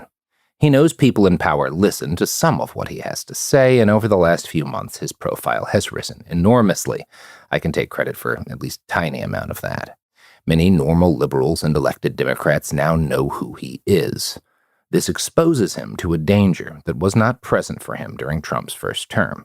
If the current fascist salient should be pushed back and this movement fails, there could be and should be prosecutions. And he rightly fears that if this happens, he might follow in the footsteps of Alfred Rosenberg, the Nazi high theoretician who was executed at Nuremberg. That's why, on March 6th, he published a messy, sprawling 7,000-word essay titled Barbarians and Mandarins in his trademark, nigh unreadable style. It comes with the subheading, As soon as it stops accelerating, it stalls and explodes. If you want to spare yourself the headache of reading through 1/10 of a novel of Yarvin's, at best, turgid prose, there's a good article by the Nerd Reich that breaks all of this down. We'll link it in the show notes. But the gist is that Yarvin thinks Musk and Trump have been too slow, have embraced too many half measures, and the whole authoritarian project is careening towards disaster. Quote, Unless the spectacular earthquakes of January and February are dwarfed in March and April by new and unprecedented abuses of the Richter scale, the Trump regime will start to wither and eventually dissipate. It cannot stay at its current level of power, which is too high to sustain, but too low to succeed. It has to keep doing things that have never been done before. As soon as it stops accelerating, it stalls and explodes. Now, the weeks since have seen massive and rising public awareness of CCOT, the terrorism detention facility in El Salvador, being used as a concentration camp by the Trump regime. This might rightly be called a new and unprecedented abuse, but there's a couple of issues here, at least as far as Yarvin sees them. For one thing, the people targeted there have been migrants, people who are in the U.S. either illegally or in the U.S. on visas that have been revoked, people who have been accused of being part of Tren de Agua, but not the people that Yarvin wants to see liquidated, because as he writes in this column, the thing that he thinks the Trump administration should be doing right now is quite literally gassing media personalities and politicians who don't align with his viewpoint, basically literally killing the opposition. And since he's shown to be unwilling to do that, the fact that he's shipping people to concentration camps on its own isn't terrifying enough. Now, the other thing that's concerning, Yarvin, is that while the use of this facility in El Salvador as a foreign concentration camp by the Trump regime is terrifying and is unprecedented, it's also been met with a significant response, one that verges on unprecedented itself. I'm not just talking about the protests or of the recent Supreme Court ruling ordering a temporary halt to such deportations. I'm referring to something else that's happened due to the sheer panic caused by the knowledge that our president has a concentration camp and has been talking about shipping U.S. citizen dissidents there. I'm talking about stuff like the fact that formerly conservative columnist Bill Kristol is now calling for the outright abolition of ICE. And the arch-neoliberal mealy-mouth David Brooks calling for a general strike in the pages of the New York Times while quoting from the Communist Manifesto. This is more than just a vibe shift. It's an open realization and acceptance by prominent people who are neither radical nor revolutionaries that any action, even the formerly unimaginable, might be necessary and justified to end this regime. Now, make no mistake, first off, this is because a lot of these people are worried about their own privileges going away under a dictatorial regime. But that doesn't change the fact that this is a crack in the very foundation of the authoritarian power structure. Yarvin is scared then because we weren't supposed to be here now. Harvard was supposed to have folded like Columbia and then have been slowly and quietly liquidated. The tame press was supposed to turn wholly for the regime or be disappeared, not quote Karl Marx and urge people into the streets to do a general strike. So I don't find all this cheery because I think David Brooks is going to become shithead Che Guevara. I am braced, however, by the failure that this represents for the men above us who seek unchecked dominance. Cracks are also visible in the recent history of Elon Musk, who has watched the value of the stock that underpins his whole empire collapse. He fought desperately to convince Trump not to go through with the tariffs that would punish it further. The result? We see Trump assuring his inner circle that Elon is on the way out, while Musk himself prepares to step back from Doge in the hope that it will somehow protect the remainder of his ambitions. These are all good signs, and the damage will continue to spread. However, and this brings me to my next prediction, the empire's gonna strike back. We are in for a hot summer, my friends, and there's no way around that. I mean this in the literal sense that it will probably be the hottest summer on record, although that fact will be true of every subsequent summer in our lives. But I also mean this in the sense that things are going to cook off in the streets very soon. This is something the administration has quite openly been waiting to see. Trump has made no secret of his desire to use the Insurrection Act, not only at the border, but to send U.S. troops into U.S. cities to crush riots and punish leftist demonstrators. This was a desire hatched in reaction to the George Floyd uprising, and it always seems to be envisioned by the right as targeted against black-clad Antifa types. The reality is that anti-fascists have not been a consistent presence on the ground around the country for some time, at least not organizing in the way that they were back when Antifa was a buzzword. There are numerous reasons for this, but the biggest is that the fascist movement has moved beyond waving flags in the street and getting into fistfights to try and scare people. A lot of them are running federal law enforcement agencies and the military now. Proud Boys just ain't a priority. Not for those on the left who want to stop this, or, frankly, for the administration. I expect protests around the country in the coming months for several reasons, but the likeliest event to provoke severe civil disruption is a rise in food prices and the rise of everything else in price, as well as a collapsing economy courtesy of the president's tariffs. There are already numerous signs of this, both in terms of the volume of shipping coming into the United States and early signs of collapsing crop yields in the United States. And this is where a study of history helps one out, because nothing but nothing brings down regimes like rising bread prices. And any attempt to crack down will be stymied by the fact that a decent chunk of the elites who backed Trump before will be suffering too. Obviously, the people closest to him are making bank off the economic upswings and downswings over the whole tariff issue, but there's a lot of other people who supported him, people who thought he had their back, who aren't quite close enough to power, and they're watching Trump shoot their own fortunes in the kneecap because they built their money on free trade. I won't pretend to know where things are going to pop off or will be the hottest, but the evidence shows the regime at least expects Washington, D.C. to play a central role in what comes next.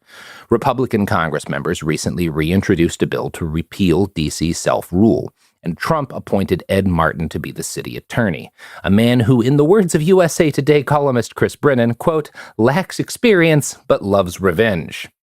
Now, the fact that Elon Musk and his Doge cronies left so many in the city and the surrounding area unemployed after their purge of the administrative state means that there's an even higher number of motivated, angry people with free time and experiencing organizing large, complex systems who have nothing to do right now. A similar set of circumstances brought us to the 2020 uprisings. This was not just a product of the months of isolation or of the brutality of George Floyd's murder, but of the sheer number of people who were out of work and who were finally given a chance to take out their anxiety at an authoritarian president tightening his grip. And today, that grip is even tighter, and the danger more real. We have a president openly discussing his desire to put American citizens in a foreign concentration camp. Trump and his inner circle are hoping for protests that stay isolated to D.C. and perhaps a few major blue cities, Portland and the like. This would provide an opportunity to send in the troops to utilize the Insurrection Act to shoot people in the street and to send some ringleaders off to El Salvador. This would be the riskiest option for Trump in some ways. Pete Hegseth has not been a competent or popular Secretary of Defense, and asking U.S. troops to fire on protesters opens up the risk that some junior officer might balk at that order, which could create a cascading chain of disobedience. Such things have sparked rapid collapse in other dictatorships throughout history. There's also the chance that spectacular and comprehensive violence by the military might succeed, and thus strangle any protest movement in the cradle. So we might call this the high-risk, high-reward option, and I should note that Donald Trump has, more than a few times in the past, chosen the high-risk, high-reward option. So I don't consider this unlikely. But it won't be lost on Trump or his cronies that the violence which met the first protest in 2020 provoked the largest domestic uprising in living memory. People have not forgotten this, and some blue state Democrats have even made, let's say, confusing noises to that effect. Case in point, Governor Bob Ferguson of Washington just signed a bill barring other state National Guard units from entering Washington without his approval, unless they were mobilized by the president. Now, as that last part might key you in on, this bill doesn't have a lot of legal force, or any really at all, but it's a sign that even fairly milquetoast elected Democrats are starting to consider the real possibility of a federal invasion of their states. The president has discussed sending out-of-state troops into blue cities before, largely in the context of cracking down on immigration in sanctuary cities. This is all dangerous language, but going further than just language carries risk for the regime, too. I would not be shocked if we were to see the Texas National Guard, or whichever state, occupying, let's say, Chicago, after federal law enforcement makes good on the threats that have been made by members of the Trump administration to arrest governors who aid and abet undocumented migrants, like J.B. Pritzker. And an act like that would surely spark mass protests in Chicago and very likely elsewhere. The fact that a move like that would have such a risk of sparking mass resistance, as well as further legal challenges, might keep the Trump administration focused on smaller fish and less dangerous outrages, at least for the time being. And if that's the route they choose, I think something different might be likely, and I call this potential path forward the pressure cooker. And we'll talk about that, but first, here's more ads.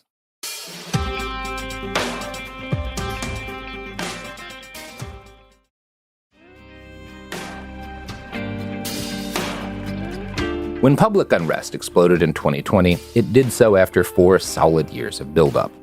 If you'll remember, the earliest fascist, anti-fascist street clashes of that period started before the 2016 election. These were largely focused around speeches at campuses by right-wing provocateurs and dueling demonstrations in a handful of cities. The first wave of such activity crested in Charlottesville 2017 with tragic results. But the vibe it set and the people it trained continued to take part in street actions, and many of them formed the infrastructural core of the movement that exploded onto the scene after George Floyd's murder. The last year of serious protests have focused more on the genocide in Gaza than anything, and it's not coincidental that the first wave of deportations have heavily targeted legal residents who took part in those demonstrations. Since Trump took office and DOJ started doing its thing, there have been more large-scale demos that focus directly on the regime. Now, these have been quite manageable from the regime's point of view, and they have not yet attracted the same kind of crackdown. But that won't remain the case as people grow more desperate. Any fool can see that the apparatus of repression constructed to punish genocide protesters will be turned on Democrats, former federal employees, and people who are just hungry and pissed about rising food prices. However, this represents another tightrope scenario for the regime. These demonstrations are large, and unlike student protests against Israel, the media has proved less eager to marginalize the participants as extremists. As time goes on and things get worse, folks who last year scoffed at college students occupying campus buildings may themselves consider if perhaps it might be time to fuck some shit up.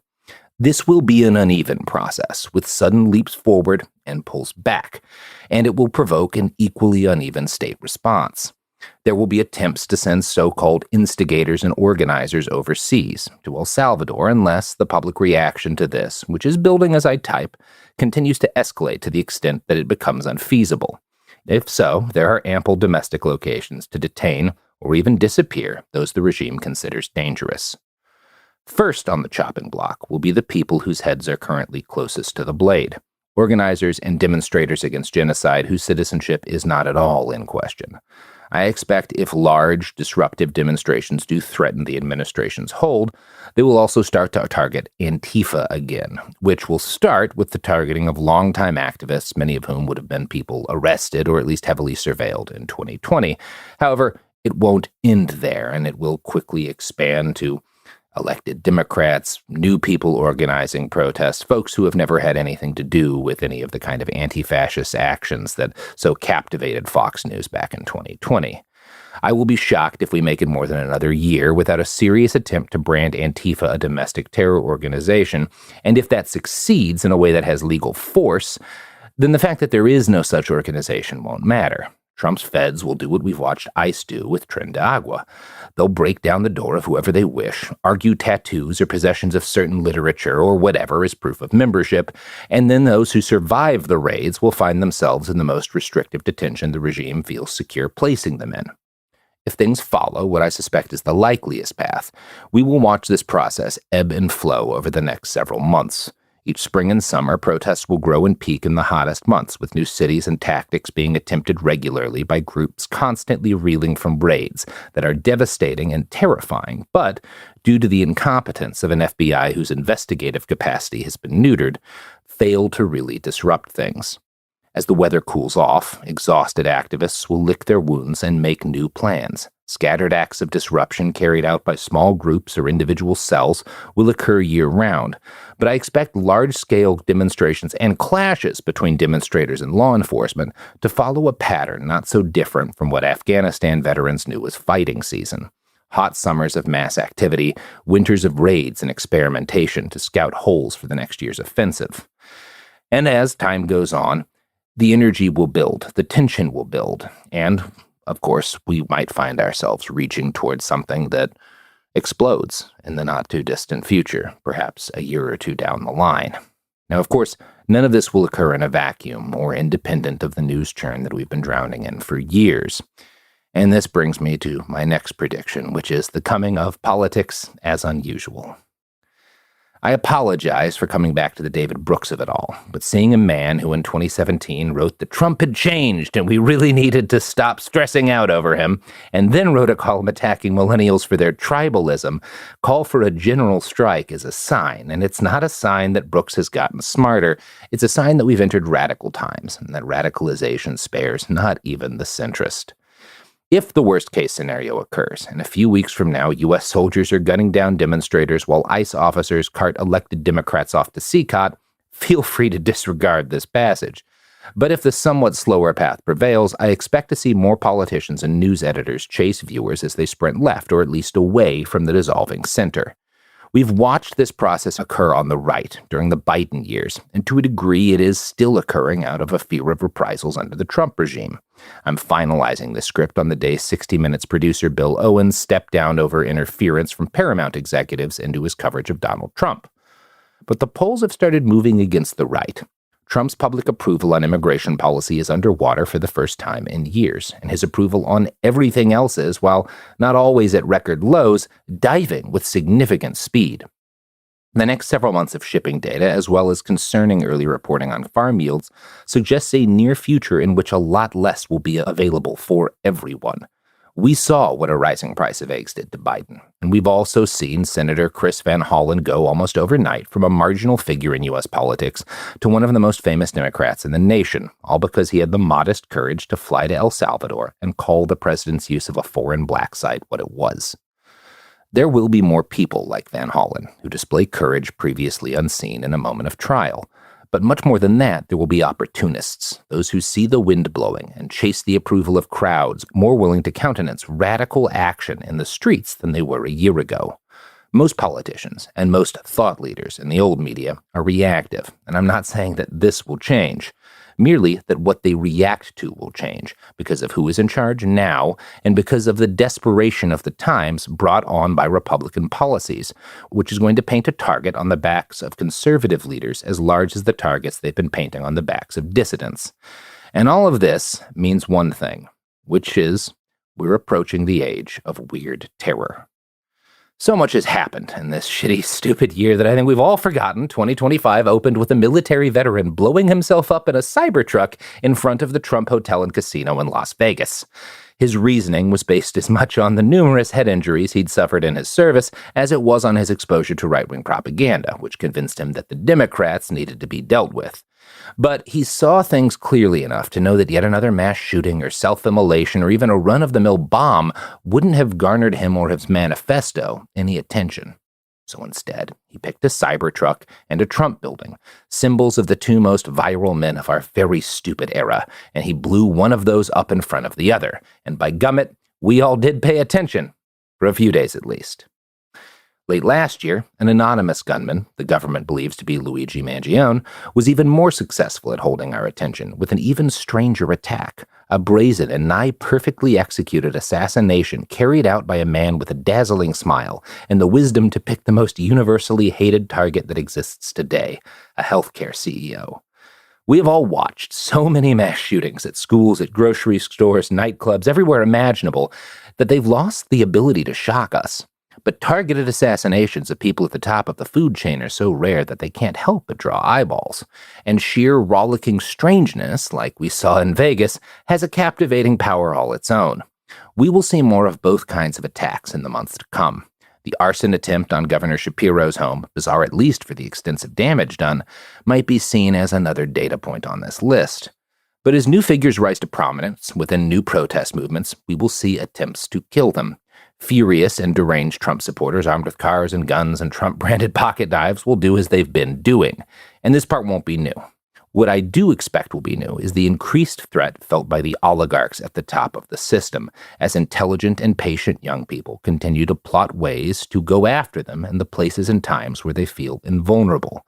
And I also expect that editors and journalists will continue to learn that these actions draw eyeballs more than almost anything else. And while all that's going on, the truly unbalanced among us will find ways to hitchhike off the well-publicized turmoil coming our way and make their own confounding statements. There will be public suicides and attacks utilizing weapons and tools we can't yet imagine, at least not openly on a podcast without receiving a visit from some friendly alphabet boy or another. I don't know what exactly to expect beyond the unexpected and the very, very silly. And, of course, as we talk about weird terrorism, I don't mean to discount the Nazi accelerationist types here. They'll keep trying. But if they want to raise above the chatter in an even more crowded media ecosystem, even they're going to find ways to get weird with it. After all, an attack no one notices isn't likely to accelerate much of anything. And I guess that's what I've got right now. I've got 10 pages or so on what I see coming. I didn't come up with a smooth, sexy ending for this, like a writer should, because I'm tired and thinking about this isn't fun, but I did a lot, and there you are. I suppose the thing you're asking now is, what the fuck do I do about it? And, that's what we talk about a lot on this show. Organize with your friends, get involved, find ways to help people, take a Stop the Bleed class, and for the love of God, keep your eyes open.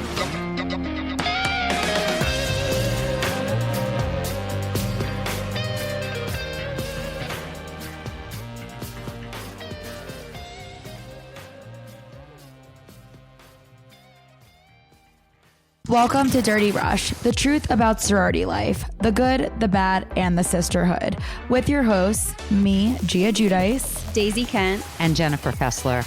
Rush, the recruitment, the ritual, the reality of Greek life has been a mystery for those outside the sorority circles until now. Is it really a supportive sisterhood that's simply misunderstood? Or is there something more scandalous happening on campuses across the country? In this podcast, we pledge to peel back the layers and spell out the truth one Greek letter at a time. Pledges and actives, rush chairs and ritual keepers. Some call it the best time of their life, while others say it's a nightmare. From a perfect rush to recruitment scandals, what is really going on behind the doors of those sorority houses from Alpha to Omega? We're taking you inside Sorority Row, including the chapter room, as we explore the fellowship and the frenemies. Let's get dirty.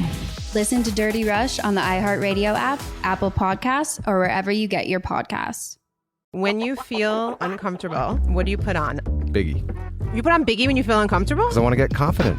This is DJ Hester Prynne's Music is Therapy, a new podcast from me, a DJ and licensed therapist that asks one simple question. Who do you want to be? And what's the song that can take you there? Music changes what you feel, and what you feel changes what you do, right? That moment where a song shifts something inside you, that's where transformation starts. This year, I'm talking to experts across every area of life, like personal finance icon Gene Chatsky, New York Times journalist David Gellis, relationship legend Dan Savage, human connection teacher Mark Groves, and the man who shaped my ear more than anyone, Questlove. They'll bring the strategies, I'll pair them with the right records, and we'll teach you how to use the music to make change stick. This isn't just a podcast. It's unconventional therapy for your entire year. Listen to DJ Hester Prynne's Music is Therapy on the iHeartRadio app, Apple Podcasts, or wherever you get your podcasts. You know Roald Dahl, the writer who thought up Willy Wonka, Matilda, and the BFG. But did you know he was also a spy? Was this before he wrote his stories? It must have been. Our new podcast series, The Secret World of Roald Dahl, is a wild journey through the hidden chapters of his extraordinary, controversial life. His job was literally to seduce the wives of powerful Americans. What? And he was really good at it. You probably won't believe it either. Okay, I don't think that's true.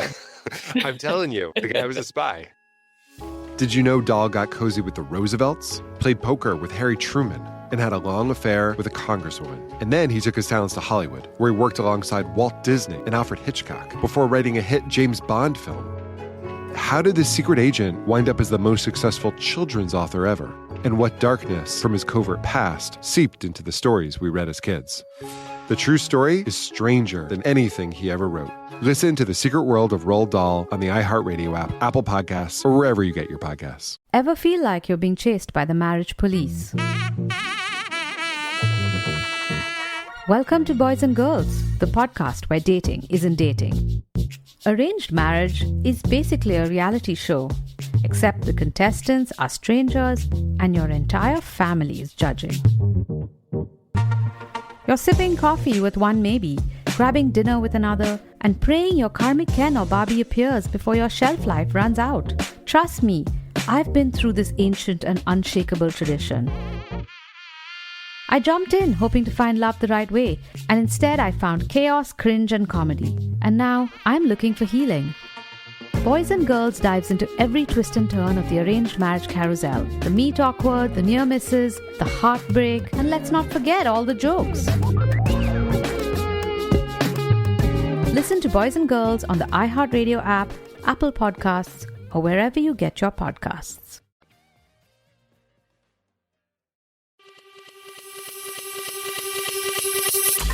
This is It Could Happen Here, Executive Disorder, our weekly newscast covering what's happening in the White House, the crumbling world, and what it means for you. I'm Garrison Davis. Today I'm joined by Mia Wong, James Stout, and Robert Evans. This episode, we're covering the week of April 17 to April 23. JD Vance has killed the Pope. A second Pete Hegseth unauthorized signal chat has hit the Department of Defense.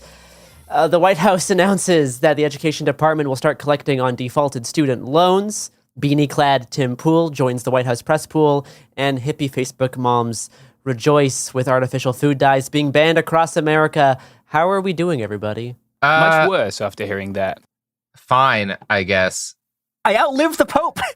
I outlived the Pope. You have to live several more decades to outlive the Pope officially. I think he was 88, so he was 88. Yeah, I did it. I still did it. Thank goodness he did not die on Hitler's birthday, because that would have been a whole other can of worms. Yeah, I'm still one day off. I'm thinking back to my catechism classes and trying to remember Pope dead on Easter, good sign or bad? Yeah, that's definitely a sign. It's some kind of sign. How do we take that? Shout out to the Pistons for holding off winning a playoff game just long enough for the Pope to die, such that Francis during his entire term in office never saw a Pistons playoff win. Congratulations to the Pistons. Congratulations to the city of Detroit. Congratulations for withholding that from the Pope. We love to see it. Did Pope Francis have a strong opinion on the Pistons that he expressed at some point? Because I may have missed that. No, he knew they were in a Macklemore song, so therefore he hated them. He was a huge Macklemore fan. Yeah. A lot of people don't know this, but the entire time the Pope is lying in state, they're just going to be looping Thrift Shop. So, yeah. as Pope Francis wanted. Yeah, that was his dying wish. Do you know who else probably used to listen to Macklemore? Not anymore because he got too woke, but Pete Hegseth seems like a 2012 Macklemore guy. Yeah, might have been. Mm-hmm. He was sharing plans for Yemeni airstrikes with his wife, his brother, and a personal lawyer in another signal chat. I do the same thing. Yeah, well... Mm-hmm. Yeah, you've yet to act on your plans. There's a difference. They are not interested. Looping in the lawyers, the real god tier move there. Mm-hmm. That is so funny. Because, it says so much, both about what's going on in Pete Hegseth's brain, but of the quality of lawyer. Because any lawyer worth a salt would be like, please remove me. I'm not in this chat. Yeah, you need to get me out of this chat. What is wrong with you? Are you texting me missile package information? This is the thing, though. We've gotten great evidence from this guy, from Giuliani, from all of the lawyers, these random cartoon dipshits the right keeps finding, that they will just hand you a law degree. If you hand the state enough money, they will just hand you a law degree.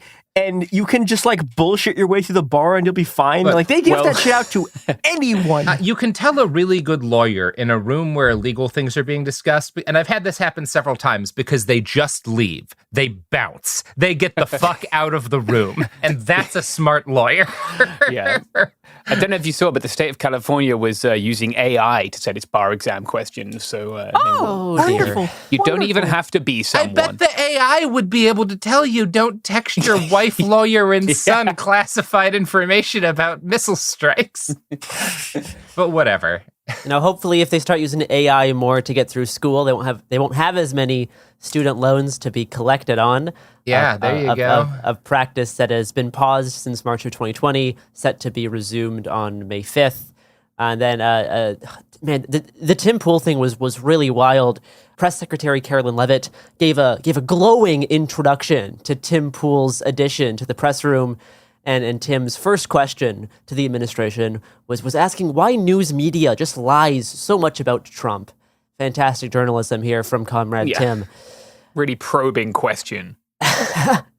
Let's pivot towards RFK and the concerning registry that has been discussed, which is a word you never like to hear. Whenever someone brings up the concept of a registry, it's usually bad. Yeah, always bad. So I'm going to talk in general about what RFK, the things that he has said, not just about autistic Americans, but about people who are receiving psychiatric medication, people who are addicted to opiates, people who are utilizing stimulants, by which I mean ADHD medicine, which if you have ADHD, that's not exactly the way it functions, but that's the way he frames it, because these are all tied together, right? I have some frustrations with kind of how it's been taken on social media that I think are not causing people to worry when they don't need to worry, but look at maybe sort of the wrong area to see the immediate threat coming from. So first I'm going to start with what has been said. And before we get to the registry, we have to go back to what he was talking about on the campaign trail. Because this is prior to him endorsing Donald Trump, when RFK Jr. was like an individual, like running for president on his own under his independent campaign, he started talking about wellness farms, right? And these were specifically, in the language that he used, places that people who were addicted to psychiatric medication, antidepressants, he named specifically antidepressants and stimulants, as well as people with opiate addictions, right? And he has since talked about other drug addictions as well, could go to spend 3 or 4 years working on a farm. He always frames it as also like learning skills. So it's this mix of, I want people to be able to work in this, lovely bucolic, agrarian setting where they'll gain working skills. And then there's also peppered in these very frightening phrases like they need to be reparented, right? Now, in addition to this, he's not just, this is all focused on Americans who are taking medications that he thinks are overprescribed or purely unnecessary, right? That's always the way, like psychiatric medication, he almost has a Scientologist attitude towards it, that like this is all essentially unnecessary. And obviously, all of this stuff comes out of, there are elements of this that were true at one point. For example, back in the 90s, like Ritalin was wildly overprescribed to kids. But the way in which he's translated this now is that basically everyone on a stimulant, everyone on an antidepressant is on it unnecessarily. And in a podcast in 2024, he went further by kind of tying a lot of this to race specifically, stating, quote, "Every black kid is now just standard put on Adderall, on SSRIs, benzos, which are known to induce violence, and those kids are going to have a chance to go somewhere and get reparented." So that's all deeply concerning. It's like kidnapping children and forcibly demedicating. I will say that's not how he has framed it. So one of the things is I've heard it phrased as like, RFK has admitted he wants to imprison millions of Americans in camps. And like, that's not what he said.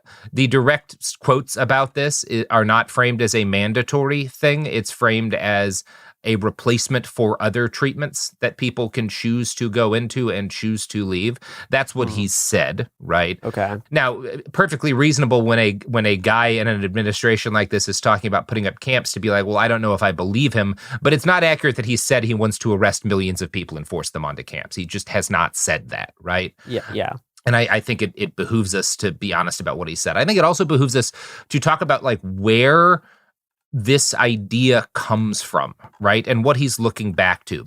And again, a lot of the issue here is not necessarily what RFK might do, but the fact that he might not be there forever. And if he starts establishing this kind of program that starts in an attempt to be something that is more, you can choose to be on these camps or not, there's certainly willingness within the Republican Party to force people into different kinds of quote-unquote treatment like this. And one thing I think of particularly is the way in which the right has liked to shift blame for gun violence and mass shootings off of the availability of firearms and onto people who are on psychiatric medication, right? And this is an area in which I could see someone taking over from RFK or pushing past the things he specifically has stated he wants to do, because I think he does come out of a more quack medicine goal here, putting people forcibly in camps and colonies like this. I mean, like the idea of like reparenting, I guess, is deeply problematic. Yeah. Incredibly scary phrase. But it is worth noting, as there's a very good Teen Vogue article on the matter called "RFK Wants to Send People to Wellness Farms." The U.S. already tried that talks about the actual like background that he is hearkening back to, because he is not, his vision of wellness farms is not like the Nazi concentration camp, which doesn't mean that it's not possible that things could wind up in a much darker direction. But this gives you an idea of the history that he is specifically calling back to. Quote, "Beginning in the 1890s and continuing through the first decades of the 20th century, epileptic and feeble-minded colonies sprung up around the U.S. The initial purpose of these colonies was to remove patients from overcrowded, badly run asylums and poorhouses in favor of farm life, where they would have access to the outdoors. Under the colony model, patients generally lived in cottages designed to be more home-like than institutional. Patients were also given jobs, and many were expected to work on colony farms where they grew their own food.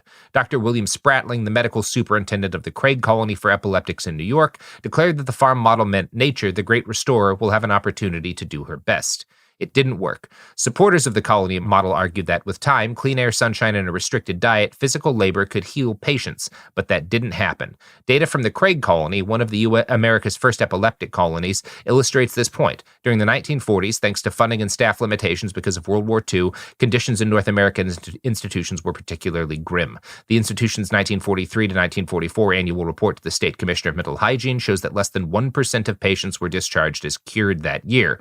During that same period, over 200 patients attempted to leave the colony without permission, and 5% of the total patient population died. Jesus. And so that's reason enough to be deeply worried, right? The fact that, without saying like RFK wants to do what the Nazis did, RFK wants to do what the America already did, and it killed a huge number of the people who were interned in those camps.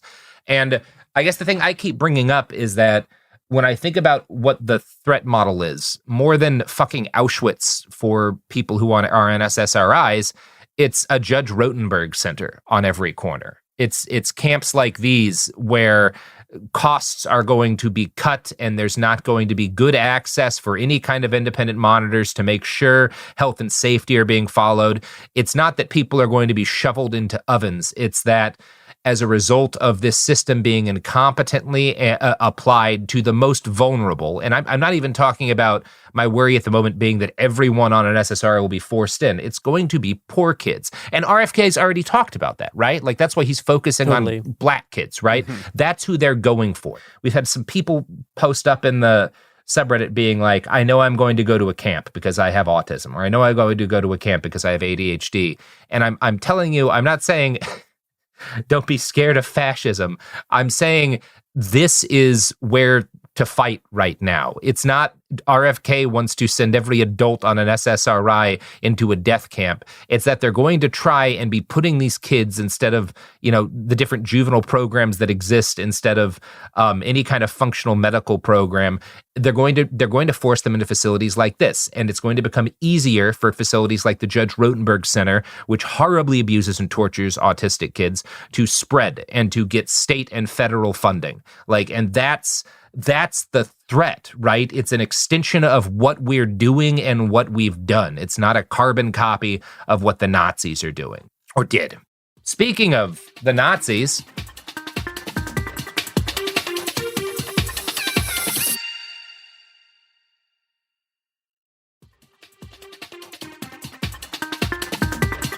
and we're back. So a couple of things happen in quick succession that is responsible in part for why people are so freaked out, and rightfully so. One of them is that RFK gave a speech on the back of new data that showed yet another rise in the rate of autism diagnoses. And as I said on a previous episode, it's because we're looking for it more. But he made a statement about people with profound autism not being able to pay taxes or write poems, or that sort of thing. And while he was specifically talking about people with quote unquote profound autism, it's reasonable for people to assume but that's just kind of what he sees as basically everyone, right? And I don't think that that's an unfair assumption. And then coming right up on the heels of that, there was an announcement from the NIH, the National Institutes of Health, about RFK Jr.'s new effort to quote unquote study autism. And basically what they're going to be doing is collecting comprehensive patient data with broad coverage of the U.S. population and kind of organizing it within the NIH. This is the first time this has been done, but they are going to be grabbing basically everything they can get their hands on. And we're talking about a mix of medication records from pharmacies, lab testing records, genomic data from people who go to the Department of the basically data taken by the VA, data taken by the Indian Health Service, as well as data from private insurers. And they are also going to be buying data from smartwatches, from stuff like Fitbits, right? Who does sell their data to anybody with $20 hanging out the back of their pocket. Yeah. And as a heads up, if you are looking for a fitness tracker, you should look more into this. There are a few that have reasonably good data protection histories. Garmin is one of them. This does not mean it's perfect.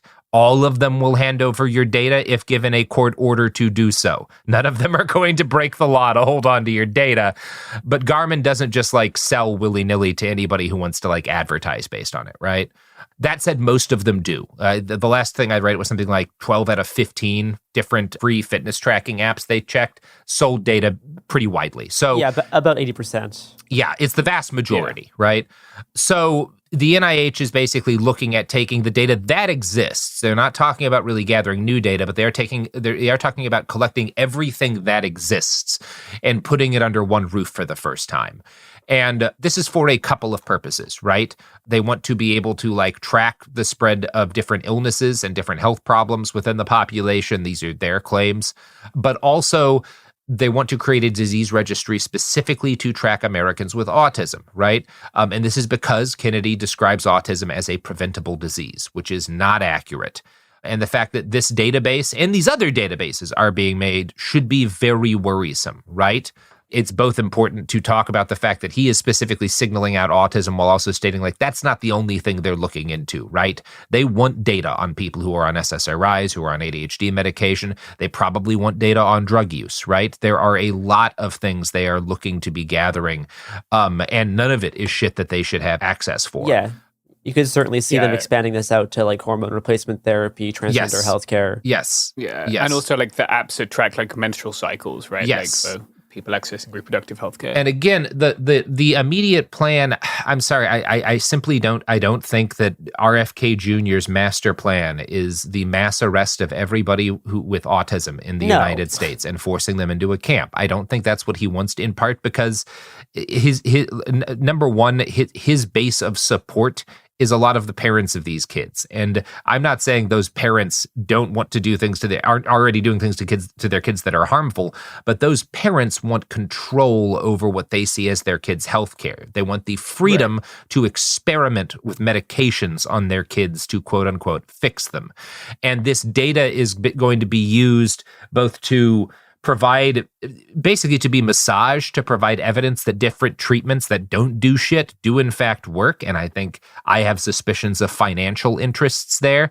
I keep getting questioned well, what do you think's going to happen when the autism cures don't work? Well, then they're going to put people in camps. No, the autism cures already don't work. This is an industry. They make money off of this. They make money off of drugging and medically torturing these children.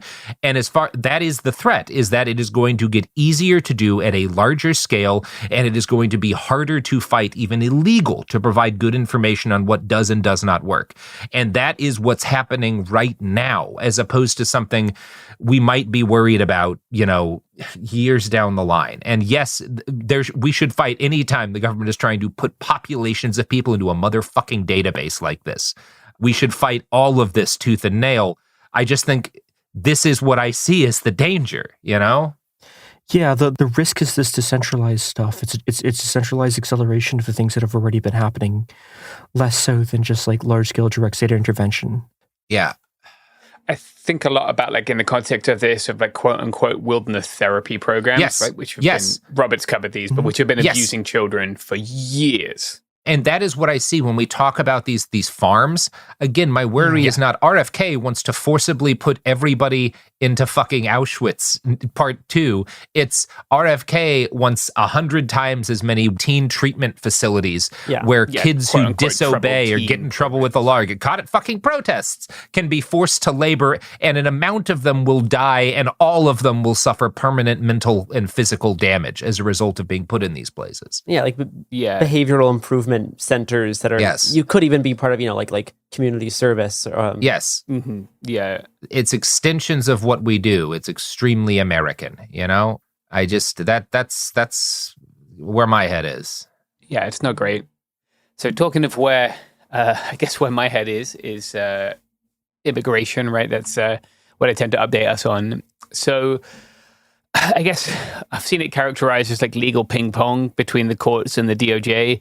It would be like if one side was playing ping pong with a regular tennis racket and everyone was just pretending that they weren't, right? The DOJ is just continuing to kind of flout these court orders. If we start from the top and go down, the Supreme Court temporarily banned the government from renditioning Venezuelan men in the District of North Texas to El Salvador. I think people maybe sometimes this got a little misinterpreted on social media. You have to look at who the class was, and the class was a group of Venezuelan men who were in immigration detention in North Texas who were going to be sent to El Salvador, and that was who got the relief. The case at the time was pending before the US Court of Appeals for the Fifth Circuit.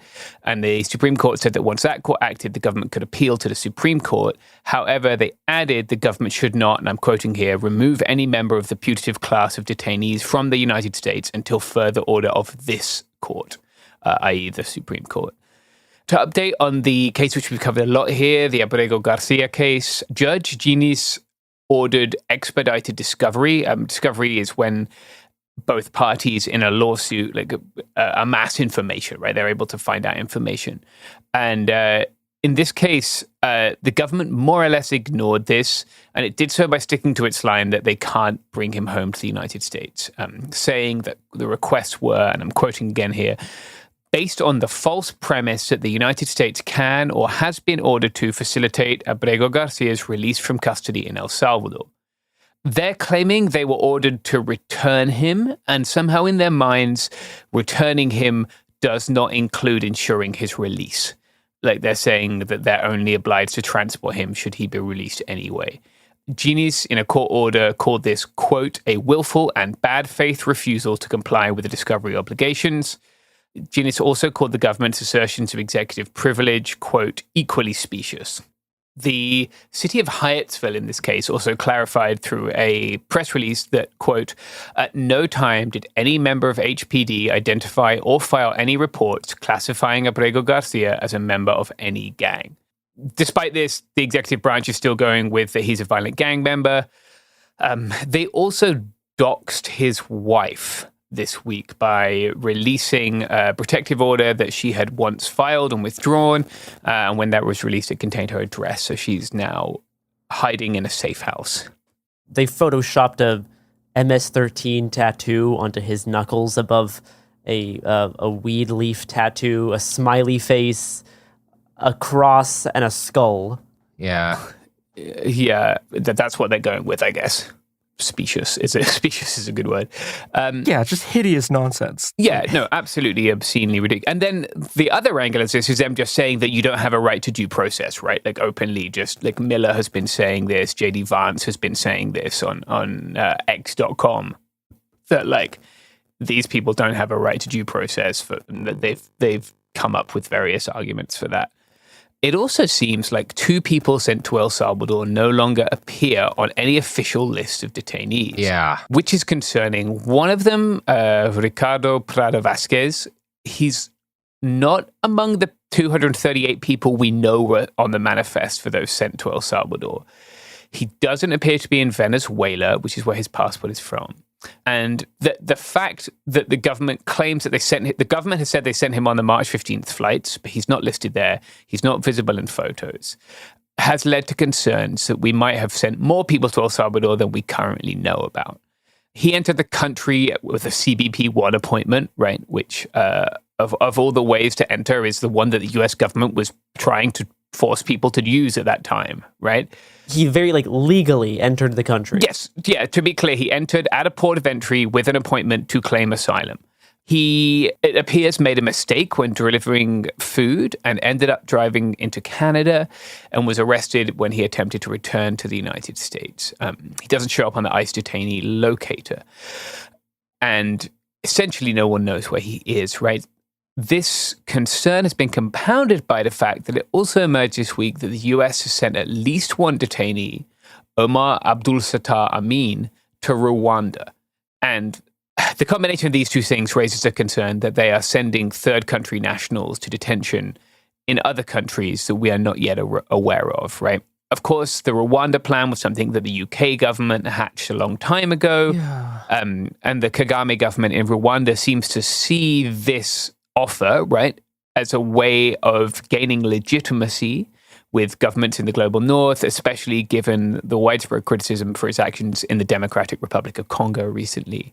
From the Handbasket, which is like a kind of Substack-y outlet, they've reviewed memos between the US government and the embassy in Rwanda, and I'm quoting from one of them here. The US provided a one-time payment of $100,000 to support social services, residency documents, and work permits.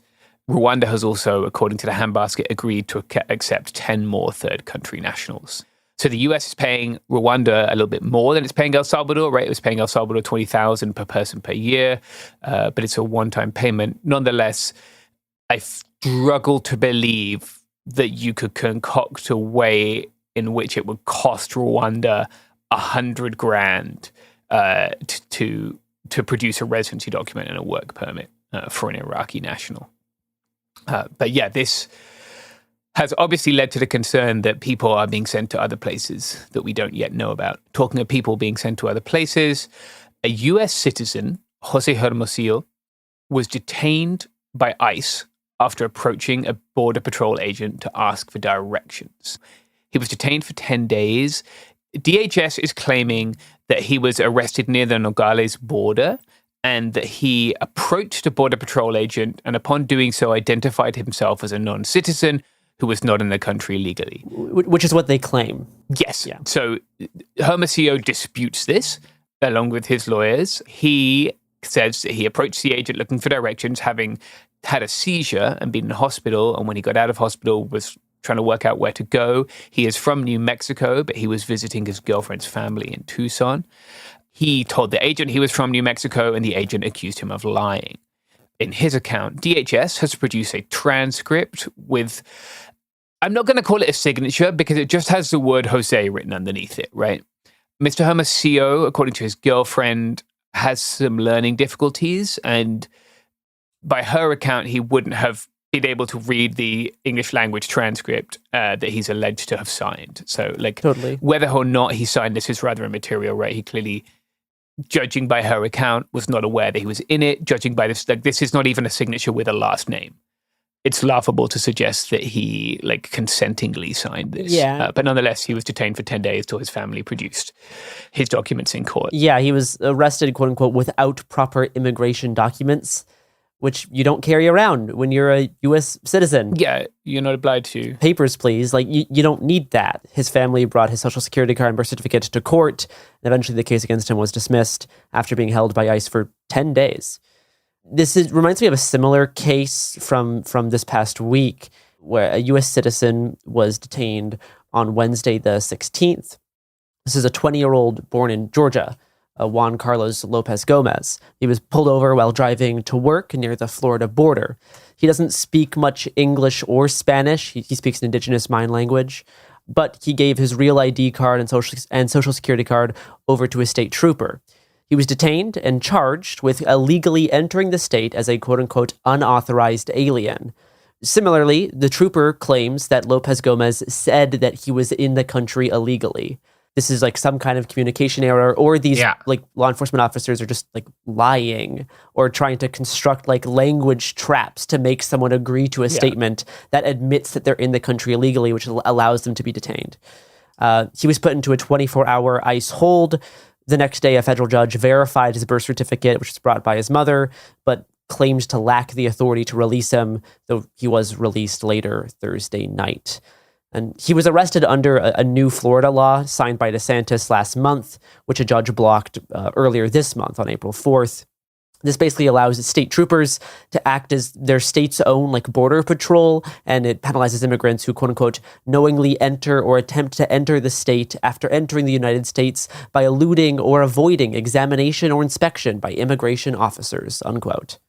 Yeah, and the common thing here, right, is that they're just, we've seen this, there are a bunch of other cases that are like this too, where it's just they see someone who's not white and they're just fuck it, we can grab this person and then just lie about what they said. It's it's not even very basic racial profiling. Yeah, but it's the thing is, it's not even racial profiling anymore. It's they're just attempting to black bag random non-white people that they're just running across. Yes. And so of course they're grabbing U.S. citizens, right? Because they're just grabbing random people, but it's they're just fucking doing this to everyone. This has happened in other states as well. There's been instances like this, the past few months, which have increased in frequency since Trump has taken office. Yeah. Let's go on a break and return to talk tariff.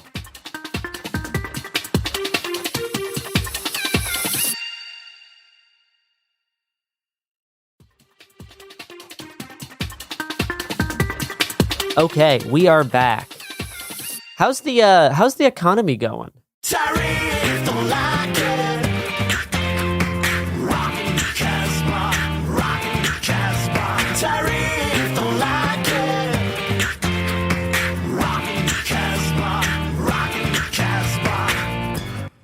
do not like. Okay, Mia, what can you tell us about tariffs this week? So we got a look inside the White House this week at how the turf tariff suspension happened. Now remember, so there was the Deliberation Day tariffs a few weeks ago, and then they got suspended for 90 days. So we're all still on the 90-day countdown clock on those being unsuspended.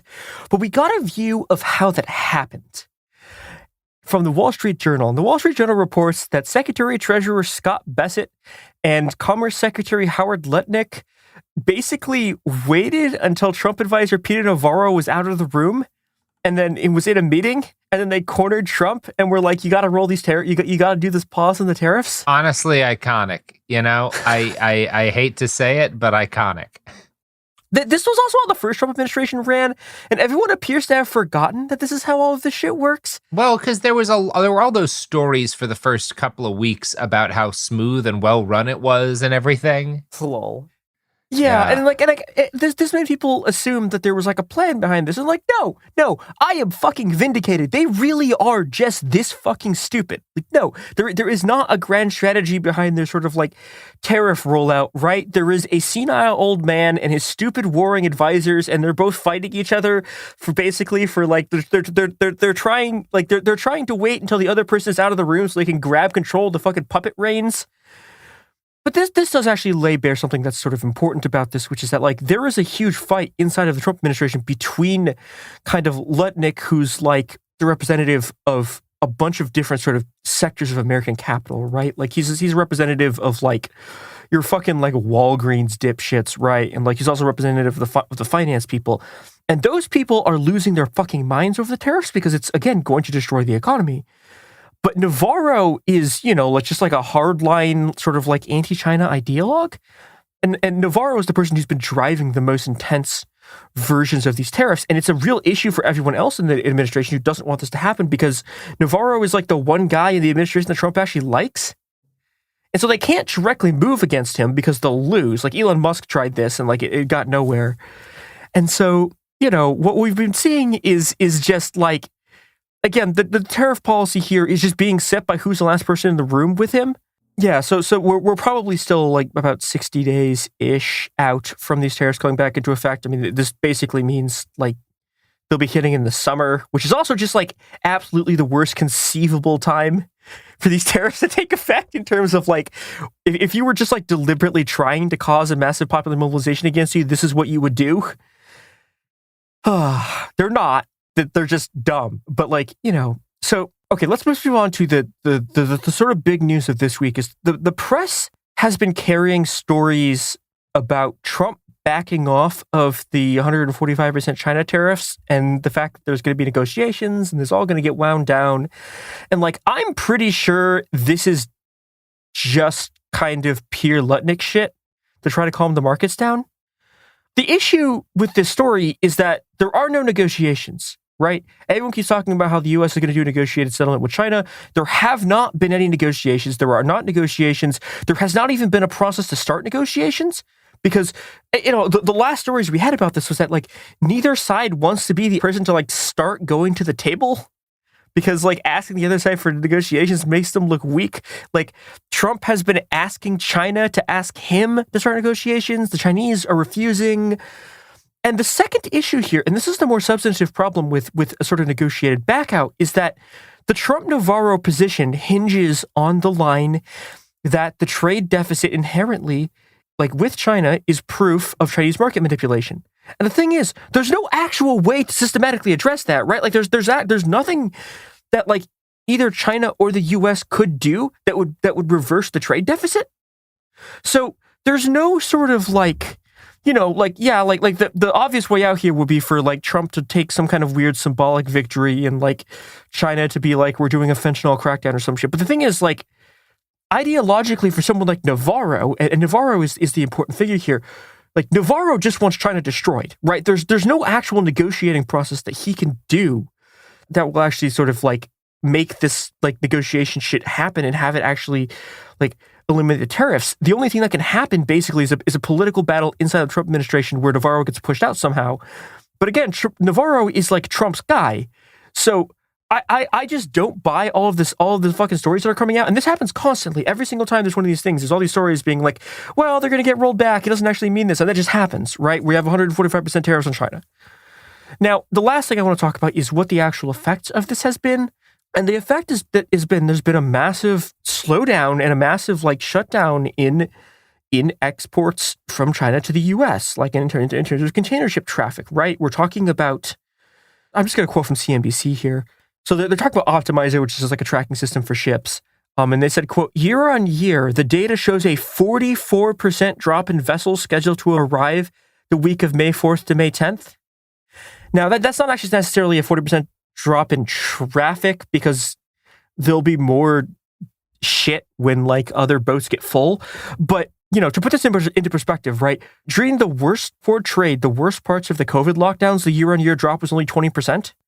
So, and 20% is the number that's been being spread around the media for what roughly the drop looks like. For some companies, it's larger than others. And again, the tariff, we still haven't even seen the actual shocks of the tariffs yet. And we're already seeing a decline in exports from China that is, again, around the level of the lockdowns. And I think people remember the kind of unhinged shit that caused, right? And that's something that, is only going to intensify. And the other part of this, right, is that the strategies right now for how this is being dealt with is moving through Vietnam, moving through Cambodia. But if you remember the rates from the original sort of turf tariffs from Liberation Day, right? The tariff on Vietnam was 100% or some shit. It was 80%. I don't remember. I don't have the exact number off the top of my head, but there's no actual viable strategy of ways you can route these goods through. And it's been especially hitting the sort of drop shipping companies, right? People like Temu and anything that relies on air freight, just getting fucked.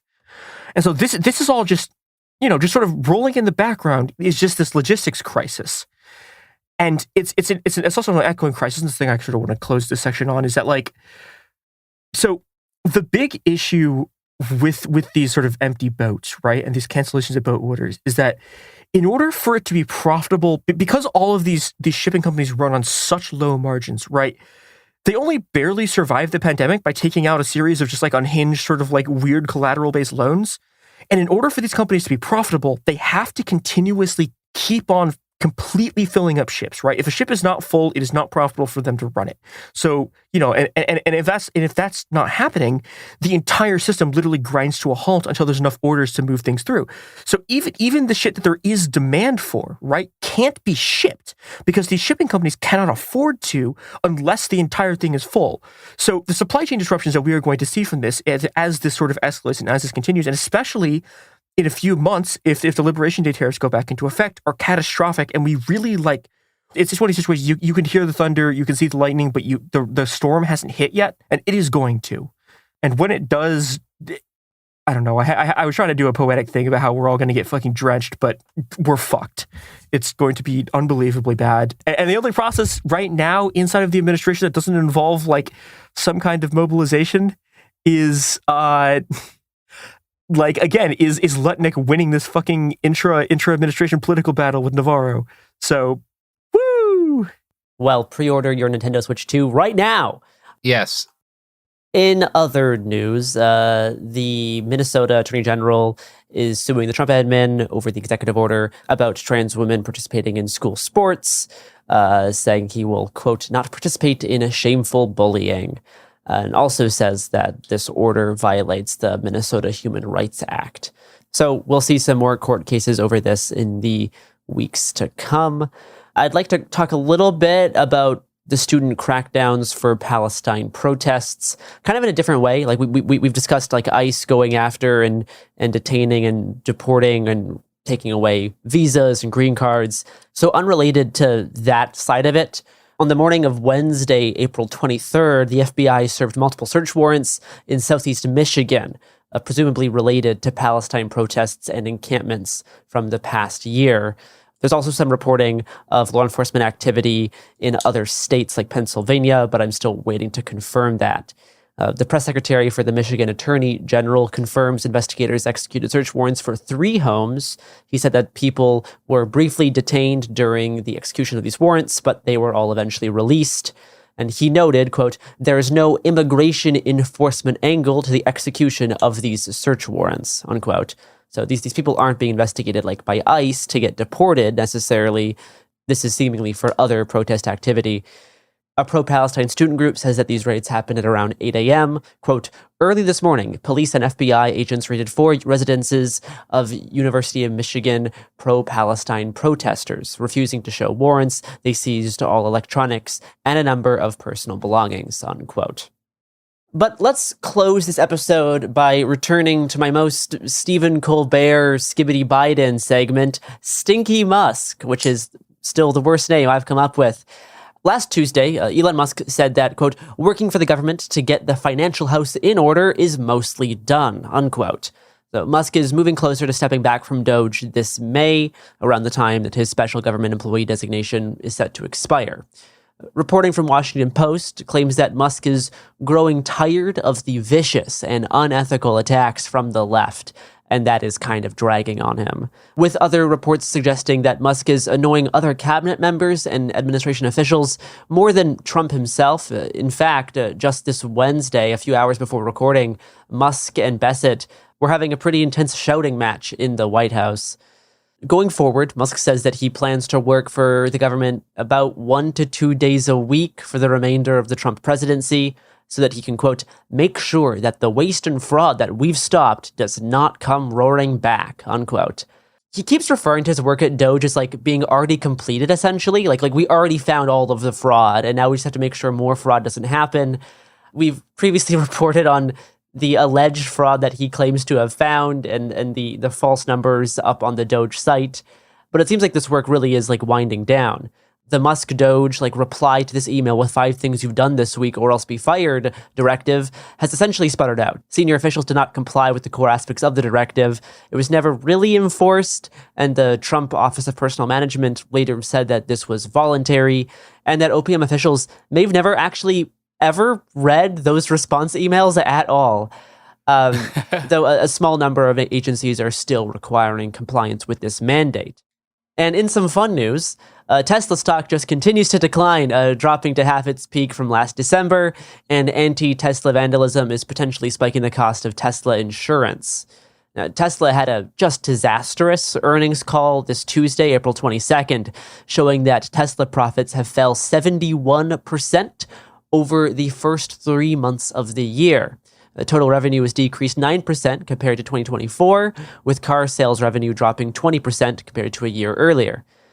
The Tesla CFO stated that, quote, "the negative impact of vandalism and unwarranted hostility towards our brand and our people had an impact in certain markets," unquote.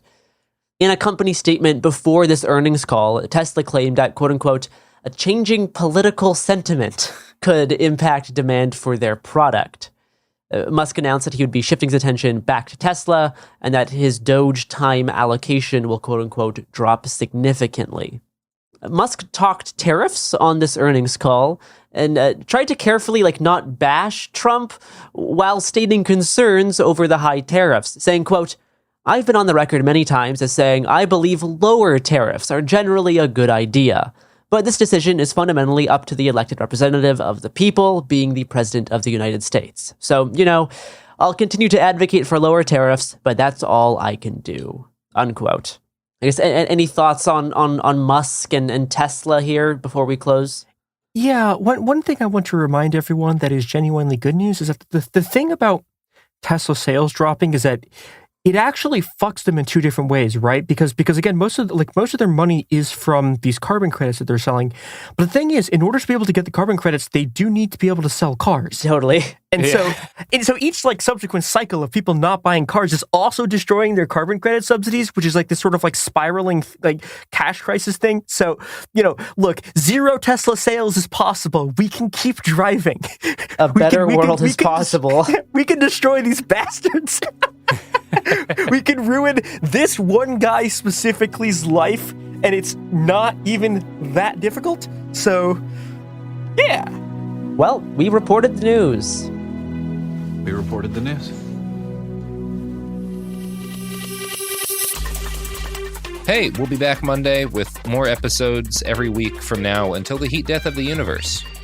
It Could Happen Here is a production of Cool Zone Media. For more podcasts from Cool Zone Media, visit our website, coolzonemedia.com, or check us out on the iHeartRadio app, Apple Podcasts, or wherever you listen to podcasts.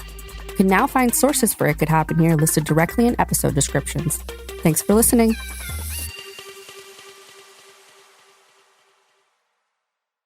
Saturday, May 2nd, country's biggest stars will be in Austin, Texas at our 2026 iHeart Country Festival presented by Capital One. See Kane Brown, Parker McCullum, Riley Green, Shabuzi, Dylan Scott, Russell Dickerson, Gretchen Wilson, Chase Matthew, Lauren Elena. Tickets are on sale now. Get yours before they sell out at Ticketmaster.com.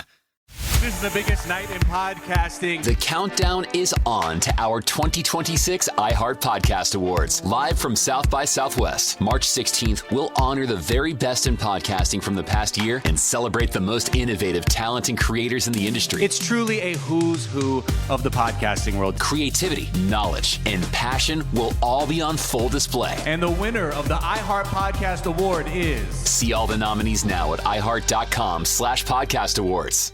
Audible is a proud sponsor of the Audible Audio Pioneer Award. Explore the best selection of audiobooks, podcasts, and originals all in one easy app. Audible. There's more to imagine when you listen. Sign up for a free trial at audible.com.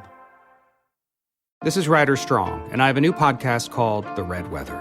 In 1995, my neighbor, Anna Trainer, disappeared from a commune. It was nature and trees and praying and drugs. So no, I am not your guru. And back then, I lied to everybody. They have had this case for 30 years. I'm going back to my hometown to uncover the truth. Listen to The Red Weather on the iHeartRadio app, Apple Podcasts, or wherever you get your podcasts. You know Roald Dahl. He thought up Willy Wonka and the BFG. But did you know he was a spy? In the new podcast, The Secret World of Roald Dahl, I'll tell you that story and much, much more. What? You probably won't believe it either. Was this before he wrote his stories? It must have been. Okay, I don't think that's true. I'm telling you, the guy was a spy. Listen to The Secret World of Roald Dahl on the iHeartRadio app, Apple Podcasts, or wherever you get your podcasts. This is an iHeart podcast. Guaranteed Human.